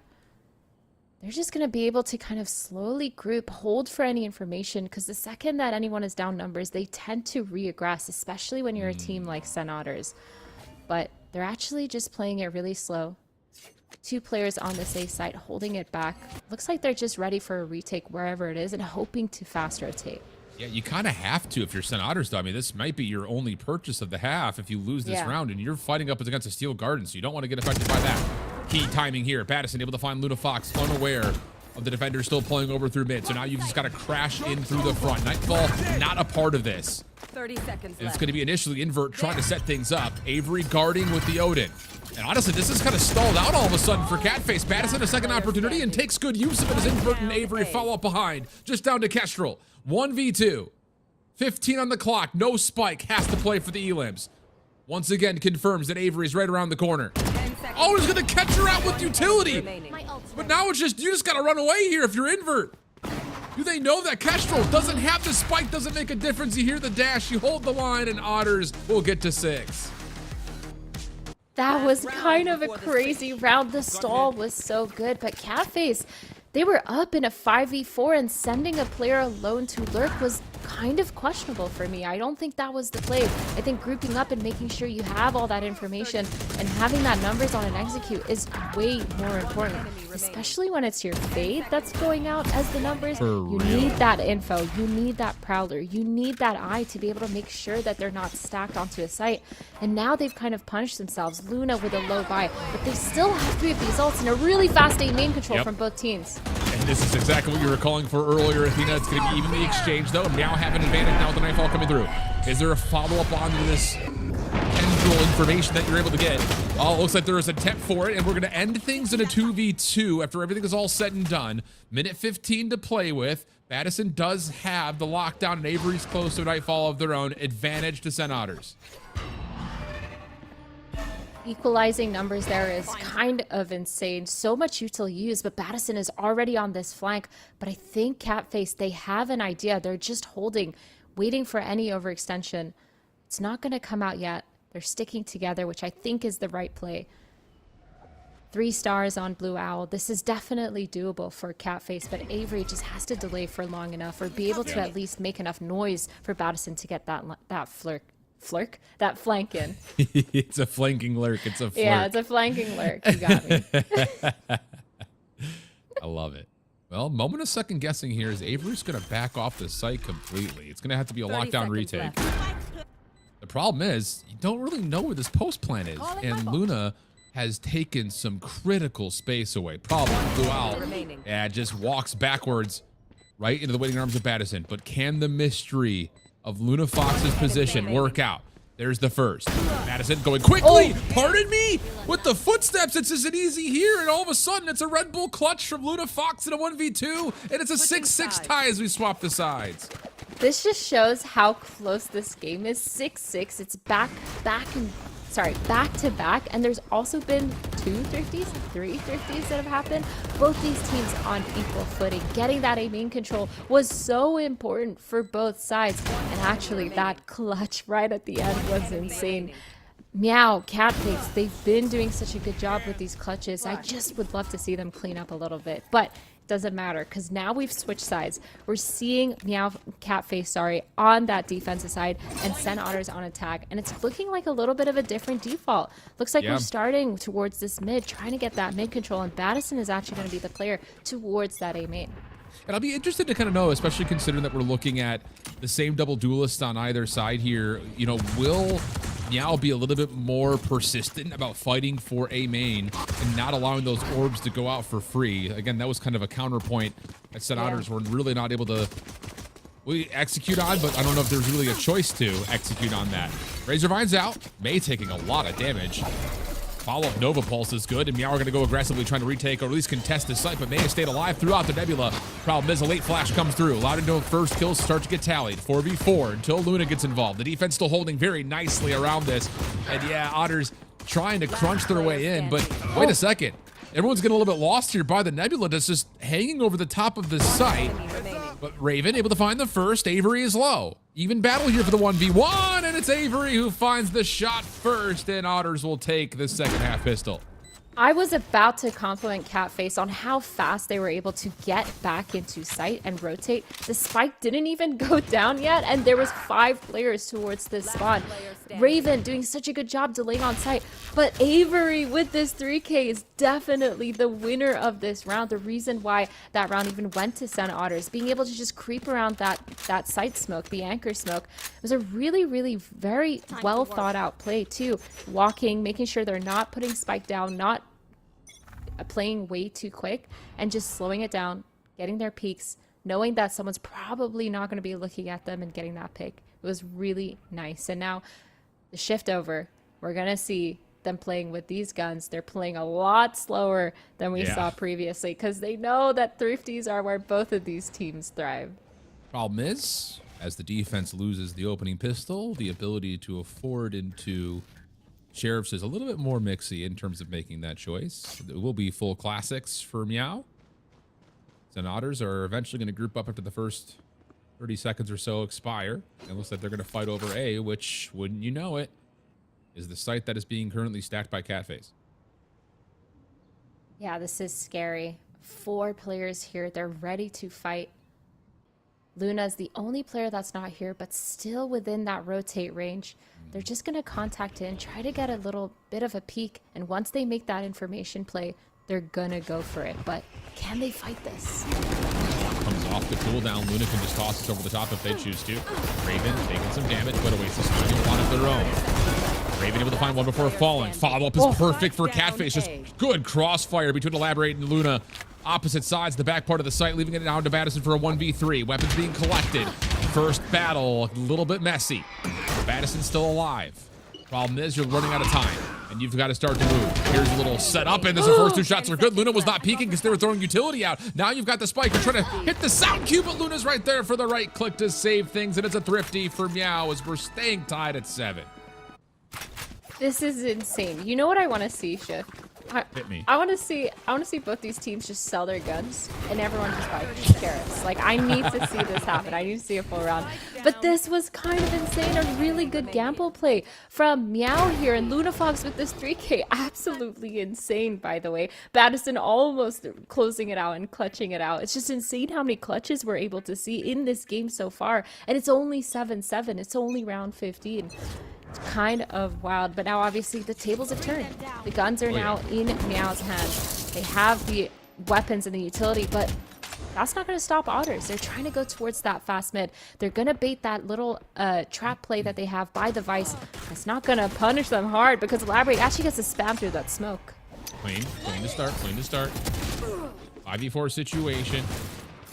There is still the Bulldog in play for Invert on this attack, but losing out on Avery is so punishing. So now you're in a position of trying to work your way back into this round through mid with no exterior control and no great initiation outside of what the duelists bring to the mix. Yeah, but look, 2 players from Cafes have taken all of A. Then you also have Kestrel, who's taken all of long B. They know that these players are in mid, and they're ready for a retake from both sides. They're able to crunch wherever. And that sound is actually going to be communicated by LunaFox, hearing all that A noise now. All these players, all 5 players from Catface are so ready for this retake because they know that they have all this space now around them. 30 seconds left. I will say, though, in terms of giving yourself a chance, SEN Otters, I like the choice of moving in deeper towards Flowers and Secret. Of course, Catface will likely be aware of that. Aunt will be sent out and denied. Oasis, first contact could be critical. Misses the shot. Elaborate. It's a little bit too quick on the peak. That now triggers Otters to try to play on the backside of Secret. And Luna's held away from the rest of MEOW. This is taking time. You still have no idea where Baddison is. And how about it? The crunch is perfect from SEN Otters, playing on both sides of the site. Blue Owl will drop. Just down to Luna. Not a lot of health. The turret honestly could clutch it up for them if he's not careful. And Luna, yeah, just getting charged at. May will find the connection. And what is that, Athena? 5 or 6 thrifties so far through 15. I can't believe what's happening. This is insane. I'm so sorry, observers. Like, I would not be able to do your job because what is going on? This is kind of insane. The amount of multi-kills that are just happening within 2 seconds of a round is kind of wild. But we need to lock in here because SEN Otters, they have guns now. They've won off of that thrifty. And Catface, even though they are on a thrifty, it doesn't mean that they're out. It doesn't count them out at all. So they're looking to do something towards this mid, a little bit of an aggressive play, trying to get some sort of peek, punishing that turret, getting that away, and it's going to be SEN Otters that are going to group, try to do something different. They're actually looking to retake mid here, which I think is a pretty good play, because they know that Catface likes to stack. Based on that couple thrifties that they've won so far, makes a lot of sense, and they're just going to creep up, get the pick onto Kestrel, punishing that Jet player. And they're still going to just slow it down. This is really nice discipline, not looking too hard for picks, just trying to hear if there's any information for them to group. That feels like a fist meets keyboard right there moment from Kestrel. Like, all you're looking for is to peek through double doors for info while your team is getting aggressive through A main and someone hits a shot on you on like the smallest of pixel angles. That's so frustrating. Yeah, hey guys, let me just... never mind. Never mind. They're mid. Bang. Here we go. Nightfall out towards B.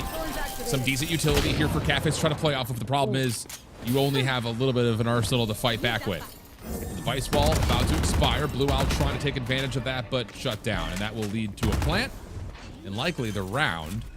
I say that with hesitation, though, because nothing feels unwinnable right now.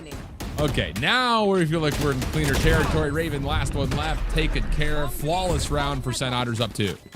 Feels like that's the cleanest round we've seen so far this whole game. Very well made. Where it hasn't been down to some sort of 2v2, 1v2, 1v3 clutch. It's been really nice, but I think this round really goes to show. I've talked a lot about discipline from Otters, and I think this was one of those rounds where it really played out. They weren't too aggressive. They weren't too antsy. They knew that even though Catface was on a thrifty, that it was still losable, and I like to see that from a team. But we're finally on a full gun round from both these teams. 3 ults on the side of MEOW. They have really good retake ults with that Nightfall, with the Steel Garden, and they're actually fighting towards the same main.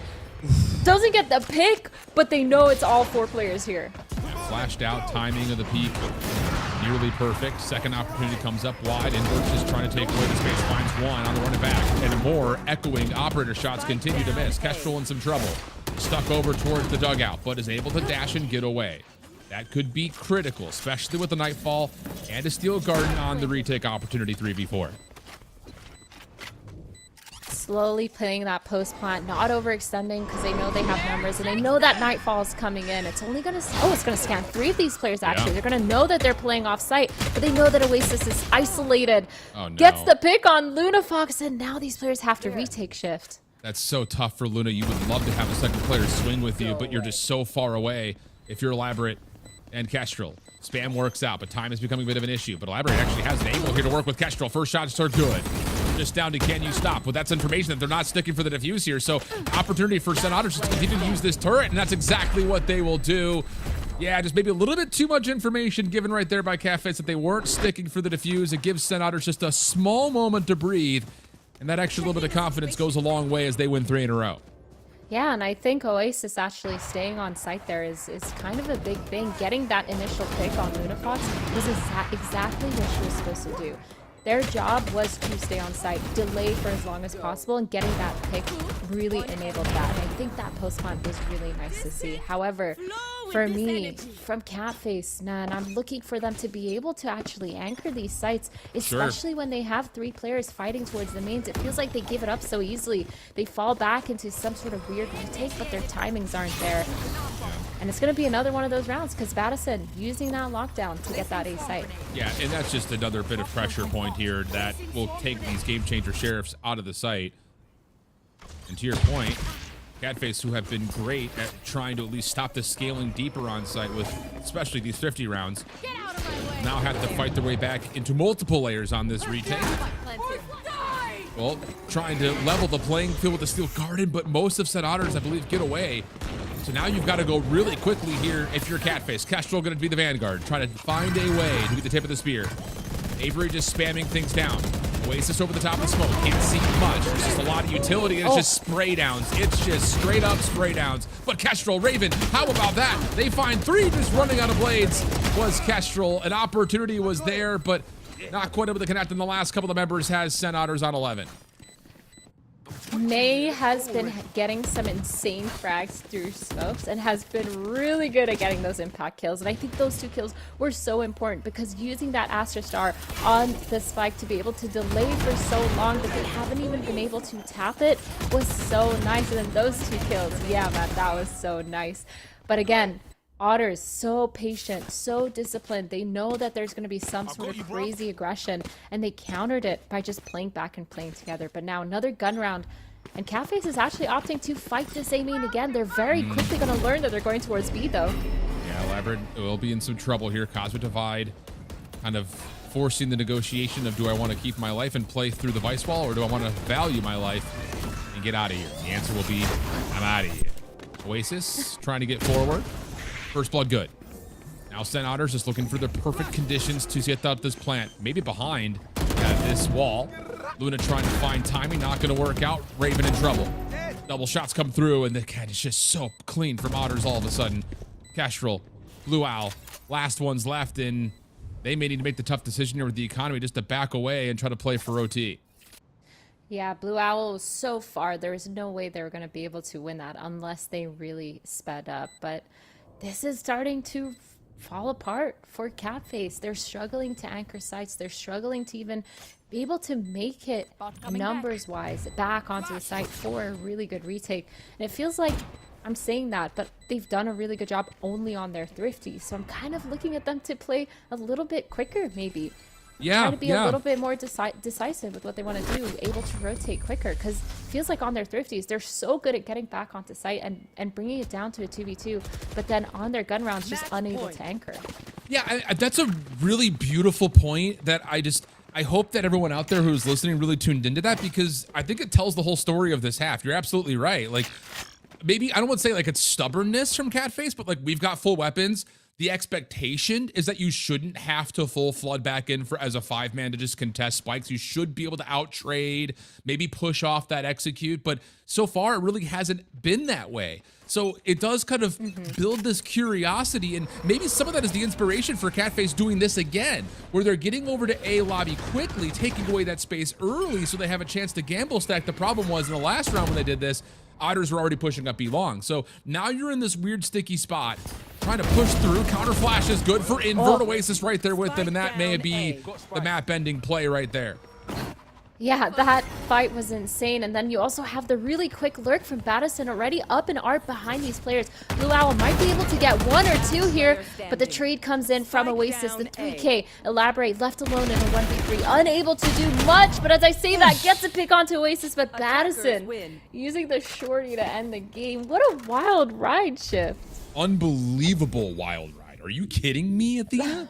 Like, what are we talking about over here? We had, I think, 6 total thrifties within the first map. We had a handful of 1v2s, tons of like 3v4, 3v5 situations, in a map that Sen Otters pick. I gotta say, you know, when you're looking at that from the other side for Catface, you're fighting. It's just the small little things, I think, like you're mentioning right there at the end about decisions and stacking versus anchoring, not quite coming through as the decider really for me in map number 1. Yeah, I think it was really, it came down to a lot of these small things, and I think this just kind of hypes up for the next map, because I'm expecting it to be really explosive as well. And I think these are small mistakes that a team is definitely able to come back from in between games. So I'm really excited for this next match. 100%. Woo! We got a fun one here, friends. The names may not strike the paper as much as the first match did, but the action for sure is still striking a match. We will be back after the break with the desk to give us their thoughts, hopefully very tamely in the zoo over there. Be right back after this.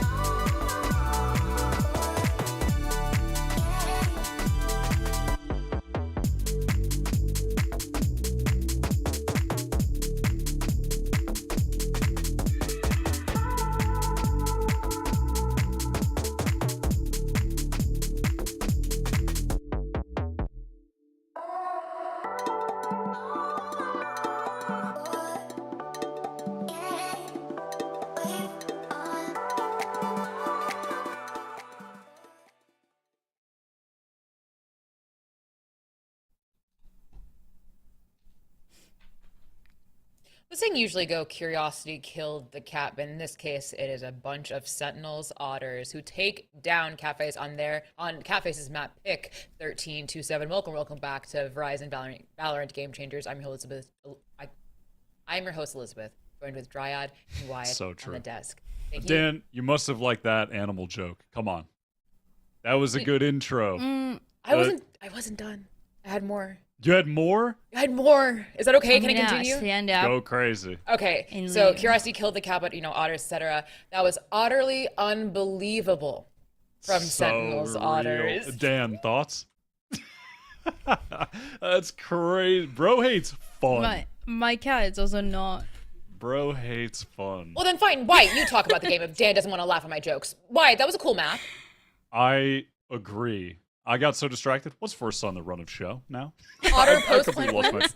Oh, yeah. The Otter post plant wins when they kind of ran away with the game. We can cue up that video, Pine. When they kind of ran away with the game in the second half.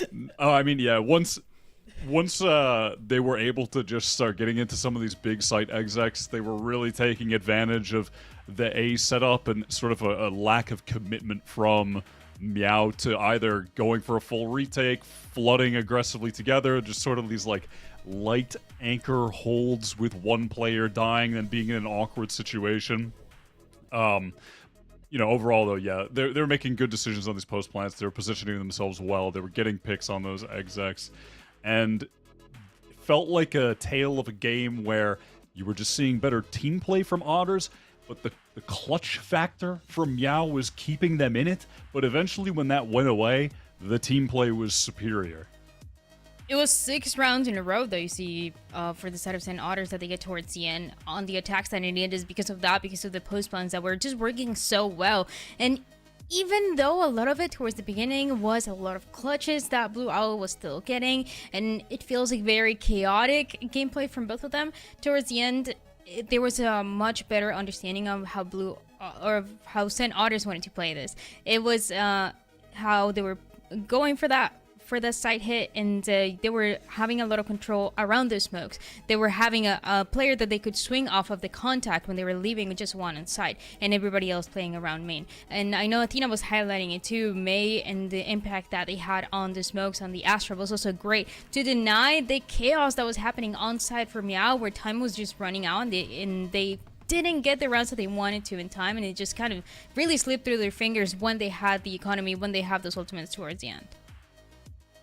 Also, definitely impressed in that game with Invert. They're subbing in, they're picking up the Phoenix, which is a really important role on Pearl in this current meta.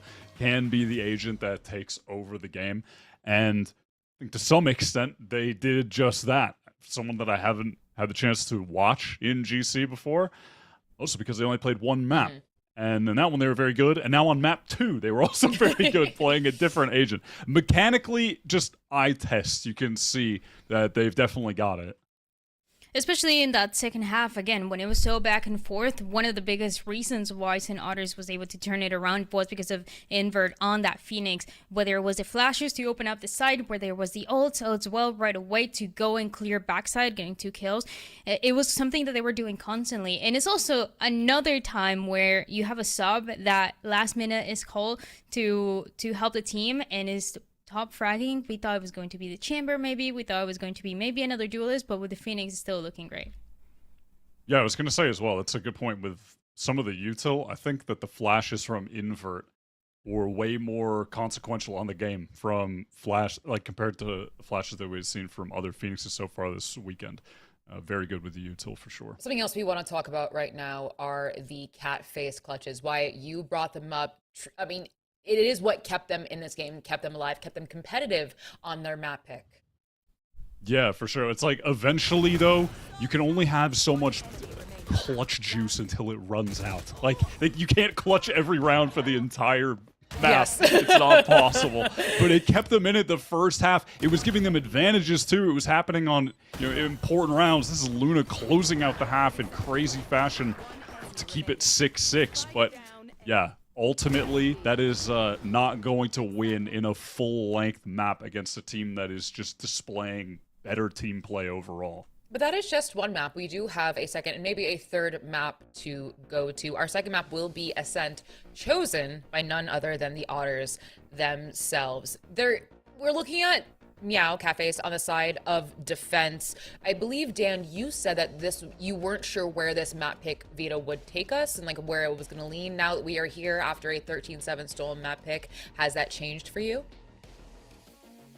It's something that I mentioned is I felt like whoever got away with that map one should be able to Right. carry it over going into Ascent, because this map of Ascent, it really wasn't good for any of them. For yesterday for Ascent Otters, when they played it, they lost at 13-7 against Swim Trek, and then we got the chance to see it on the main broadcast. The other one for Catface going against Puppy Thieves, losing it 13-1. But it is another chance for Ascent Otters to start on the attack side. They're once again going to be having a stop, and because of that, you see right away that they're going for a different approach, very similar to what we just saw in the map of Pro, where Invert is going to continue playing the Phoenix. So I think no matter what, no matter the mistakes that we're making yesterday, this should be much better to control the space that they struggle so much with. They've swapped from the Waylay to the Phoenix, and that is, I think, a way more consistent pick right now for them. I think it's just a better pick overall. They are starting on attack, though.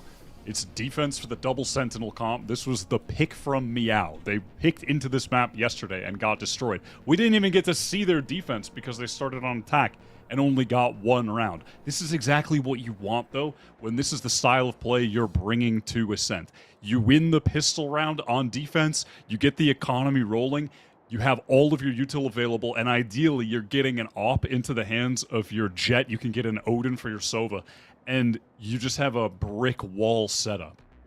Are you guys ready for another Otter pun? I'm ready if you're ready. All right. I'm ready. Dan? Dan, you ready? I worked on this one. Otters are known for making waves, but it's up to the Cats to stop them in their tracks. I'm gonna send it over to your casters, Shift and Athena, who I know loved my pun. Anyway, run it back here from day one to day two onto a set. And you know why? It hits it on the top of the head right now. I mean, you get to start on defense. Last time they did that was in their group stage. They won 9. Still had to get through overtime, though. So do you want to talk the strengths of the double Sentinel on defense, or do you want to hit the clear vulnerabilities the attack has for MEOW? I think we got to talk about their defense, because starting on defense, it's so big for this comp, because you are able to hold down both sites essentially, or being able to switch it up and hold towards that market and mid, and it should be a blowout. I think for Catface, they're looking to get as many rounds as possible on this defense, because like you said, there are a little bit of problems when it comes to attack. You lose a lot of mobility, you lose a lot of that information, and you're kind of reliant on two of these players, one of them to be mainly a lurker and one of them to be able to trade your entry fragger, and it's going to be kind of tough. But as I say that, a really aggressive pistol from the start here. Catface pushing that B main with 3 or 4 players, actually. However, Wall tripped. there's a wall. Oh, goodness. Madison sets up the battlegrounds on their terms, but is not able to convert. So now all of a sudden you take your attention right over toward the A site. Sounders feel that they've got to go quickly, but there's a Razor Vine in their way. So you've got to hopefully extend past the wall of their own, and you just end up dashing right into the face of it. Oh my. It's like a car crash. Everything going wrong right now for Sen Otters. They're still able to get onto the site though, and take this back to a 4v4. Avery looking for the quick plant. Good reveal, good follow-up from Castro, but the plant is still in 3v4. Quickly now. Looks like Cafes want to try to challenge without this post-plant get too established, and that's exactly why. You've got Heaven Control. You've got all the information in the world. Here's the drop down. There are the eliminations. May, the last one to survive, but it's only feeling like a short amount of time. Castro's already on for the fuse. Blue Owl is just doing the tango, and that will be the pistol to Catface. Yeah, that pistol just kind of shows exactly why this comp is so strong on defense. The Vice Wall and the Vines took so much time away from Otters. They weren't even able to get into the site before 3 of these players had already started to rotate and were almost towards that A site. The retake was there. They were ready. They got that really good information, got that spam kill. It was just really, really well played. They were so patient with it as well. Really nice to see. But I think for me, now I'm looking at this, I'm like, dang, this is hard. They're going to have to bait a lot of these Vice walls on their attack side here for SEN Otters. They need to be able to bait it because they will not be able to entry on a site as long as there are 2 sets of util from both of these Sentinels. And now that Vice wall is actually going to be placed towards mid. They're going to spot that SEN Otters. They're going to bait it out and hopefully go for some sort of fast split here because that's where they found so much success. Well, there is a sentry in the way over towards tree. And yep, that's perfectly timed just as the dark cover gets tossed too. So again, utility timing going to favor that of Catface. And that's just the windshield wiper of death right there. That's just hold M1, shake your hand left to right and hope. And it works out. First blood good for MEOW. Yeah, that was kind of wild, but I think, like you said, the timing was phenomenal. That using that Sova drone to re-clear mid right away after that Vice wall popped was so nice to see. Well, you can hear the humming of the defensive utility over towards B. Luna not going to bother with the angle. Elaborate right over towards the sidewalk. No problems there. Everyone else was held back. And you could already see the obstacles that have to be hurdled for SEN Otters on this very tight map through these choke points.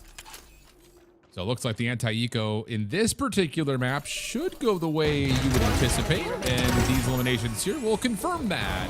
Not fully flawless, but it's going to feel like it as Catface dominate map or round number 2.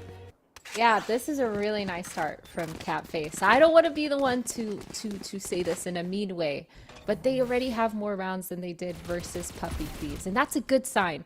Starting on this defense has really enabled this comp for success, and I think that's kind of what they were going for, especially now with these map vetoes. They really hoped it would go this way, and it's looking out really nice. But now we're going to go into that gun round for SEN Otters. They're going to be able to have those weapons online. They're going to be able to take as much space as possible and taking that Vice wall, baiting a lot of it, breaking that deadlock wall as well, because with pistols, it's almost impossible to break, but now they get a really good chance to do that. They're going to grip towards the same main here, Shift, looking to do it fast execute. First is in. Oasis just trying to play as bait. They only had the Sheriff, but once again, look at all the defensive utility. It's still invested on that HO point. No one else can follow up, so it just ends up being a throwaway life for Oasis. He was just hoping and praying they can start playing the game sometime soon. Sentry over towards mid's going to connect. That will slow down the hit through mid-market, and it will give Catface a chance defensively on B to set up around the Arc Flower on the backside of the site.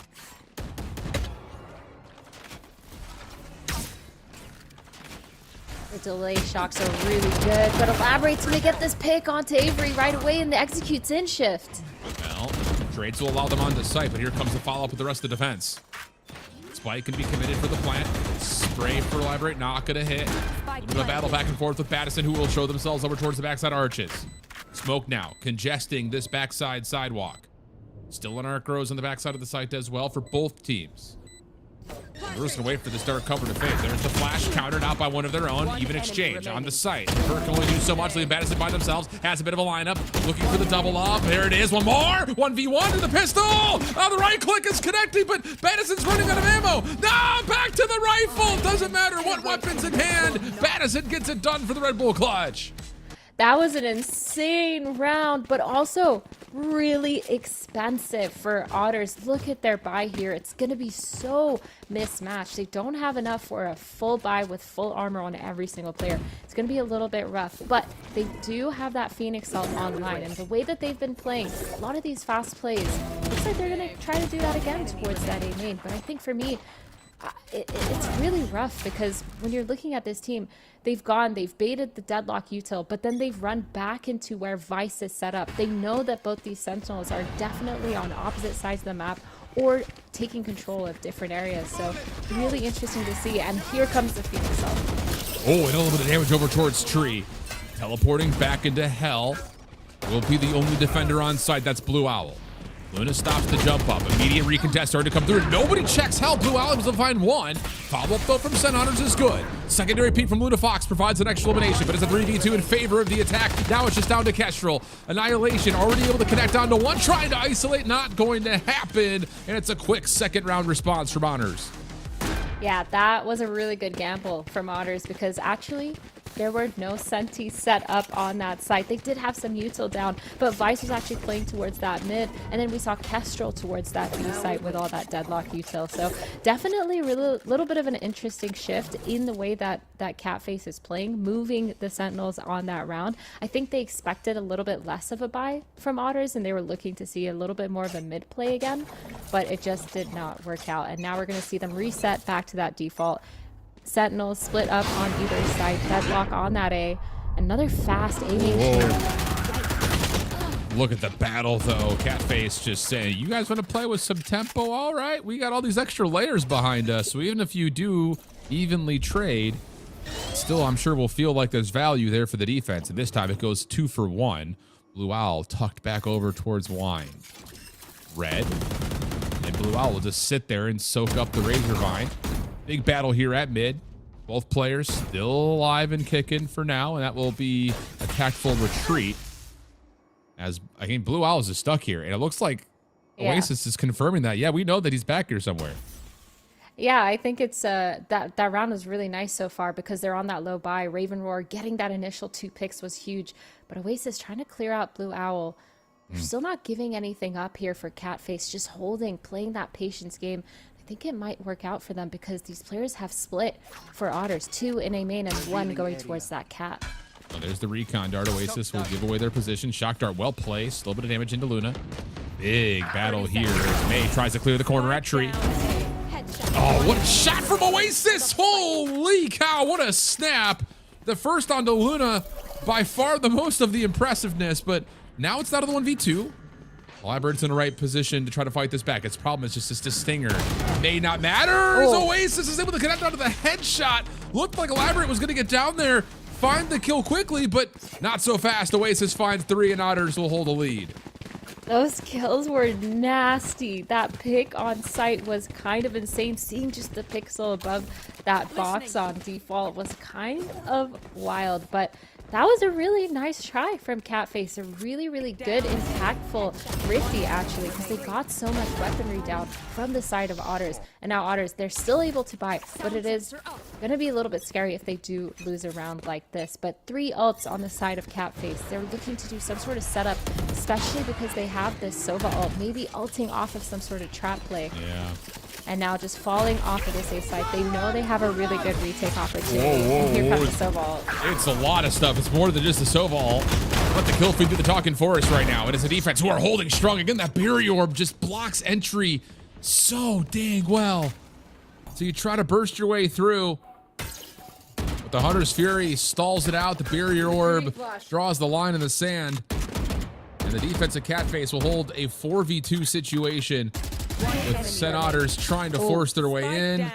Some blessed spam right there on the cross through Tree has Battison stuck. Maybe a chance for 1, and yeah, that's all that will come through as we get to a 3-3 tie. Yeah, this is looking a little bit rough for Otters when they're trying to do just a full execute like that. It's almost impossible. I think Otters, they need to take a timeout here and kind of talk about their plan of action, because when they have the double duelist, that means they have one player who's a little bit more expendable when they're taking into sites. Just send that player in, being able to bait all the util, get past those walls, but also be in a position that even if they're not tradable, it's fine, because you need to go back and take other map control elsewhere. Breaking these trips are so important, especially when you're playing against that deadlock. And just being able to bait a lot of that Vice util as well. The wall on the executes have been so detrimental because you have 4 players that just can't follow up when your Jet is just dashing in. Yeah, it's so true. And it's one of those situations, like, you look just at Oasis to see not just the timing of when they choose to dash, but how much of that Otter utility can actually get onto site to give Oasis a chance, because we already know kind of what's going to happen, right? Like, it's Oasis essentially electing to take a 1 versus at least 2, it feels like, just due to how the map is always playing, and you're also going into the utility setup around it. So it's like you're entering with the hope and prayer that you can get 1. And hopefully it's onto one of the 2 Sentinels that make life a little bit easier for the rest of your squad. And so far, I will say, like, Oasis has been involved in almost every single first blood, whether that be good or bad. It just comes down to the follow-up afterwards has been so delayed because of the comp from Catface that it's so difficult to finish off some of these rounds. 100%, and I think they should also be prioritizing the orb on Phoenix, right? Sure, yeah. Trying to get that run it back so many times so that they can at least bait the util with that ult as many times as they can to make sure that they get at least one full execute under their belts. But this round, we're looking at Otters. They have that Sheriff on Oasis, which is fine because they still have the ult, and the ult actually for Raven on the Jet has been procced as well. Slower of a round, baiting a lot of that util like we were talking about a little bit, shooting that deadlock wall, but nothing too quick this time. Well, a little bit of patience. Again, not going to really force Catface to sweat too much. So now it's just down to, can you once more, with a dwindled clock, can you actually burst and execute successfully? It's going to look like it's a B finish here. Tools available are the run it back, so that could be a part of it with an players shift. There's only one player towards B, and it's just the Sova right now. Yeah. Thing is, you have so many good retake opportunities built in just to have things like the Steel Garden. Luna has to value their life. Able to shut down the first instance of that Phoenix. Silenced out, though, on where the rest of it's coming from. Raven also has the knives to play with. Gives some information away as the door is down to critical health. Pattison right there to try to defend. There's a Steel Garden able to shut down the knives before you're affected. The cross is also going to come through. Pattison able to keep the weapon alive. But here comes the isolation. Or is it? Pattison again. Undeniable. 2v4. Defense. In a position to where they kind of make a choice quickly because Oasis is just going to take it away from them if they sit and wait. Huge shots coming out of the Blade Storm, and it's Otters up 4-3. That was really nice. I'm glad to see them doing a little bit more of a slower default at that beginning. Just shooting that wall towards A, pulled 2 rotates over towards that A site. They were waiting for some sort of rehit because they knew the util was down. But then this as well, using the Phoenix ult to get rid of that rice wall on the entry. And then, of course, Pattison pushing, knowing that there's going to be so much util coming in soon and that their retake is going to start pushing, getting a lot of those picks and being able to deny off of the contact right away. It's so nice. But now, Catface shift, they're back on the Thrifties, and we know how these go. So a full mid push For here. real. And that mid push will ultimately end up in favor of Catface. May not be done yet, though, as Pattison is still in the picture. And I feel like anytime Pattison is still alive, there's a chance to at least make things interesting. 3v3. Again, Catface is in a position of bother with their utility. Rar has got nowhere to go. And that will lead it now to a numbers advantage and a weapon advantage here for SEN Otters in round 8. Yeah, and both Sentinels are dead, so you don't have to worry about any of those traps actually still being up. But a really nice flank from Luna just walking up, but Invert, they're holding this already. Chance for it. Shut down immediately. Blue Owl, what you got for us? Tough position to be sure. The Prowler will be heard moving over towards tree, and at least Blue Owl will know where they need to be headed to, but that's just part one of about a 15-step problem they need to solve. Yeah, Blue Owl, they've been insane at these clutches, but this is really hard to do. And I think for SEN Otters for this round, their discipline has been so nice. I know I've said this so many times, but just holding, knowing that Catface is going to go for some sort of equalizer, try to get the numbers back down, try to get a free pick. They're just holding every single angle together. It's nice to see. And those 2 smokes going down. Blue Owl trying to get one. Does get a pick onto Avery, but it's a 2v1 now shift. Yeah, the time is maybe the biggest issue. Oh, almost able to find some more isolation onto Pattison. But once again, every time you feel like you're saying the word Pattison, you're coming into a position of, yep, they've got that, no problemo. So 5-3 the count. Full purchase coming back into play here, though, for Catface. Problem is we're still pretty far from ult, so it's going to have to be done the old-fashioned way. Yeah, I'm looking towards Otters to just keep that same tempo again, right? Just being slow, beating the deadlock wall, being able to shut it down, break it, and just play with the rotations a little bit because they know that Catface like to overextend sometimes or at least over-rotate. We saw it a lot on that first map too where they're so quick on getting into those retake positions, and now we're going to see it again. But Some info, using the Prowler to get a main. Free orb again for invert, getting that Phoenix Cell online, which is really important as well. But the Sova drone from defense side makes MEOW get all this space towards B main.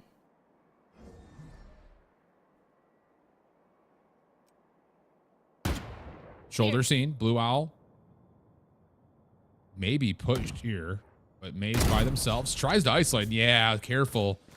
Lucky to still be alive. And that's enough info to say, okay, there's 2 at tree. Let's just go ahead and burst over towards B. But Luna steps up perfectly. What a decision to find the timing for that shoulder. Invert will grab the orb. And honestly, for SEN Otters, all of a sudden with 50 on the clock, this is not going to feel great to try to hard hit into. Yeah, they heard the noise of Vice. They heard the util. And because of that, Luna Fox got that free pick onto Badison, and it's looking really rough because they've lost that Steel Garden and their player that's 11-6 right now. A little bit scary, and all that information from Blue Owl is going to be delivered. They saw Invert in that main. They don't know that Oasis is still here really close. And now time is running out. Shift, Otters, they're going to have to end towards this B site. I mean, surely Catface knows that this is going to be a B hit, and yeah, now they will. They may be a small moment of second guessing if there was a lurk over towards the other side of the map, but Avery is just trying to force the square peg into the round hole, and apparently it fits. Problem is, you're in a 1v everything, and they may have lined up. Blue Owl, Paranoia comes through, tries to teleport across, and that's enough to kill off the clock for the round. Oh goodness, did Avery almost just pull a rabbit out of a hat though? Oh my gosh, the Odin spam on Ascent is the reason why everyone hated it at the beginning, and I think that was almost one of those rounds where it came back to haunt everyone who's played Ascent ever. But really, really interesting round again. It's really hard when you lose Badison right at the beginning of the round for Otters. But MEOW, they did a really good job. They're starting to get a little bit more mid-round information over and over again, using that Sova drone, using the Omen TP, and as well as just getting those picks off of info. The audio keys is so nice. And I think that's kind of more of what they need to be doing, like a little bit more aggressive, a little bit more active with their information gathering. And that shoulder is going to be spotted, but Oasis is going to whiff that shot. But on the other side of the map, Elaborate getting a pick onto Badison. This next move could be huge, as Blue Owl has not, I believe, seen the cross on delay. Oh, had the scope up the ADS and maybe may have had an opportunity to slip underneath it, but not the case. So we'll get to a 5v3. We're not done, but Elaborate is in a perfect position with this judge. Although Oasis, lurking, finding the connection. Oh, it almost gets all of Luna as well. That would have been a disaster for Catface. But instead, it's a shock dart in retaliation. The defense will rotate over to congest the B site. Pausing before the re-hit is really nice here, and the Phoenix Salt is out onto site already. Defense gonna let that slip through, so Oasis will drop, try to contest over through mid, and yeah, that's just a perfect decision. We don't care about Invert getting through. They have to go back. So Catface get the perfect read. Defense coming to life here late into the first half. We're tied at 5 going into round 11. Yep, 5 rounds is good, but again, Shift. They need so many rounds for Catface here on this defense side. I was expecting a little bit more towards 8. I think 8 rounds would have been a lot better because their attack side, it's going to be pretty hard with 2 Sentinels. But they're definitely coming back into this. They're able to win out these last 2 rounds. It would be so important. And this round is one for them to potentially win. Otters, they do have a Sheriff on Badison. They're also kind of on a weird buy. They have these weapons and these rifles here. But trap play is not going to work out. They do scan Avery all the way in the back, but that's so much information now that no one's towards 8, and the B hits come in. But Elaborate is able to hold strong. Now all the defensive utility can get here to try to assist and give them some more time to work with. Luna able to find one more. Elaborate is still hanging around. Holy cow, what a defensive hold this has been. I know it's in the face of a limited purchase, but still, this has been clean. Annihilation trying to come out. Elaborate, though, does not need the help. Wow. Very well done. Avery now last one left. This would be Reddit worthy. 1v4. Aldrone able to tag. And that is all you need. Clean. All of a sudden from Catface here defensively, they kick back the lead 6-5 up. Yeah, I really want to shout out Luna Fox's util usage on Sova. It's been absolutely phenomenal, and one of the main reasons why they've gotten so good at their mid-round rotates these past few rounds. Able to get so much information. Lunafox is using either the dart or the drone really well. And every single time we've seen those rotates be a little bit more impactful while Vice is able to hold it down. Elaborate, of course, getting those picks was really important. But again, Otters forcing themselves into a weird buy.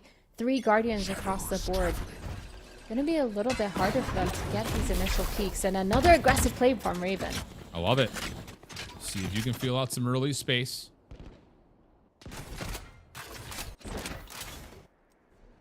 But outside of that, not much to be found. A little bit of mid focus here for SEN Otters. We haven't really seen much of this. Cat face will clear with the Owl drone. All they'll see is the Phoenix, but that's enough to have Lunafox planted and set up to try to defend anything through mid.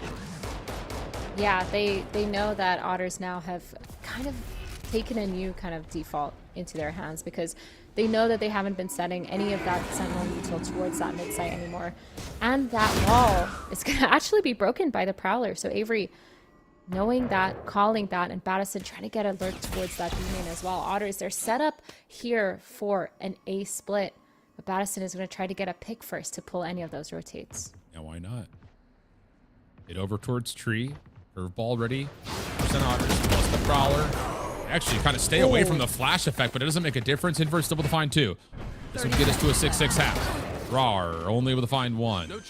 Elaborate, though, does get the lurkers, so it keeps the focus here with a really prime opportunity to use the Steel Garden to maybe make this 2v3 manageable.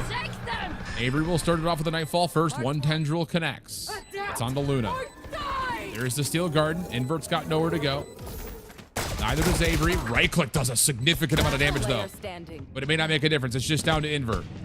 And they're still not able to get the Invert. Oh, no, not going to get the weapon back up. And Luna, right before the timer expires, is able to find the Elim. And it's a 2v3 for a Catface to finish the half. Yeah, that was really nice. Elaborate. Good timing on the L, of course, as well. Really good job from Luna, just holding it down, waiting, and making sure that they have the time to find that retake. I think this is a really good round, really good half, actually, for MEOW to be able to get as many rounds as possible. 7 rounds, that's pretty good. And now if they win this pistol and snowball a couple more rounds, it should be what they expected out of this comp. But again, it's kind of hard. I mean, you're definitely not going to get lurked on. That's for sure, no matter what you do. But you have such limited util when it comes to being able to push into sites, getting past those choke points.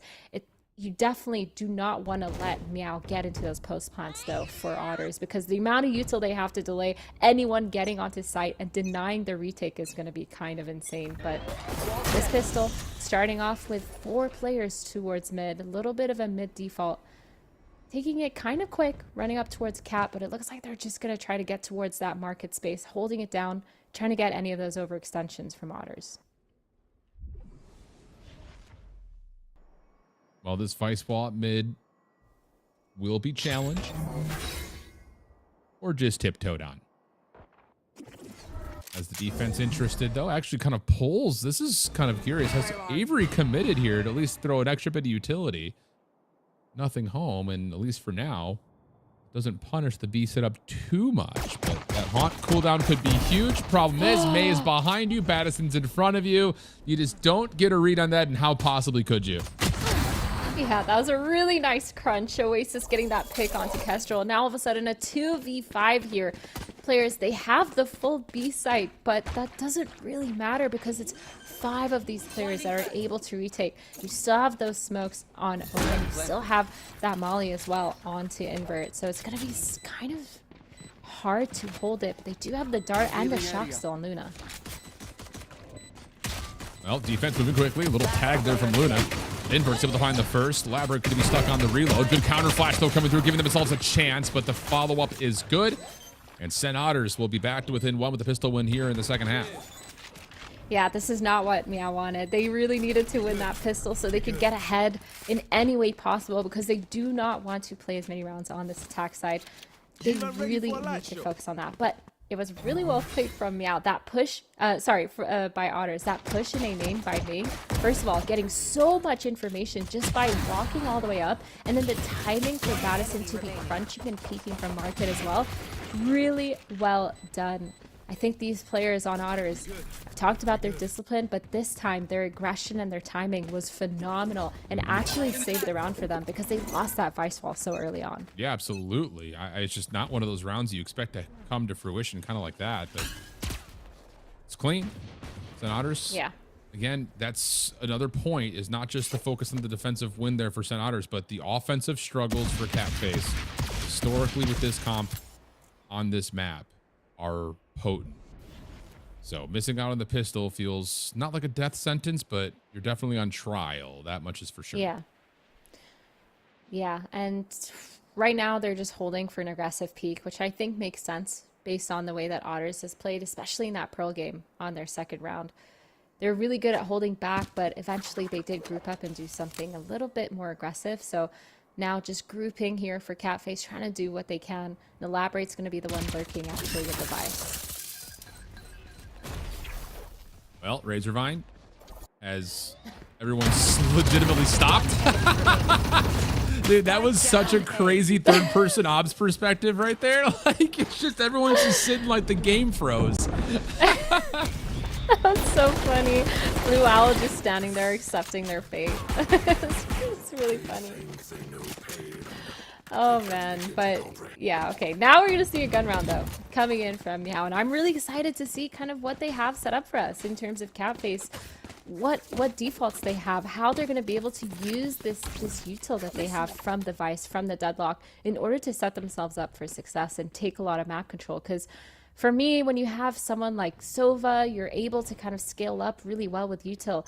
But again, the only player to do that is Raven. And Otters are going to counter with a nice little mid push here. Might be held by Kestrel, but the scan is actually going to get them. Well, Catface is just going to kind of commit to fighting on these terms. St. Otters is trying to capitalize on the isolation, but it's coming up a bit short here. Kestrel's still alive. And now you have to worry about that crossfire from B main. But Otters are still going to commit forward. What in the hell is that? Are we kidding? That's either the craziest micro flick I've ever seen or buy a lottery ticket, because what in the world? Every time I think, hey, I should just come back and start playing again, I see clips like that and I'm like, never mind. I can't hit those shots anymore. I'm too old for this. I can't do that. Spike planted. Oh man, that was almost a really good thought out plan from Otters. They like a lot of this contact play, walk up, being quiet, and then being able to crunch on a player that they've caught off guard. But I think Catface, they knew something was up. They turned around, they spotted Avery towards B main, and Avery was actually isolated, unable to get traded, and just instantly got picked off, and they lost that kind of edge to their play. And now Madison trying to desperately get one with the Spill Dog, but gets dropped by Raven. I think this Catface round was really nice to see, just really slow, holding it down. And they also have every single weapon in their arsenal still. They didn't lose a single player, absolutely flawless. And I think now we're going to see this gun round. It's going to be super interesting coming in from the first round. Yeah. I mean, it's just, again, the importance feels heightened as we get into these gun rounds. But yeah, that is an insane display right there from Kestrel. But up one against full weapons with an operator and Odin on the other side, again, just feels super critical, even though we're very early on, not just in this half, but it also feels like it could be very early on in this game. So see what we get. Luna is very close to 100's Fury, and that might be kind of the other conversation point here, Athena, is like, do we just need to have good ultimate usage to open up space where we're having difficulties off the double Sentinel comp? Yeah, being able to clear a whole line of sight is really nice, like being able to make sure that no one is on site. But I think also for Lunafox, the biggest thing that they're going to be able to do is using those shocks to get rid of as much util as possible, so that when Raven Roar is executing onto site, they're not kind of getting bogged down by all that util. But Blue Owl is getting pushed on right now. Yep. A little bit of trouble. Revealed, trying to keep their life, but Invert will punish. Op out to watch over through tree. That's not what you want to see if you're a MEOW fan. That's your jet off the table. And now you've got to try to find a way to get onto B with, you guessed it, a Deadlock, Vice, and Sova. Just like this hit's going to be slower than a warm plate of molasses. 30 seconds left. Why does it have to be a warm plate? I don't know. It feels like a cold plate just kind of loses the effect of the molasses. Hard to say, but regardless, they're stuck in the mud here, Athena. Yeah, a 1v4 here for Luna Fox is looking really rough. Completely covered, but as I say that, Luna gets a pick onto Avery, but with 8 seconds on the clock, there's nothing that they can do. Oasis getting that 3 pick with the op, and I think Oasis is actually going to have the time of her life on this map now, because you don't have those Phoenix flashes around corners to bully you. You don't have the Prowler to push you off an angle. The most is Luna Fox's drone and the dart. And I think if you have someone paired up with you, just being able to break a lot of that util right away, it's really free for Oasis to be able to go for those aggressive peaks, to be able to just hold down the line and get so much information based off that. On the other hand, for Catface, I'm looking at Elaborate to be a little bit more in the front here, because that Vice Flash is going to be the only thing that they really have to go off of the Sova drone, to go off of that dart and be able to set up Raven for success. I like that call. Let's see what exactly we get. Hunter Sphere going to be called out first. Raven trying to dive in, but the finesse of the smoke is not good enough. The ping's also not enough to push Baddison that far off, and May is going to step up into a position that you just maybe wouldn't expect. Getting one is fine. Steel Garden called in for Baddison, who's waiting for help to arrive. Haunt behind the play. Invert already calling in to see if they can find a way to assist with the run it back. But Elaborate's able to find one. Dance with the Temple a little bit on top of the site. That's enough to actually kill time for the return back to the initial spawn point for the Phoenix. And with that kill, Elaborate's got a chance. Oh! To not just do a little toe tapping with the hot hands, but also hit a Steel Garden of their own. And we're going to reset the 2v3. Quick little lurk. Trying to isolate on the Kestrel. Ooh. Took an accidental shot right there, I think, with the op shot ahead of them. And that's enough information to follow up on. Elaborate. What do you have for us at a 1v3? Especially with an op still in mind, the answer, not much. Avery takes the angle away first, and Otters will go up by 1. Yeah, this is looking really rough now for Catface. I think they've tried the fast execute, they've tried the slow baits. The only thing that's kind of worked for them is when Otters has tried to do something a little bit more aggressive on their low buy, and they punish that. And I think it's not looking too good, because again, you don't have that much mobility. Raven Roar is going in essentially by herself every single round, and there isn't that much supportive util other than the dart or the drone. That's why I mentioned Elaborate using their flash with Vice to kind of set themselves up for success, or at least try to do something to help Raven. But it's just not looking too good, Shift. No, it's not. It's close. That's the thing. Yeah, it feels so close. But when you miss out on that extra late execute utility because of the double sentinels, it really forces you to have to command space. Yeah. By what? Like really just the combination of a paranoia recon dart and a dive in from Raven. But the problem is Otter are just getting so many early first bloods, it stalls out the ability for MEOW to stack that utility, and now you're always fighting off the back foot. Yeah, because Catface is getting just kind of desperate now, trying to go for these peaks. I mean, Elaborate trying to get a first pick there, but Baddison shutting it down. It makes sense. The desperation is there because they know that they cannot just execute into sight. It's not been working out for them, so they're falling back to these things. But Avery's just going to punish Raven, and there goes your duelist.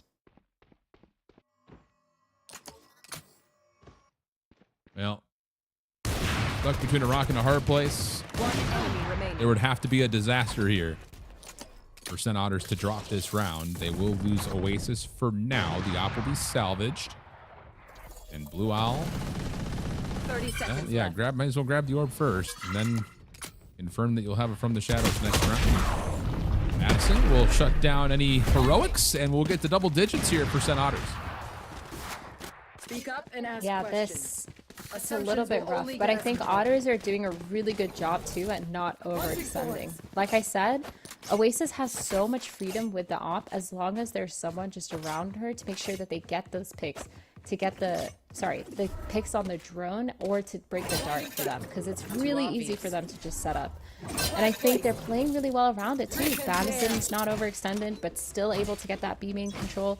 And I think as well, Avery getting really good information. Usually when you have double duelists, you see them go for super aggro plays all the time, and they get punished. But they're just doing such a good job. And I think here, 4 players towards B, not a bad shout, just gambling and leaving Madison on a site all alone, because they do have so much util set up for themselves, and their retakes were really good when their rotates were super fast. So it makes sense, but again, Catface needs to find an opening here. Yeah, they really do, and they may have an opportunity here. Kestrel's just trying to... Wow, that's actually well-placed barrier orb. Will stop the defensive rotation into A, so it really is just on to Madison. Arcros used first blood good, and actually is able to utilize the smoke from Raven to get a second. Thank you very much. Elaborate. Oh, the timing here could be huge, but oh, just misses the window literally. May now on site, 1v2. Can't find one though. 2v3 situation. Oasis will have the knives on the retake attempt. And the utility dump continues to be poured in from the shadows. Will be moved over towards B. Blue Owl will get the commitment, but you leave Elaborate by themselves, and the spam is just better from the Odin. Blue Owl, 1 versus 3. And they've got a world to fight against in what could be a critical round overall. Do you just push through this? Hope you can get some headshots on the early connection. Finds the first. Knows there's a second nearby. Cover going out. Smoke will go through. Spam comes out, but Oasis holds the exit, and that is a key round for Otters, now up 11-8. That's really nice, and now that's going to put Catface in a little bit of a bad buy again. It feels like round after round now, they've just been struggling to get their economy together. They've obviously been snowballed. Kestrel's had this deadlock for so long, unable to use it because there's no chance really, and it's just falling out of their hands at this point. Madison doing a phenomenal job for Otters, delaying on site, getting those 2 picks, almost getting a third, and being able to just be that anchor that they need, especially because 4 players were nowhere near. And it's just looking rough. But we are going to see a buyback. We're going to see those Guardians coming in, half armors. It's okay. But I'm really looking for them to have some sort of plan here. Looks like they're going to start by baiting a lot of this B util, making noise, and going back towards A. Yeah. Oh, so much pressure here on the MEOW. Must win round, otherwise you're sitting on force purchase arsenal to try to get to overtime. Annihilation is at the ready. Knives are close. Oh no. Ooh. You may as well take off the hand.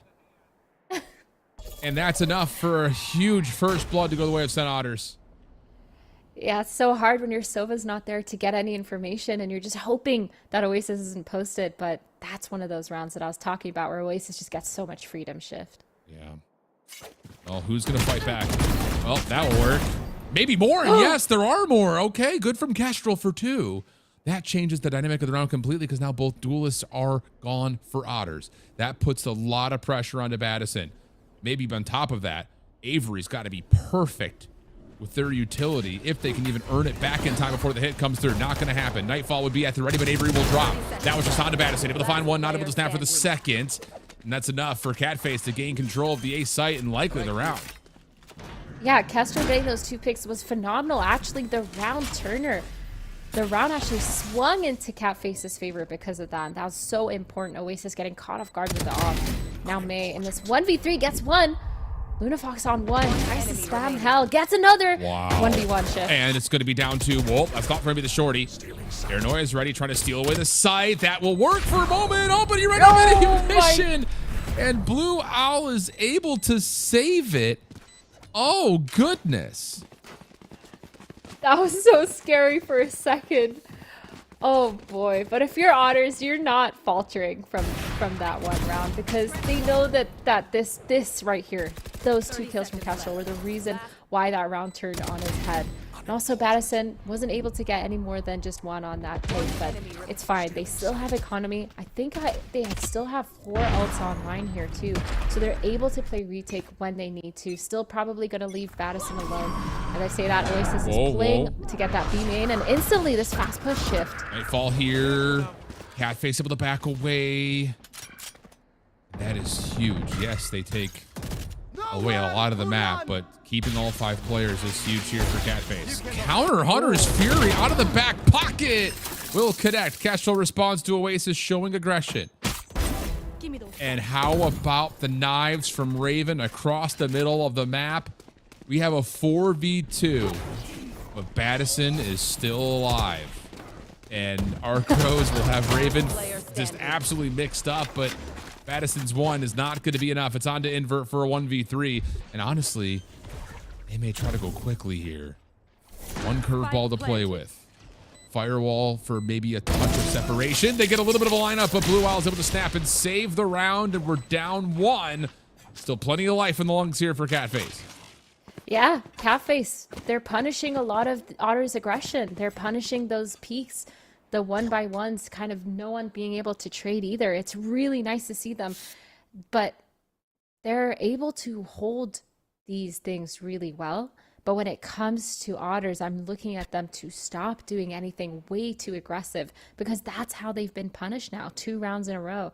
I think that A main fight was fine, but then the ult from Lunafox to punish was just one of those things where you know that you're going to get some sort of counter from Catface. They're just so good at holding back, especially with those 2 Sentinels. It's really tough for them to get any of those entries, so Otters, they just need to not give it to them.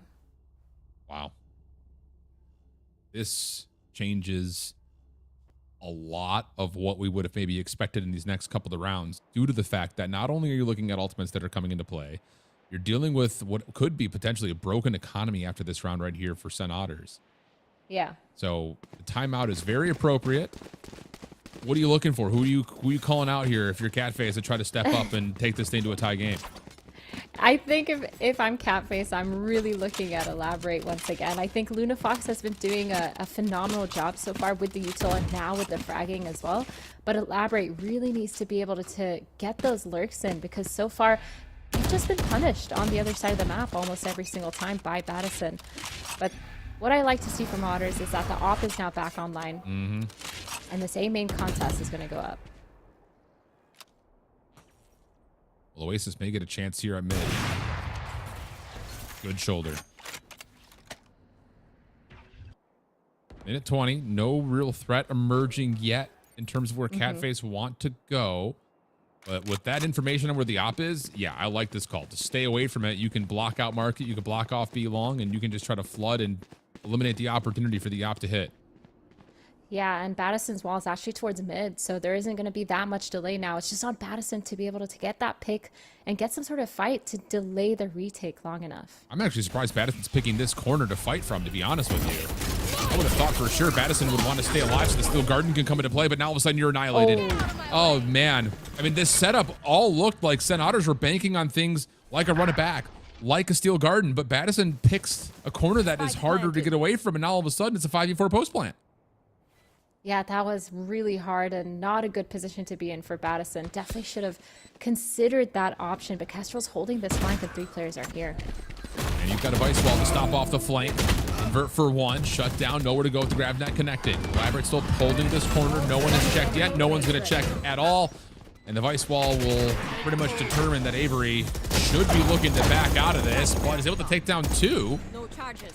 That actually changes things. Hold on a second. Avery's going to give this an opportunity just to go, but time is becoming a bit of an issue.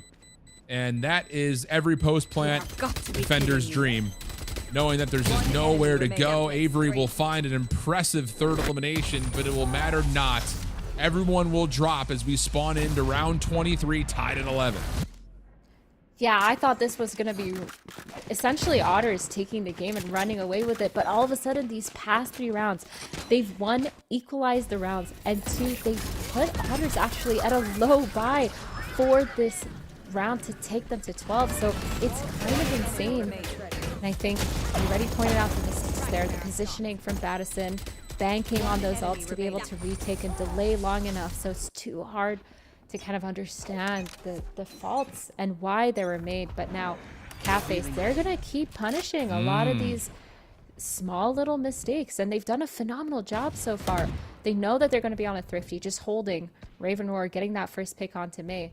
But this is exactly what I'm talking about. Catface just able to take a lot of that that aggression and punishing it for Otters. Okay. Could we potentially be seeing the makings of a round or map 3 being brewed here in round 23? Feels likely. But with a Steel Garden and Sheriffs in play, you never know. Here comes the development of the setup over towards A by the look of it here, though, for Catface. And it'll be all 5 players flooding from the front. Invert is the one currently standing guard. But Oasis will early rotate. There's a chance you can try to hold this, especially that Prowler guaranteeing information. Next shot's all they line up! No! Luna's able to connect, though, with the shock dart. Now it's just down to chaos. Oasis trying to find a weapon, is able to get one. Oh, but which weapon do you want? Whoa. Oh, my goodness. Oh, my goodness. Avery connects. And Blue Owl, who was channeling a paranoia, may have potentially missed out on a map point round winning kill. And now we're down to 20 seconds with a desperate rotation through mid. Madison set up on site too. They have the flash. They're able to play backside. They get that Vice wall in. That's the info. And all these players are rotating over shift. You could hit Steel Garden here after Madison just to kill time. Flash goes first. First shots miss. Time is the issue. There is the Steel Garden. Avery able to follow up onto one. Spike planter was killed. You don't have a chance to get the spike planted. What a save from SEN Otters on match point. I can't believe it. I'm actually speechless right now. This was insane. Oasis with the 2K. Avery getting the pick on the lurker, and then the delay was just phenomenal. Avery getting the pick onto Blue Owl was really big too, to delay that spike going down. What a nice round. And I think now, this is crazy that Catface all of a sudden, after winning 3 rounds in a row, they're on this bye. They're not able to get not able to get that last round to put them onto match point. It's gonna be crazy, but Oasis is spotted out in mid. That's huge. You can take away that space very quickly if you'd like to. But Luna will instead just throw a shock dart out and will join the effect over towards B. This could potentially be the game. Help on the way. Oh, Raven! Shut down by Oasis, who's there in the nick of time. Razorvine also denied. And it looked like a perfect isolation from Catface, but Oasis steps in at the right moment, and all of a sudden it's a 5v4. And I really like the pathing from Raven to take into heaven instead of trying to get onto site and scale towards lane, because they got that good delay, but Madison's still holding this lane. Our cover will delay what looked to be an immediate follow-up hit from Catface. Now they can choose to kill away some more of this clock and keep this defense spread. It is a 4v3 by numbers on this approach through B main. Problem is, Madison's got a wall to play off of, and the first entry of this dart cover. There's the wall to essentially save their own life. Caught with the bow out. May's able to find another onto Luna. More on the corner. It's going to end in favor of SEN Otters unless Kestrel can pull off a miracle. Not going to happen. What an absolute thrilling map. But it'll end 2-0, all things told. SEN Otters move on. And Catface, unfortunately, back to the pound. They're eliminated. That was a phenomenal match to watch. I actually thoroughly enjoyed that. It was kind of insane. But Sentinels Otters, those picks, Oasis definitely the star for me that second map on Ascent. Being able to get those 2 picks and also just being a nuisance with that operator, being able to move around. It was so nice to watch. And I think for Sentinels Otters, this map is looking really nice, but I think also their thrifties have been looking absolutely phenomenal. Wow. I mean, we just wow, right. I agree.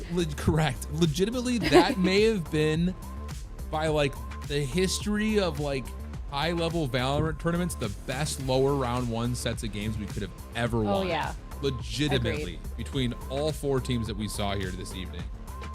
Such a solid display, and it is unfortunate to say farewell to 2 incredibly talented teams, but the Sentinels Otters, they move forward like you mentioned, looking strong, looking solid, and I think just in particular, looking clean with some of the decision making that they're pulling. So great stuff from then. We head to a break, and then we'll close off with the desk to finish the day.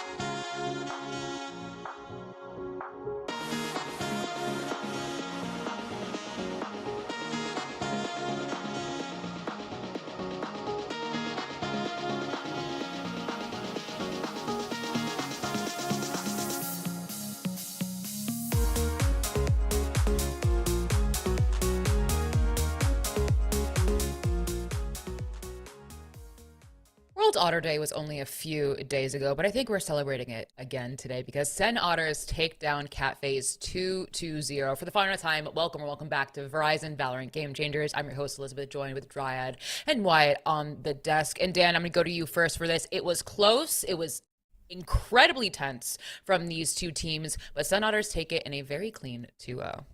Yeah, that was an insane roller coaster, I feel like, going into this map. We talked about how it was CatFace that was going to start in the defense. We didn't really get the chance to see that yesterday, and so they should be able to secure more rounds. Then, the more rounds that we saw, we started wondering, is it 4, is it 5? Is that going to be enough going into the attack side? They switched. They started winning rounds that felt unwinnable. They started punishing a lot of the aggression that the casters were highlighting so much on the defense of those players that were swinging one by one. And then, when you think, okay, they're actually going to do it, they're going to close it out, round 23. We don't talk about round 23. We don't talk about it.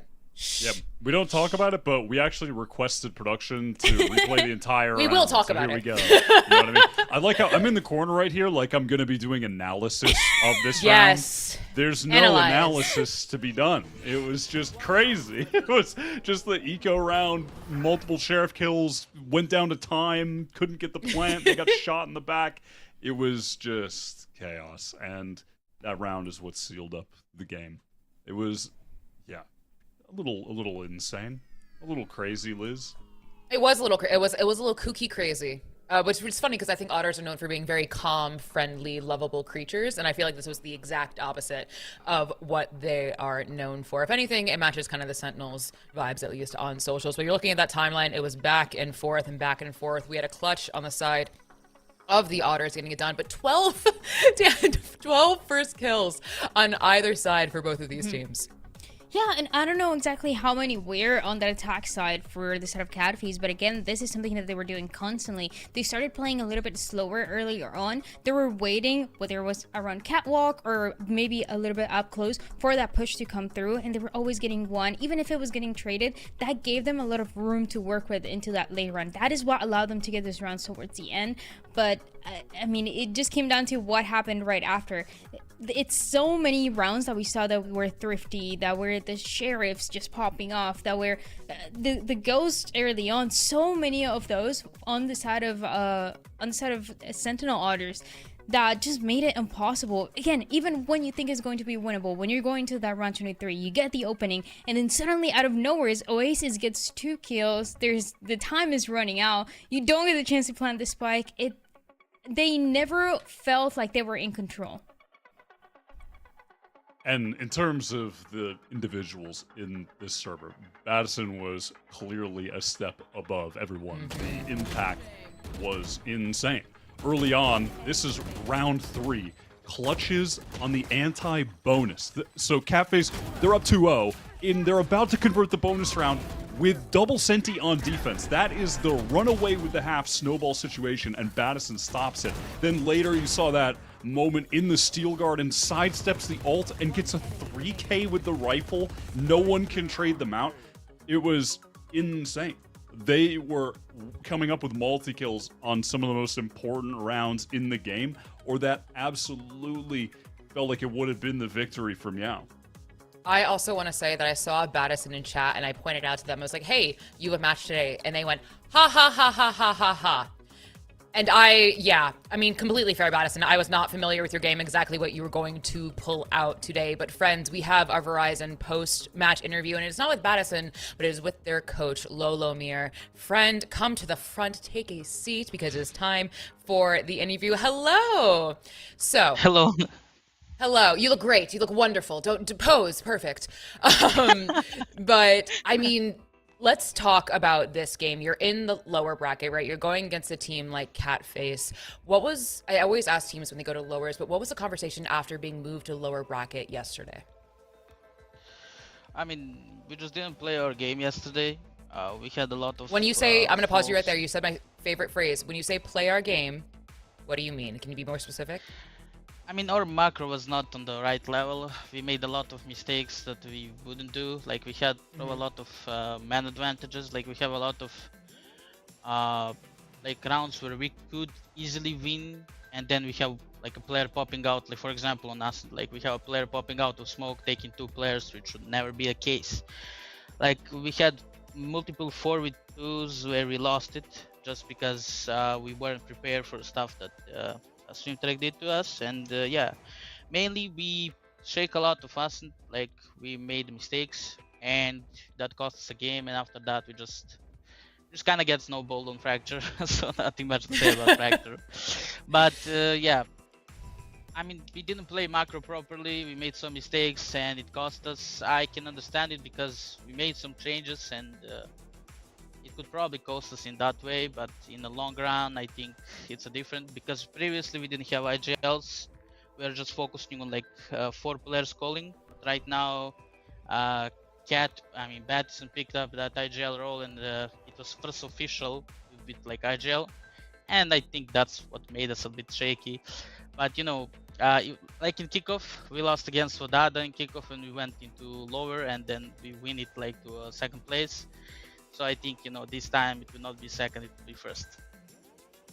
I mean, I love that confidence. You took the question right out of my mouth. We're talking about Battison on the IGL, right? You said it yourself. This is kind of like the adjustment period. How did you feel about Battison's performance today as an IGL? Because, friend, they took off.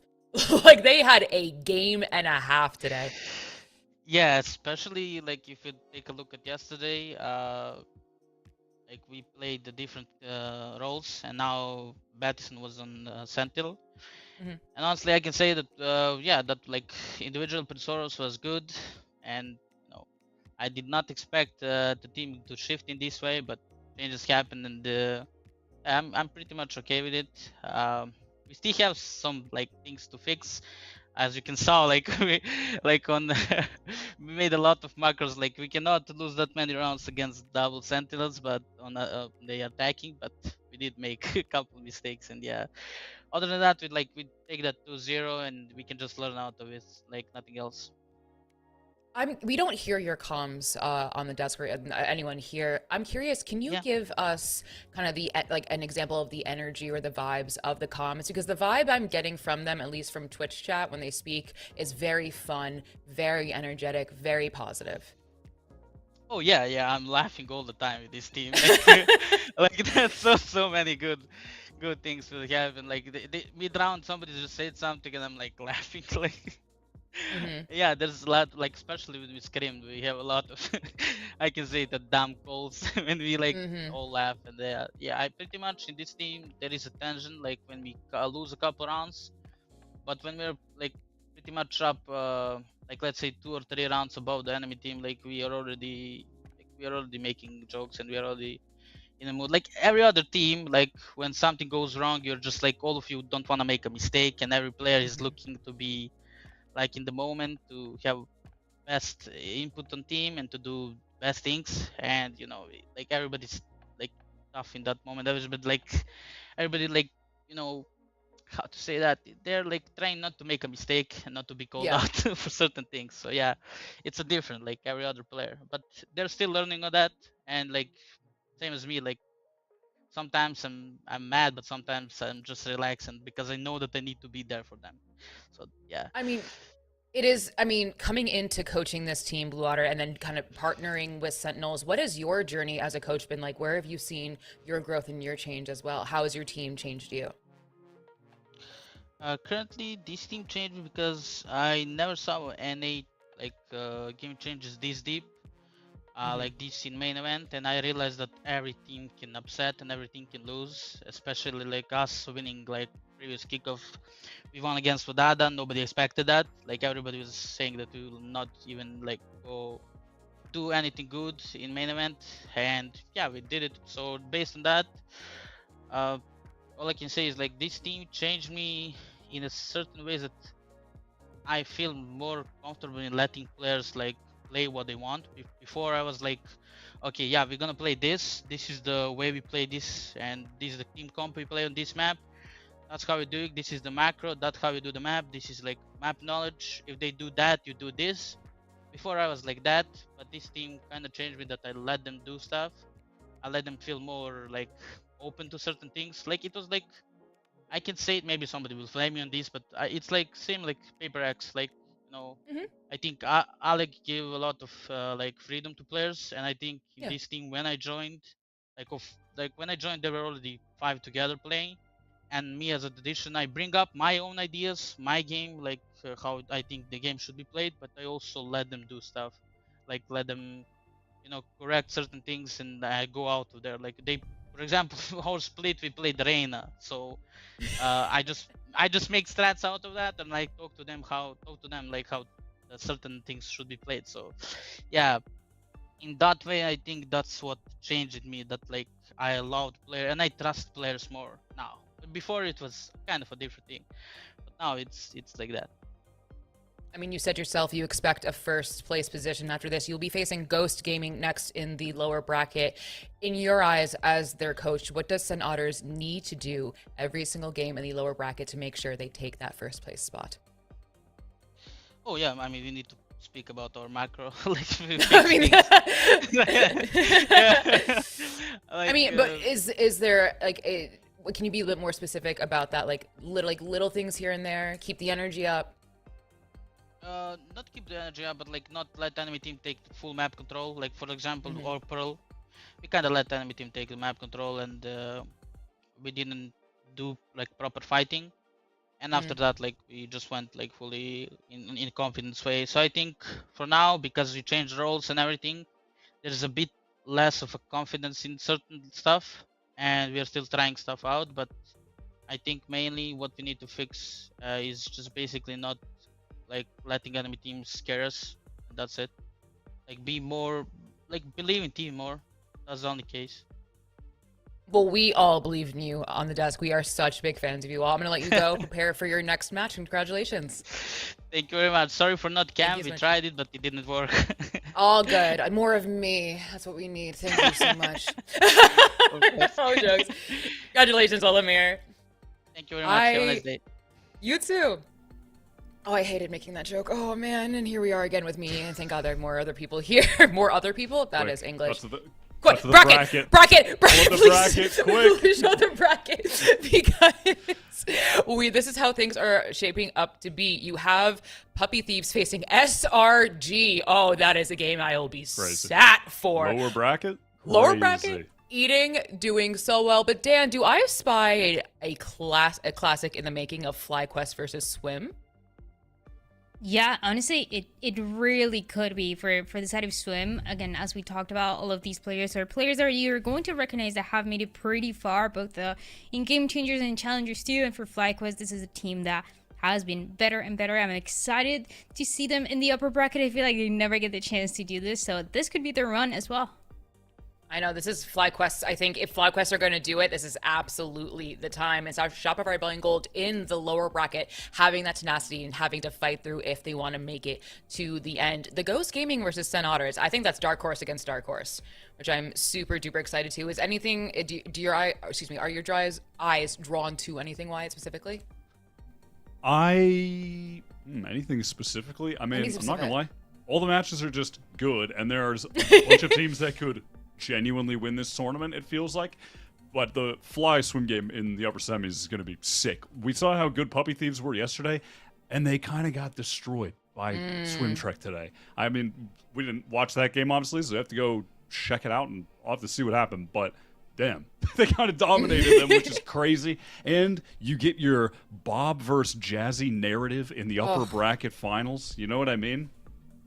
Dare I say, we are eating good in Game Changers. This year has been so, I mean, there's just, these past 2 days have been so exciting for Game Changers. New stars rising, and that is the thesis of Game Changers, making sure they have a space to be themselves and be the best competitors possible. But we have another day tomorrow, so we need to get some rest. So we have the casters, the desk production, everyone in between and beyond. Thank you so much for joining us. Have fun, be safe, make good decisions, and we'll see you right back here tomorrow.